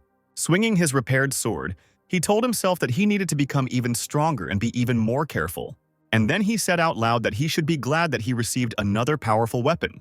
And then he remembered the centipede, and it obediently crawled out of his sleeve. Looking at her, the guy noted that she had become stronger, and she also became very attached to him, which was obvious from the fact that she got lost on his cheek. While putting his new sword in his necklace, Spencer said that he was going to Chongog and did not know how long the trip would take. Hearing this, Kimberly jumped up and shouted that he was selfish because she had waited for him for so long, and he was going somewhere again. In response, to the girl's surprise, the guy said that he just wanted to talk about this, and then said that he did not know what dangers awaited him this time, and also how long it would take. so he decided to invite Kimberly and Hillary to go with him. Hearing this proposal, the former panther blushed, and the woman covered her mouth with her hand. Blushing even more and looking away, Kimberly asked what had gotten into Spencer. But in response, he said that if she didn't want to, then let her say so, to which the girl replied that she very much agreed. Meanwhile, someone entered Catherine and Isabella's shop again. Noticing this, Isabella said that it looked like they had a new visitor again. And then the girls greeted the visitor in unison. But, as it turned out, this visitor was Hunter. Already walking down the street, Hunter told the girls that Cheonyodong was under the control of his Suwolman. And then he continued, saying that it was formerly the dwelling place of a Taoist named Cheonyo, and after his death it became known as Cheonyodong. But, as it turned out, this place was feared because of the secret that was hidden there by Chongyo himself, because of which bloodshed could begin, and therefore they put a ban on it. Hunter said that once every 100 years there comes a day when the ban is relaxed for 2 weeks, and that day is today. The girls guessed that he came to them because they were well acquainted with Huang Jin, and so that they could help him find the hidden secret in Cheonyodong. Hunter replied that he was not interested in the secret, but only wanted to fulfill the will of his late teacher. After all, his teacher was closer to him than anyone else. But he found himself locked in a Huang Jin and gave the order to escape. When he was already locked up, the teacher said that there was no time, and to believe that he left Cheonyodong, but then he would definitely return to take his weapons, which he would leave in this place. Hunter said he wanted to return the teacher's body to ease the pain of his loss. The guy said that he was very ashamed to ask the girls for help, but he came anyway. But the girls replied that it was not at all difficult for them to help him, because he had done so much for them. The guy thanked the girls for these words, but, as it turned out, someone was already watching their conversation. Suddenly, 2 men came out of the alley and stood next to Hunter. After that, the guy said that these were his comrades who would go with them to protect them, so the girls didn't need to worry. Meanwhile, Spencer and his friends reached Cheonyoguk. Spencer was examining the trunk of some tree. Noticing this, Kimberly asked what he was looking for, to which the guy replied that he was looking for a tooth. The boy said he wasn't sure it was here because he'd only heard about it, but they said there was a tooth hidden in the tree that guarded treasure. And then he sighed and noticed it wasn't here either. Having heard what this tooth meant, the former panther became eager to look for it and told Spencer to get his arthropod friend as soon as possible. But suddenly Hillary said that this was not necessary, and, pointing to a tree covered with moss, said that they should look in this tree. As Spencer climbed the tree, he remembered that this had happened hundreds of years ago, and therefore by this time the tree should have turned into an old ruin. Having parted the leaves, the guy was finally able to find the tooth. Noticing it, he looked at it joyfully and exclaimed that he had found it. And then, under the surprised glances, he fell to the ground in a bow. Kimberly pressed her ears and asked what he was thinking of here, whether he had decided to atone for his sins. And then she shouted at him to stop, because he was scaring her, to which the guy, blushing, replied that the girl should shut up if she didn't know anything. Meanwhile, someone asked Hunter if he had to go there, to which he replied that he himself knew that it was not safe to send guides there alone. In response, the man said that the war would come to an end in 100 years, and therefore it was better not to go there now. Hunter responded by saying that the guides only live for 300 years, so how could they wait another few years? The man sighed and said that they had no choice then and wished them luck. Then the boy walked through the portal, shouting to his comrades that they were going to Cheonyodong. Catherine was about to express her doubts, but Isabella immediately stopped her, told her not to worry, and assured her that everything would be fine. And then they, holding hands, entered the portal together. After some time, the whole team found themselves in front of some huge rift. Looking at this crack, one of the men asked if this was the entrance to Cheonyodong, and then noticed that this cave was simply huge. Meanwhile, Hunter called the girls, who responded simultaneously. The guy told the girls not to let them down, and then the 2 girls went forward together. Doubting, one of the men asked the boy if these kids could really lift the ban, and then said that he was worried about the fact that their future depended on these little ones. In response to this, the guy only urged the man to watch silently. Looking at the entrance, the girls simultaneously said that this was incredible. And then one of them said that this was the first time she had seen such a powerful ban. And then they looked at each other, preparing to begin lifting the ban. Afterwards, they touched the invisible wall with their palms and began to recite the spell. And suddenly cracks appeared along this invisible wall, and soon, with a loud sound, this barrier completely split. The men noted with surprise that the ban was disappearing. One of them asked if these little ones were some kind of gods because it was incredible. Meanwhile, Spencer was finishing, obviously with difficulty, what a deep bow to the tooth. And suddenly, after the last 100th bow, the tooth began to glow with a bright light. And suddenly, instead of it, a black oval passage opened right in the trunk of the tree. Kimberly was surprised to see a door appear, and Spencer, sitting on the ground and sighing with fatigue, said that he had had to bow so much before.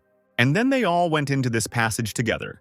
Looking around, Kimberly noticed that there were a lot of glowing plants growing here, and then asked why they were here. Also looking around, Hillary noted that there were Huanjin everywhere here. As she walked further, she said that this Huanjin fills this place and blocks contact with the outside world.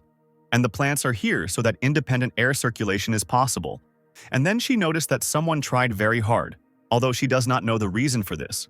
The girl turned around happily and exclaimed that there must definitely be some kind of treasure here. Suddenly, Spencer said that they had arrived.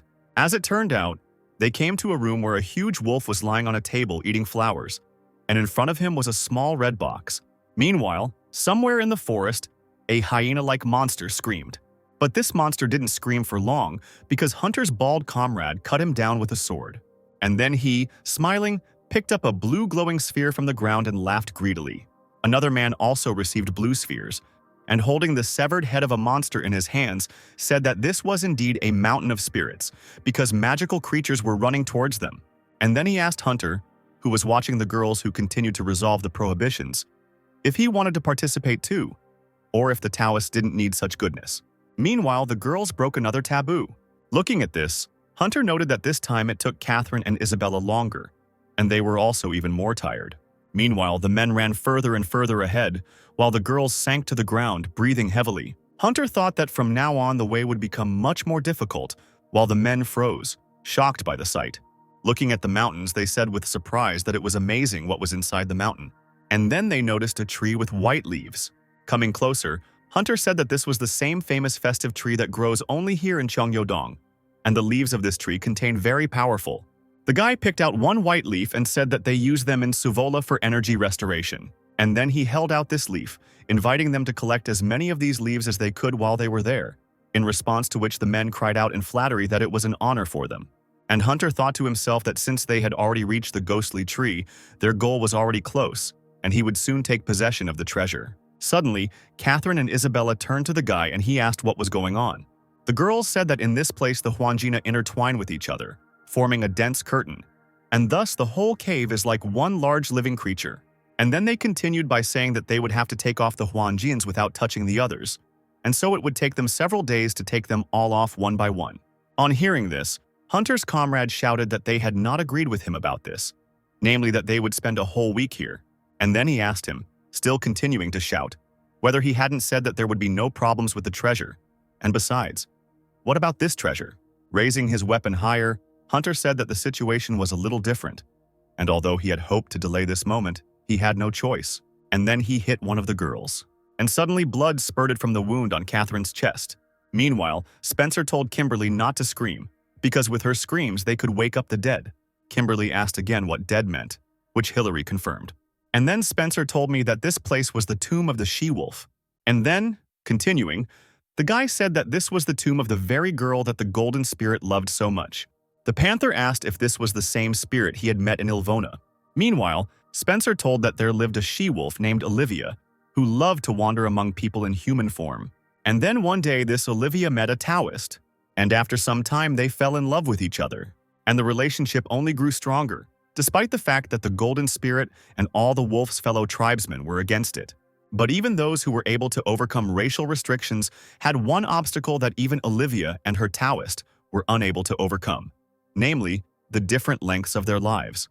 And although the girl often said that they were equal, magical creatures live for 1,000 years, and the lifespan of Taoists is 3 times shorter. Eventually, the Taoist's lifespan came to an end, and he left this world, and the she-wolf had no choice but to guard the grave of her beloved until the end of her days. The golden spirit did not want the girl to die, and therefore offered to prolong her life, but she refused. She said that she had already experienced the kind of love that happens once and for all, and therefore further life simply had no meaning. The wolf said that she had decided to return to her homeland and merge with nature, because she felt that she had finally realized the most important thing. And she said that she hoped that the golden spirit would also meet such a person someday. Soon after, Olivia died, and the last thing the golden spirit could do for her was to build a tomb for her peaceful eternal sleep. But this was a foolish act, for he had spent too much of his spiritual power to build the tomb, and because of this, he was captured by the Taoists of Ilwan. After hearing the whole story, Kimberly said that it was quite a story. Remembering Chelsea, Spencer thought that he, having risen only to the level of Engul or Enman, would be able to live for at least 2,500 years, while the limit of human life is 1,000 years. Thinking about it, he noted that they were so far away from each other. Approaching the red box, the guy said that it was the very purpose of his visit. Opening the box and letting the light out, he said that it contained what the golden spirit had left for Olivia. Taking out a shining blue ball from the box, Spencer said that it was a jade pectan. Hillary, hearing this, asked again, and Kimberly, smiling broadly, asked that it was probably something good. The woman answered her mistress that, with the help of its energy, this ball allows a person to get rid of suffering and reach the level of Engul, which greatly surprised the former panther. Starting to turn around, Spencer said that since the deed was done, they could leave, since there was no point in disturbing the sleep of the dead. Suddenly, the whole room shook with a roar. Suddenly, as if something was piercing the guy through and through, he began to disappear, although it seemed he himself did not feel it. Kimberly, with her hand outstretched, rushed towards the former tiger with a scream.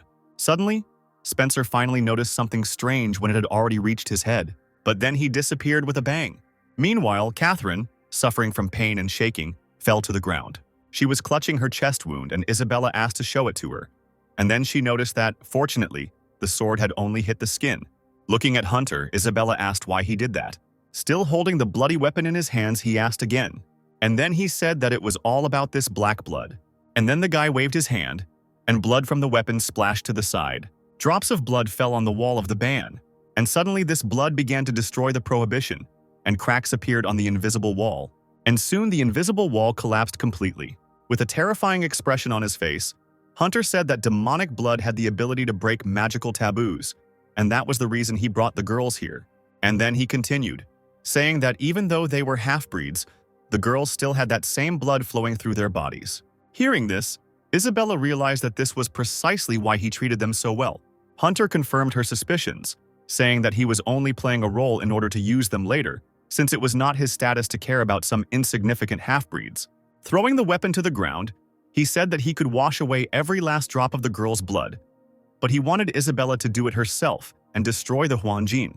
While Catherine's face was frozen in despair and Isabella's eyes were filled with tears of resentment, Hunter said that this was the minimum price for his kindness. Meanwhile, Kimberly watched as Spencer was reduced to a shining spot. Rushing to Hillary, she immediately bombarded her with questions about where the former tiger had disappeared to, and what if something bad happened and what they should do then. The woman, however, did not panic, but only came closer to the shining spot and raised her hand over it. And then she concluded that there was a strong presence of various energies around, which made it seem that under the influence of another Huangjin, the space where Spencer was transferred to another place. Surprised, Kimberly asked the woman again. Hillary ran her eyes over the walls of the cave and explained that the place was made using Huanjin, and all Huanjins are naturally connected to each other. And then looking into the eyes of her mistress, she said that, judging by these energy fluctuations, something had disturbed the energy field of one of the Huanjins located nearby, and therefore there was no reason to worry, because as a result, Spencer had only moved to another place. Overjoyed by this news, Kimberly fell to her knees on the ground, and then, shedding tears, she asked how they would find him now.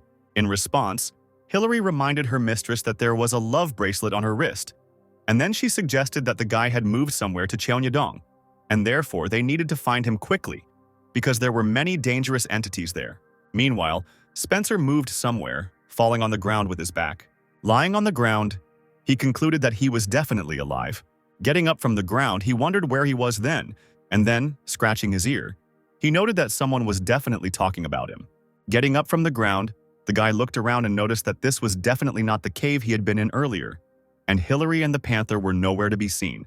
As he walked further into the forest, he noted that judging by the strong, uniform energy of the place, it seemed like he was on a ghost mountain, and then he wondered why there was Huanjin everywhere. Suddenly he came across a tree with white leaves.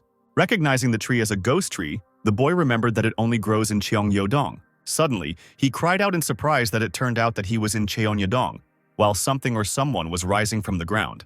While Spencer wondered if this energy could be coming from this ghost tree, something or someone kept climbing higher. Suddenly, some monster noticed that a man had appeared next to him. As the monster approached Spencer, he noted that this man would be better for restoring energy than some leaves. Noticing this monster, Spencer noted that this creature was about the 3rd level and that it was hidden by the energy of the tree, and therefore the tiger did not notice it right away. Suddenly revealing sharp spikes on its back and complex spider legs, the monster rushed at the enemy, and then he, approaching him, swung his paws, cutting the guy's body.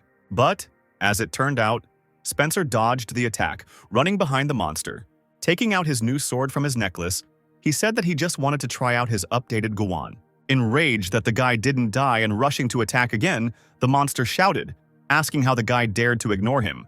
Noting that he would start with a light strike, Spencer swung his sword, and suddenly a huge purple spike appeared, which pierced the monster's body, lifting it above the ground.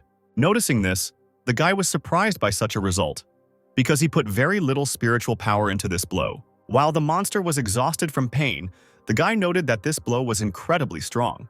Meanwhile, the spike began to absorb the monster. Looking at this, Spencer assumed that the sword was just hungry. Suddenly, out of the corner of his eye, he noticed that Sylvester's spirit had appeared at his side. Looking around, he noticed that the spirits of his defeated opponents had appeared around him.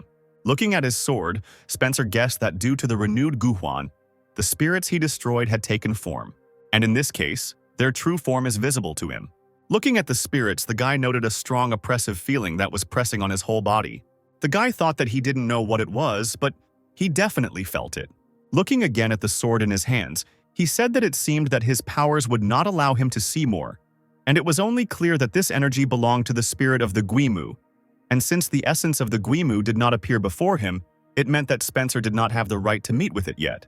Remembering that the previous owner of this sword was the spirit of Hugh, whose power, it seems, was not noticed by the guy, and if he had been less attentive, he too would have become one of these entities. Putting the sword back into the necklace, Spencer closed his eyes with a sigh and said that it turns out there are still so many different monsters in the world. Opening his eyes, the boy noticed that someone with many red eyes was staring at him. Spencer immediately reacted and drove away from this stranger, breaking himself with his hands. His eyes widened. He wondered in panic who it was. As it turned out, there was some kind of spirit standing in front of the guy, who had long gray hair, a white face, completely covered with red eyes. His fingers were red, as if in blood. This spirit, smiling, said that the spirit had no need to be careful with each other, because if the guy were a man, he would already be lying on the ground with his neck broken. And then he asked Spencer's name, to which he did not immediately react. And then he said his name was Eugene. Meanwhile, Isabel was coughing into her hand. As it turned out, she was spitting her own blood onto her own hands. Hunter noted that the girl could have simply used his sword. The girl shouted that this would never happen, to which the guy replied with a sigh that she could do as she wanted. And then Isabella smeared her blood across an invisible wall, groaning in pain. And suddenly the wall split again. Looking at this, the guy smiled triumphantly. The man who came closer said that this girl was strong, because she was able to resolve the Huanjin with the help of her blood. Turning to the man, Hunter asked if he was feeling better yet. In response, the man awkwardly apologized and said that he was simply worried that all their efforts would be in vain.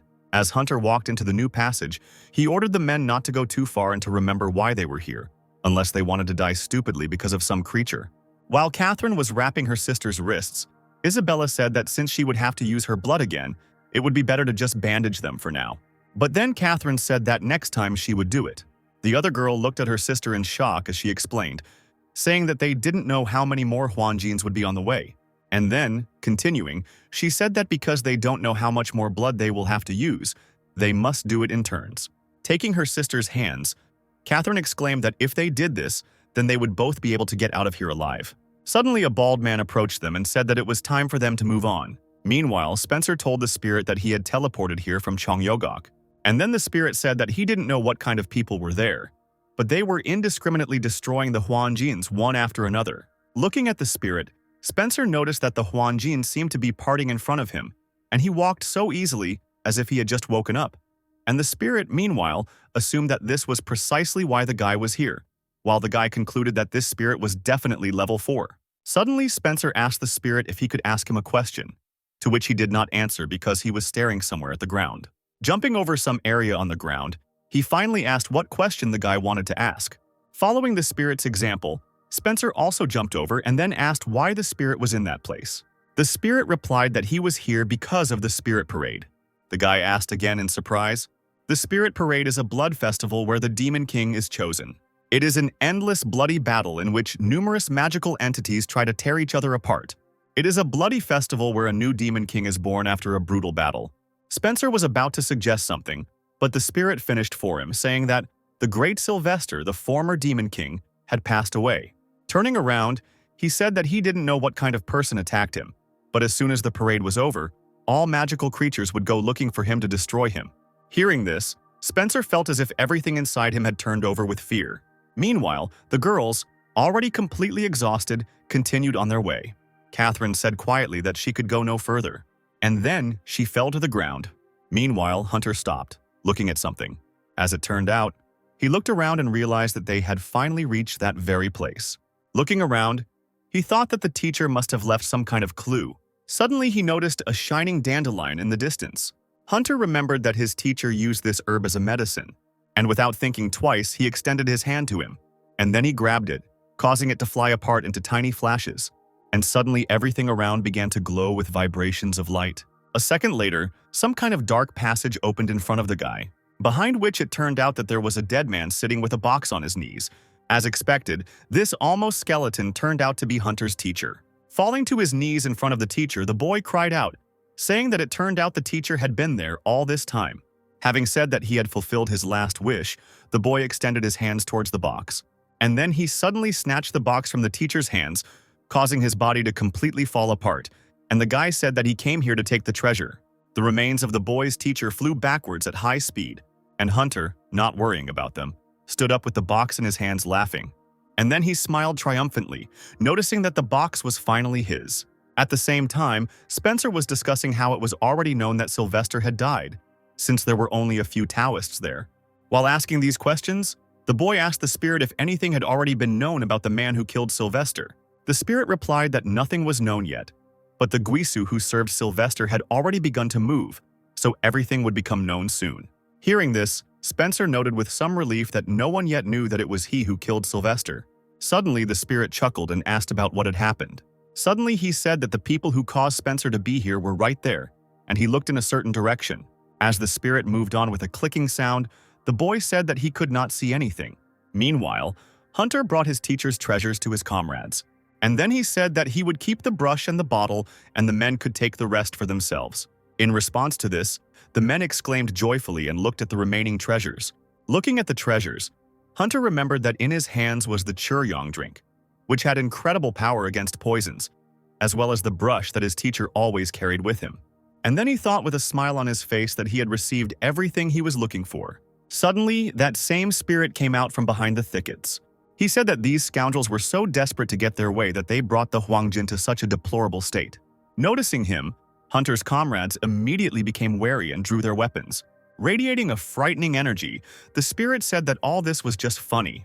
This energy had a negative impact on men. Noticing this, Hunter, who was also trying to defend himself from her, called the spirit, calling him Mr. Howard. And then he instantly fell to his knees before the spirit.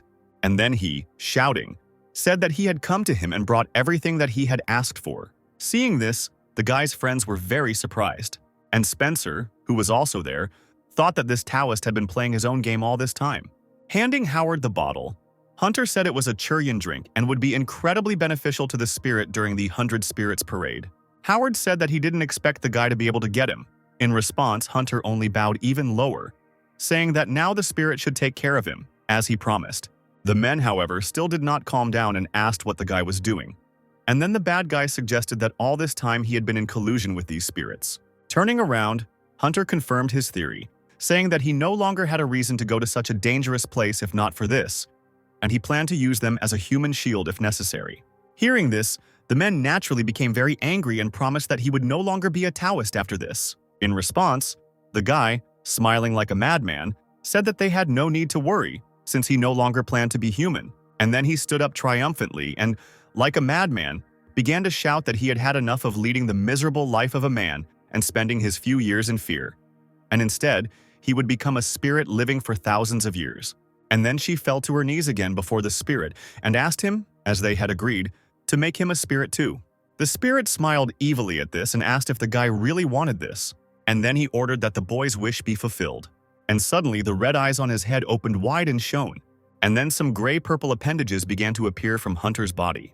After some time, half of the guy's face turned gray-violet, and he, laughing, said that he was transforming. And then his whole body was torn to pieces, and a huge spirit appeared before the others, who cried out that he was now a spirit and would live for thousands of years. But, as it turned out, all this was only in the guy's head, and he himself was drooling and shaking. Seeing this, Spencer noticed that it was all an illusion. Howard said that people are so limited in their dreams, and somehow they had the courage to belittle him like that. Passing by the kneeling boy, the spirit said that he could stay here and rot in his fantasies. And then he raised his hand, from which purple mist came out, and said that now he had to deal with the rest. And suddenly a purple fog appeared in front of Hunter's comrades, from which spiders crawled out. Seeing this, Spencer realized that it seemed like this spirit was even higher than the 4th level. Meanwhile, the men mercilessly chopped these spiders into pieces, but their numbers did not decrease. Suddenly, a spider grabbed the bald man by the back, and he immediately cried out for salvation. But no one helped him, and the men were bitten to death by spiders, spraying blood. Spencer immediately realized that they had no chance of salvation, but suddenly he noticed something. As it turned out, he noticed that the same spiders were approaching Catherine and Isabel, preparing to eat them too. Suddenly, one of them rushed at the girls, but he could not reach them, because the former tiger stopped him with his sword, which he inserted between his jaws. And then Spencer swung his sword, cutting the spiders into pieces. Turning around, he asked the girls if they were okay. Isabel, supporting her sister, looked at their savior in amazement, and then she burst into tears. Suddenly, the guy noticed wounds on Catherine's hands, but then Howard called out to him, asking what he was doing here. In response, the guy screamed that he knew them and that these girls were not human. The spirit replied that then it would be even more necessary to kill these traitors who serve people. Spencer frowned and said that they did not do this of their own free will, and besides, couldn't he see how they were mutilated? The spirit said that being used by people is a real shame, and therefore he cannot leave them alive. Meanwhile, Hunter was still in ecstasy, but suddenly his teacher's brush, which was still in his hand, began to glow, and then the guy began to sharply turn his head from side to side. But suddenly he stopped abruptly, and then the guy said, laughing, that it was already interesting what the spirit turned to. Suddenly, someone in Hunter's body, while his eyes were turning black, said that his student had found him after all. Looking at Hunter's body, Spencer noted that the energy had completely changed, although the body remained the same, but still created the feeling that it was a different creature.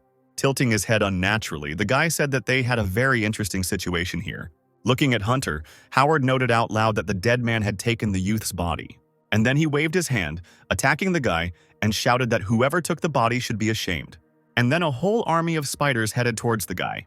But suddenly they all dispersed while Hunter stood there, emitting light from within, seemingly without even moving.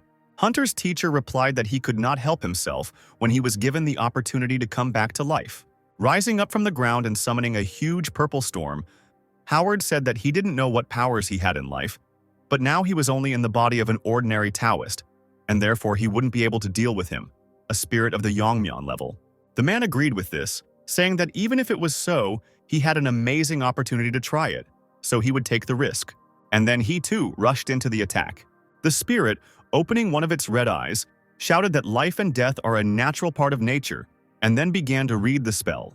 Wrapping a thorny stem around the boy's leg, he told him that he would refuse to accept this truth. Shouting out that it was disgusting that he was resisting the laws of nature, the spirit summoned more and more stems that wrapped around the guy. But the man did not give up, and raising his glowing fingers, he said that spirits capable of enjoying life for thousands, even tens of thousands of years, would never understand this. And then he attacked the spirit with lightning.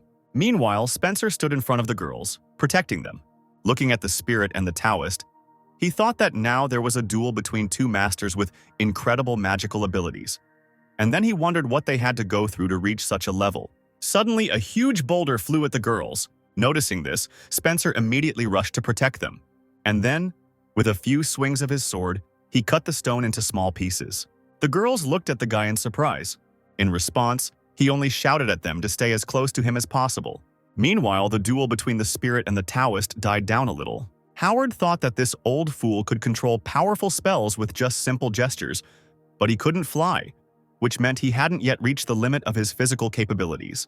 Having assessed his opponent, the spirit smiled triumphantly, and then he began to read the spell again, causing his hand to turn white, further highlighting his red fingers. While casting the spell, the spirit thought that before he could destroy his body and release his true power, he needed to summon all his spiritual power and use a powerful spell to put an end to this. Suddenly, noticing this, Hunter's teacher understood everything. But then the spirit had already rushed into attack before the man had time to react. Waving his hand with the brush in it, causing a white trail to appear in the air, Hunter said that it seemed the spirit had discovered his weak spot, and therefore he must respond with dignity.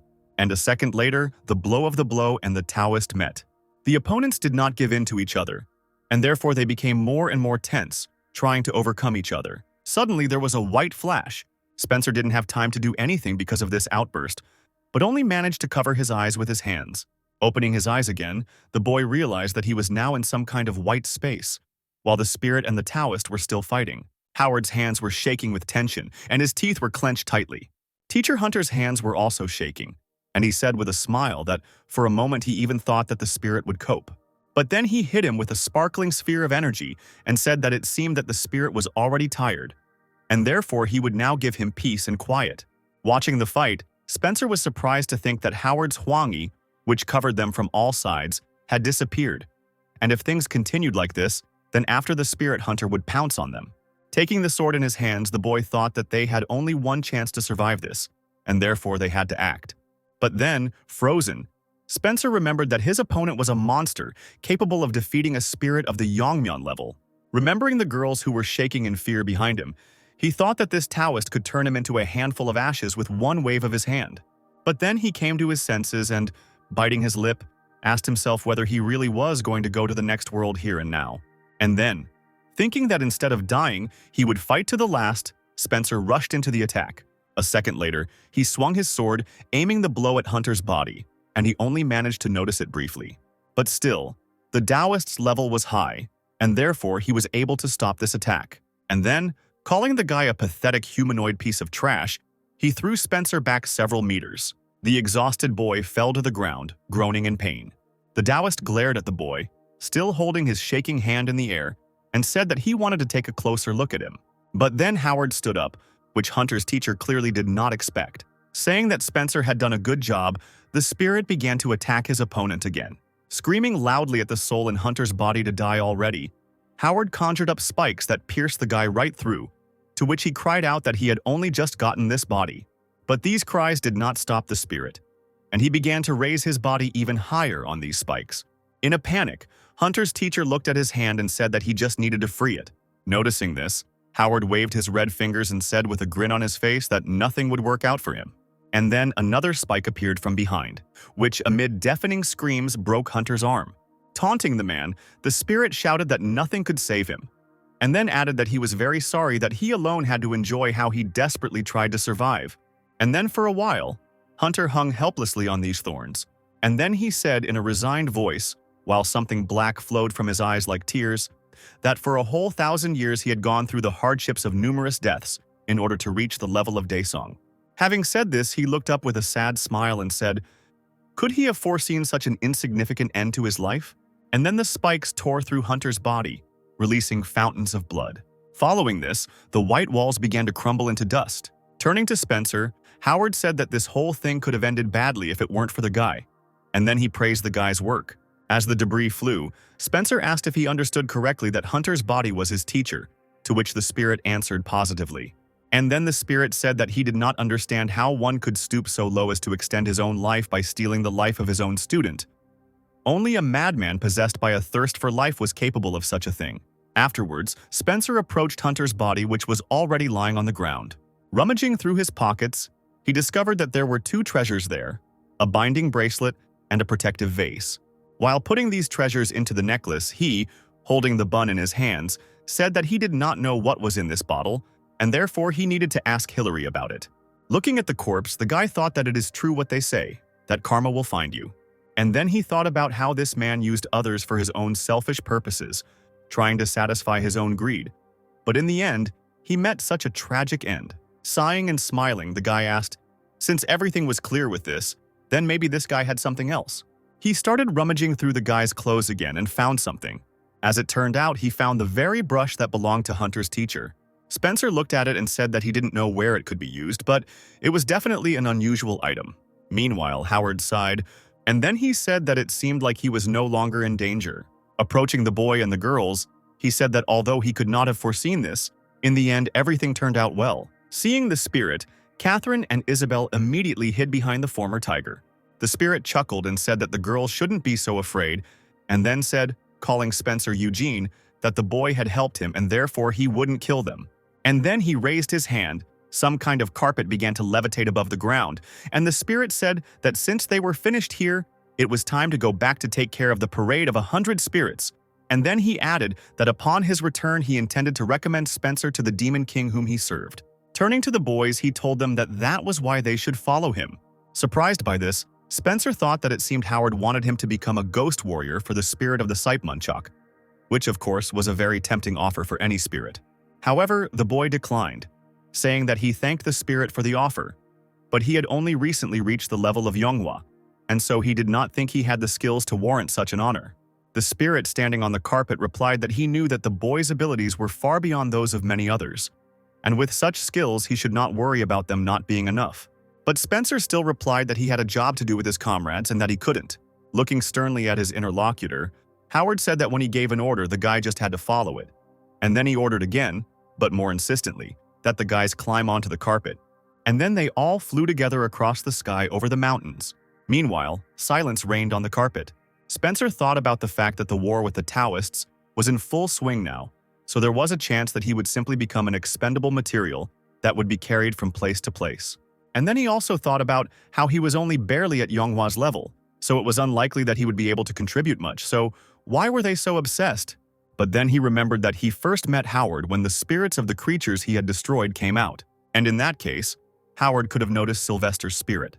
In a panic, the guy thought that in this way the spirit knows that he killed Sylvester and is now luring him into his lair, and therefore he needs to get out of here urgently.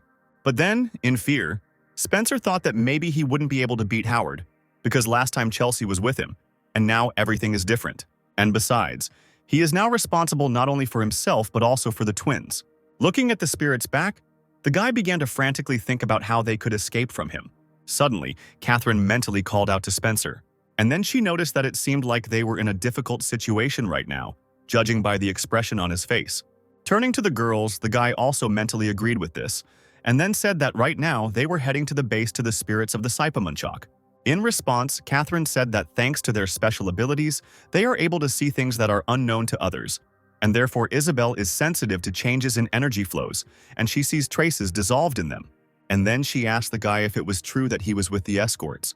Afterwards, Catherine said that when they were trying to destroy the Huanjin, she felt a strong energy, and then she felt like she needed to find something, and then she felt like there was someone in the Huanjin. Spencer was very surprised to hear this, and then he thought it could only be Hillary and Kimberly. Closing his eyes, he mentally thanked them for being there and for looking for him. Suddenly, he was already telling the girls out loud to hold on to him. And then he suddenly, holding the girls in his arms, jumped off the flying carpet. Surprised, Howard turned around and asked what the guy was doing. But the guy didn't answer him, but only cut off the top of the mountain with a swing of his sword, which then fell to the ground like a stone, and he himself landed on a now flat surface. Lowering the girls to the surface, he told them to hold on to him, and then he turned to look at the spirit. Meanwhile, the spirit flew closer to the boys on its carpet, and then he grimaced and said angrily that it looked like the guy either wanted to die or had lost his mind. And then he asked again what the guy was doing. Spencer replied with a smile on his face that he had already said that he could not leave his comrades and go with him, and so he would just wait for them here. After a short silence, Howard said that although the guy was quite smart, he couldn't understand that he just needed to follow him if he valued his life. And then he threw 3 red things at him.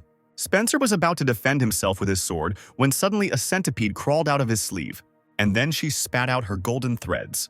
These threads, having met with the red things, distorted the trajectory of the flight. Because of this, those red things hit the rock instead of Spencer. The spirit looked at the centipede in surprise as the boy praised it while it sat on his shoulder. And then Spencer took out his Koryun and said that even if the spirit managed to wound him, he still would not get out alive. And then the round part of the skewer began to spin. Howard noticed with surprise that it was a Huanjin, which was now emitting a white mist from itself. Shouting that he had had enough of these tricks, the spirit spat out a whole horde of spiders. Saying that he would destroy the boys with his illusions, he spat out so many spiders that they formed a dome over the mountain. The spiders couldn't completely cover the mountain because they encountered some resistance. Noticing this, the spirit wondered if his illusions had not worked. And then he said that Spencer must have been able to repel them because he used the power of the treasures together with Yonghwa's abilities. But Howard decided to check it out anyway and used his deep ghost gaze, and his eyes glowed red. But then he noticed two small figures. As it turned out, it was Catherine and Isabel. Grimacing with anger, the spirit said that these little ones dared to oppose him, and that they had to be killed immediately. Meanwhile, two red balls were flying towards the spirit through a thick curtain of fog. But Howard, albeit barely, managed to avoid this attack. He sighed and noticed that it was impossible to escape from such an attack unscathed. And then he noticed something suspicious about it. Suddenly he came to his senses and turned around, shouting that these balls belonged to Mr. Sylvester, while Spencer attacked the spirit with a sword. While the spirit was distracted, the boy delivered a slashing blow with his sword, and a huge deep wound appeared on the spirit's chest, and he noticed that he could no longer remain in the human body. Noticing that this attack was not enough, Spencer decided to end it all by cutting the spirit's throat, and so he went on the attack again. Suddenly, Howard's body began to emit a purple glow, which made the guy stunned. The glow became even brighter, illuminating everything around, and suddenly the spirit took on its true form of a centipede, and said that the guy was a fool who would now have to deal with his true form. Baring his fangs, the spirit said that even though the boy did indeed have abilities on the level of Yonghwa, it didn't matter because he would still tear him to pieces. And having said this, his spirit, in the form of a huge centipede, rushed to attack. And this attack was successful because he was able to knock the guy off his feet. Howard crushed the ground, pinning Spencer to the ground with his sharp paws as the girls flew in all directions. But the spirit did not stop there, and the guy flew on. Meanwhile, Kimberly felt something as her bracelet began to vibrate. The surprised girl raised her hand to look at the bracelet. Noticing this, Hillary asked the owner if something had happened. Suddenly, the former panther turned sharply to the woman and said that the bracelet was giving off danger signals, just like the last time when Spencer was being chased by that Taoist. The girl said that the guy was in danger again, and then asked Hillary what they should do. The girl burst into tears from worry. Seeing this, the woman said that they needed to hurry then. And then she raised her hand, from which black lightning began to burst out, saying that she had now transferred them through the Huanjin. And then she asked the girl in which direction the bracelet pointed. Kimberly pointed in a certain direction and Hillary pointed her hand there, and a huge wave of lightning went there. And then, in that place, a huge passage opened in the form of a portal, like a black hole. The girl, still with tears in her eyes, stared at this in surprise. Lifting the girl by the scruff of the neck, Hillary said that they were in a hurry so they would have to travel like this. And then she rushed into the portal with the girl in her arms. And to Kimberly's screams, she quickly flew into the portal. Meanwhile, Howard was wrecking everything around him. While he tried to stab Spencer with his sharp paws, he defended himself with his sword from them. And the spirit shouted that it turns out that he really did see the spirit of Sylvester, and these balls that the guy used previously belonged to the master. Continuing to press, Howard shouted that Spencer had definitely had a hand in Sylvester's death, but someone like him certainly couldn't harm the master. And then, while the centipede was crawling out of Spencer's sleeve again, the spirit, screaming, asked the guy who had killed Sylvester then. And then, noticing the centipede, he quickly pushed it away with one of his paws. Saying that he would kill the guy quickly and painlessly if he told, he continued to try to stab him, and the centipede fell to the ground to the side. Looking at the spirit with a twinkle in his eye, Spencer said that he would tell the spirit whatever it wanted to know. And then he said that it happened exactly like that Sylvester lost his life at his hand. Slightly taken aback by this news, Howard loosened his grip slightly as blue fire began to spread across his paws. And then the fire spread throughout the spirit's body. And he, in turn, threw his head up, screaming from unbearable pain. And Spencer put even more effort into attacking the spirit, so much so that he also screamed. But while he was screaming in pain, Howard wasted no time, and again one of his paws headed towards the guy. The guy didn't expect this at all, and therefore didn't defend himself in any way, and so the sharp paw hit him right in the side with a clicking sound. And then Howard, with a quick, sharp movement, sent the guy flying, pushing him away from himself. And then he cried out that this fire, which was still spreading throughout the spirit's body, was not going out. Howard noted that this fire is unusual, namely it gives spiritual protection that covers his shell. Rising from the ground, Spencer said that this fire could not be extinguished once it was lit. Gathering a dark fog around himself, he said that gradually this fire would destroy the entire body of the spirit. A second later, Spencer's entire body was enveloped in a dark fog, and he continued, saying that eventually Howard would turn to dust and disappear. And then, from this fog, entities that had been sitting in the sword all this time began to emerge. These entities stood obediently behind Spencer, ready to attack at any moment. And the guy said that the same thing would happen to the spirit as to Sylvester. And the guy thought to himself that if he let it go now, the next chance would never come. And then, shouting that it was necessary to attack, he gave the command to the entities with his sword, and they went on the attack. Without a second's delay, the dark entities attacked Howard in a crowd. But still, this was not something that could frighten the spirit. And therefore, he only swung his paws, cutting down the entities. And then he said that it was amazing that the guy was able to use abilities that only those who had passed the level of Manhwa could summon. But afterward, he stated that even if that were the case, Spencer was still too weak to show him his true power.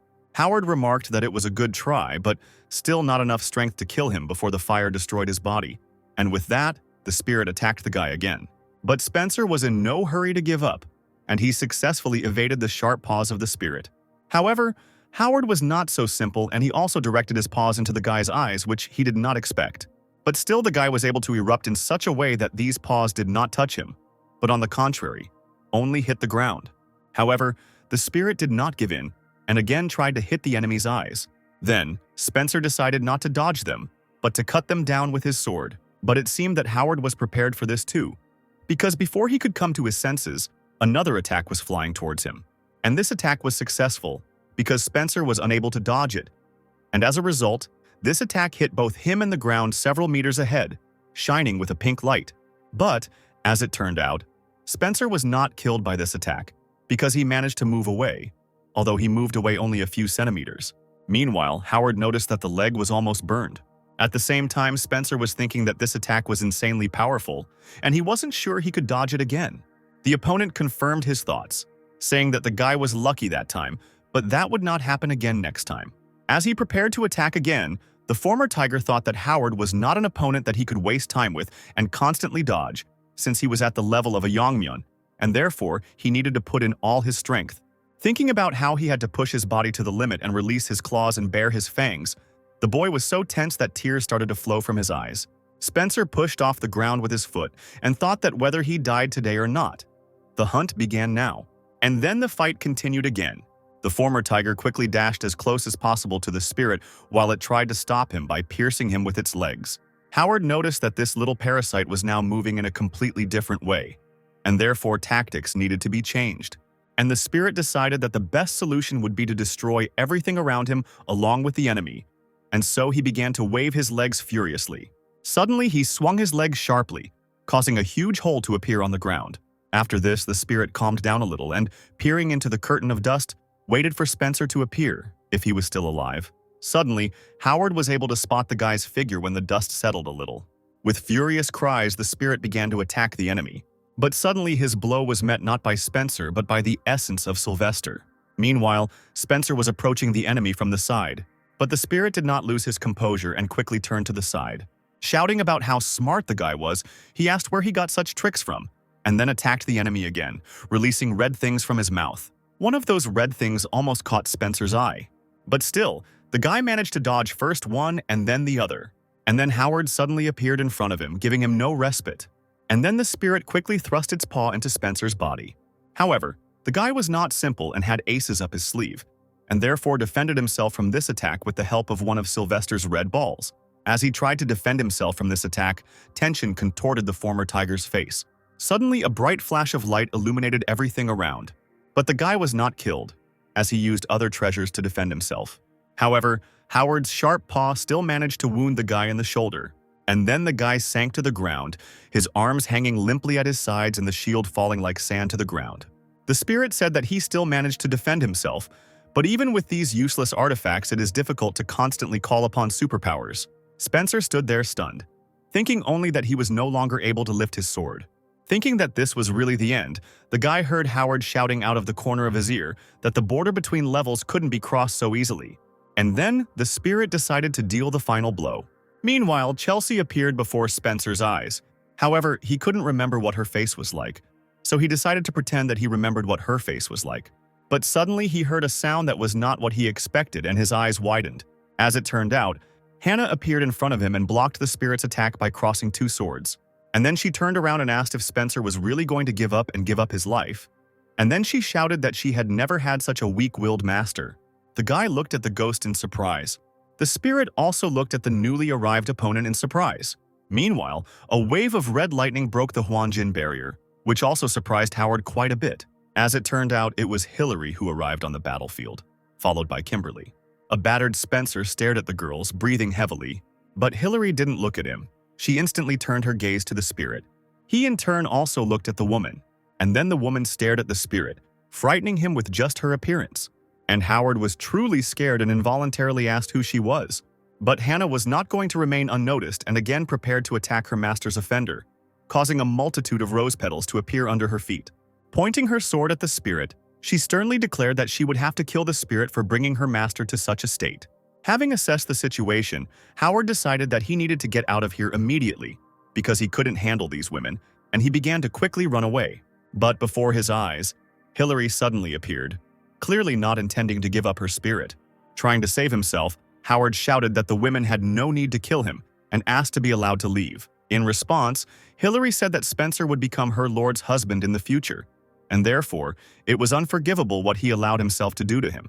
And then, raising her hands, she brought down a multitude of red lightning bolts on the spirit.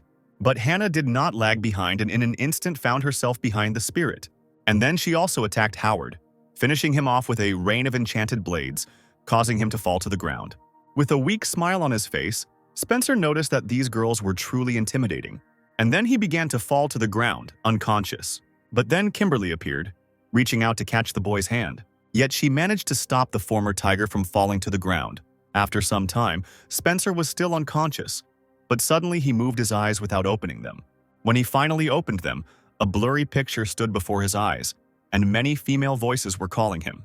When the picture came into focus, he saw Hillary, Kimberly, Hannah, Catherine, and Isabel looming over him. Spencer's eyes widened at the sight, and then, under the girls' worried questions, he began to dodge them. Suddenly, Kimberly grabbed his chin while someone was asking him to say something, in response to which he tried to say something but couldn't. Suddenly, his eyes began to roll back again as the girls talked anxiously.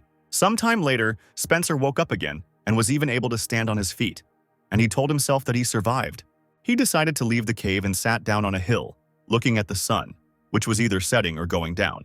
After a short silence, the guy thought that he still couldn't believe that he was alive. He noted that, even though he had resorted to the help of artifacts, if the twins had not helped him, he would have already died in Howard's Huanjin. Then he noticed that if Govarl had not been distracted by his attack and had still hit the target, he too would already be dead. He then noted that if Hannah had not appeared in time, he would also be dead. He would have been dead too if Hillary hadn't found him. Spencer hung his head and realized that he had been dead so many times. Afterwards, he told himself that he had used his powers to the maximum and had summoned spirits and even used artifacts, but in the face of overwhelming force, he had proven useless. Biting his lip in frustration, he realized that in the end he really hadn't been able to cross the boundary between levels. But then Hannah called out to him. Looking into the distance, the ghost remarked that it was beautiful here, to which Spencer agreed. Suddenly, she told the guy to tell her everything, to which he turned around in confusion. Hannah explained that she wanted Spencer to tell her everything he was thinking about, so he didn't have to keep it all to himself. The guy looked away sadly, and then, lowering his head, he told the ghost that when he rose to a new level and received those artifacts, he felt that he could do anything. But looking at the people he met all this time, he realized how insignificant he was. Smiling sadly, Spencer continued by saying that it was amazing that he had even lived to this point, and then he noted that he had become so vain. But now, he had come to know his true self. Looking down sadly, he said that he would no longer risk his life so recklessly and simply go to Mount Pexin.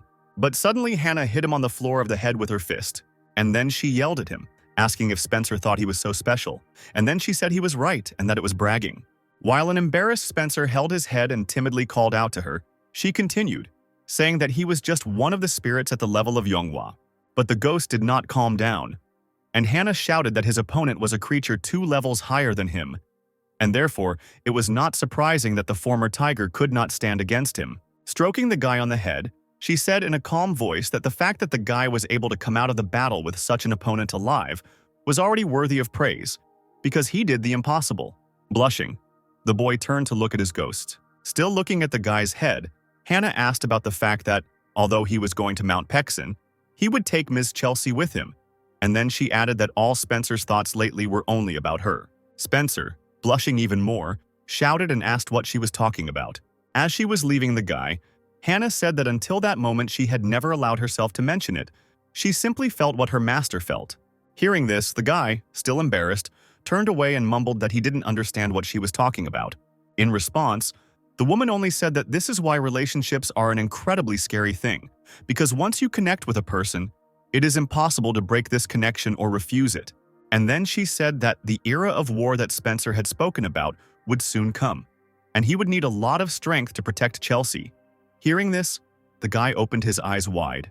But soon he calmed down and said that this was not all for Chelsea, but that he had received a human incarnation at the very beginning in order to become a Sinsu. Hannah meekly agreed with these words. As he walked away from the ghost, Spencer said seriously that he would not stop until he achieved his goal, and therefore Hannah could not complain, but simply had to follow him. Sometime later, Catherine and Isabel decided to leave the company, and Spencer decided to see them off.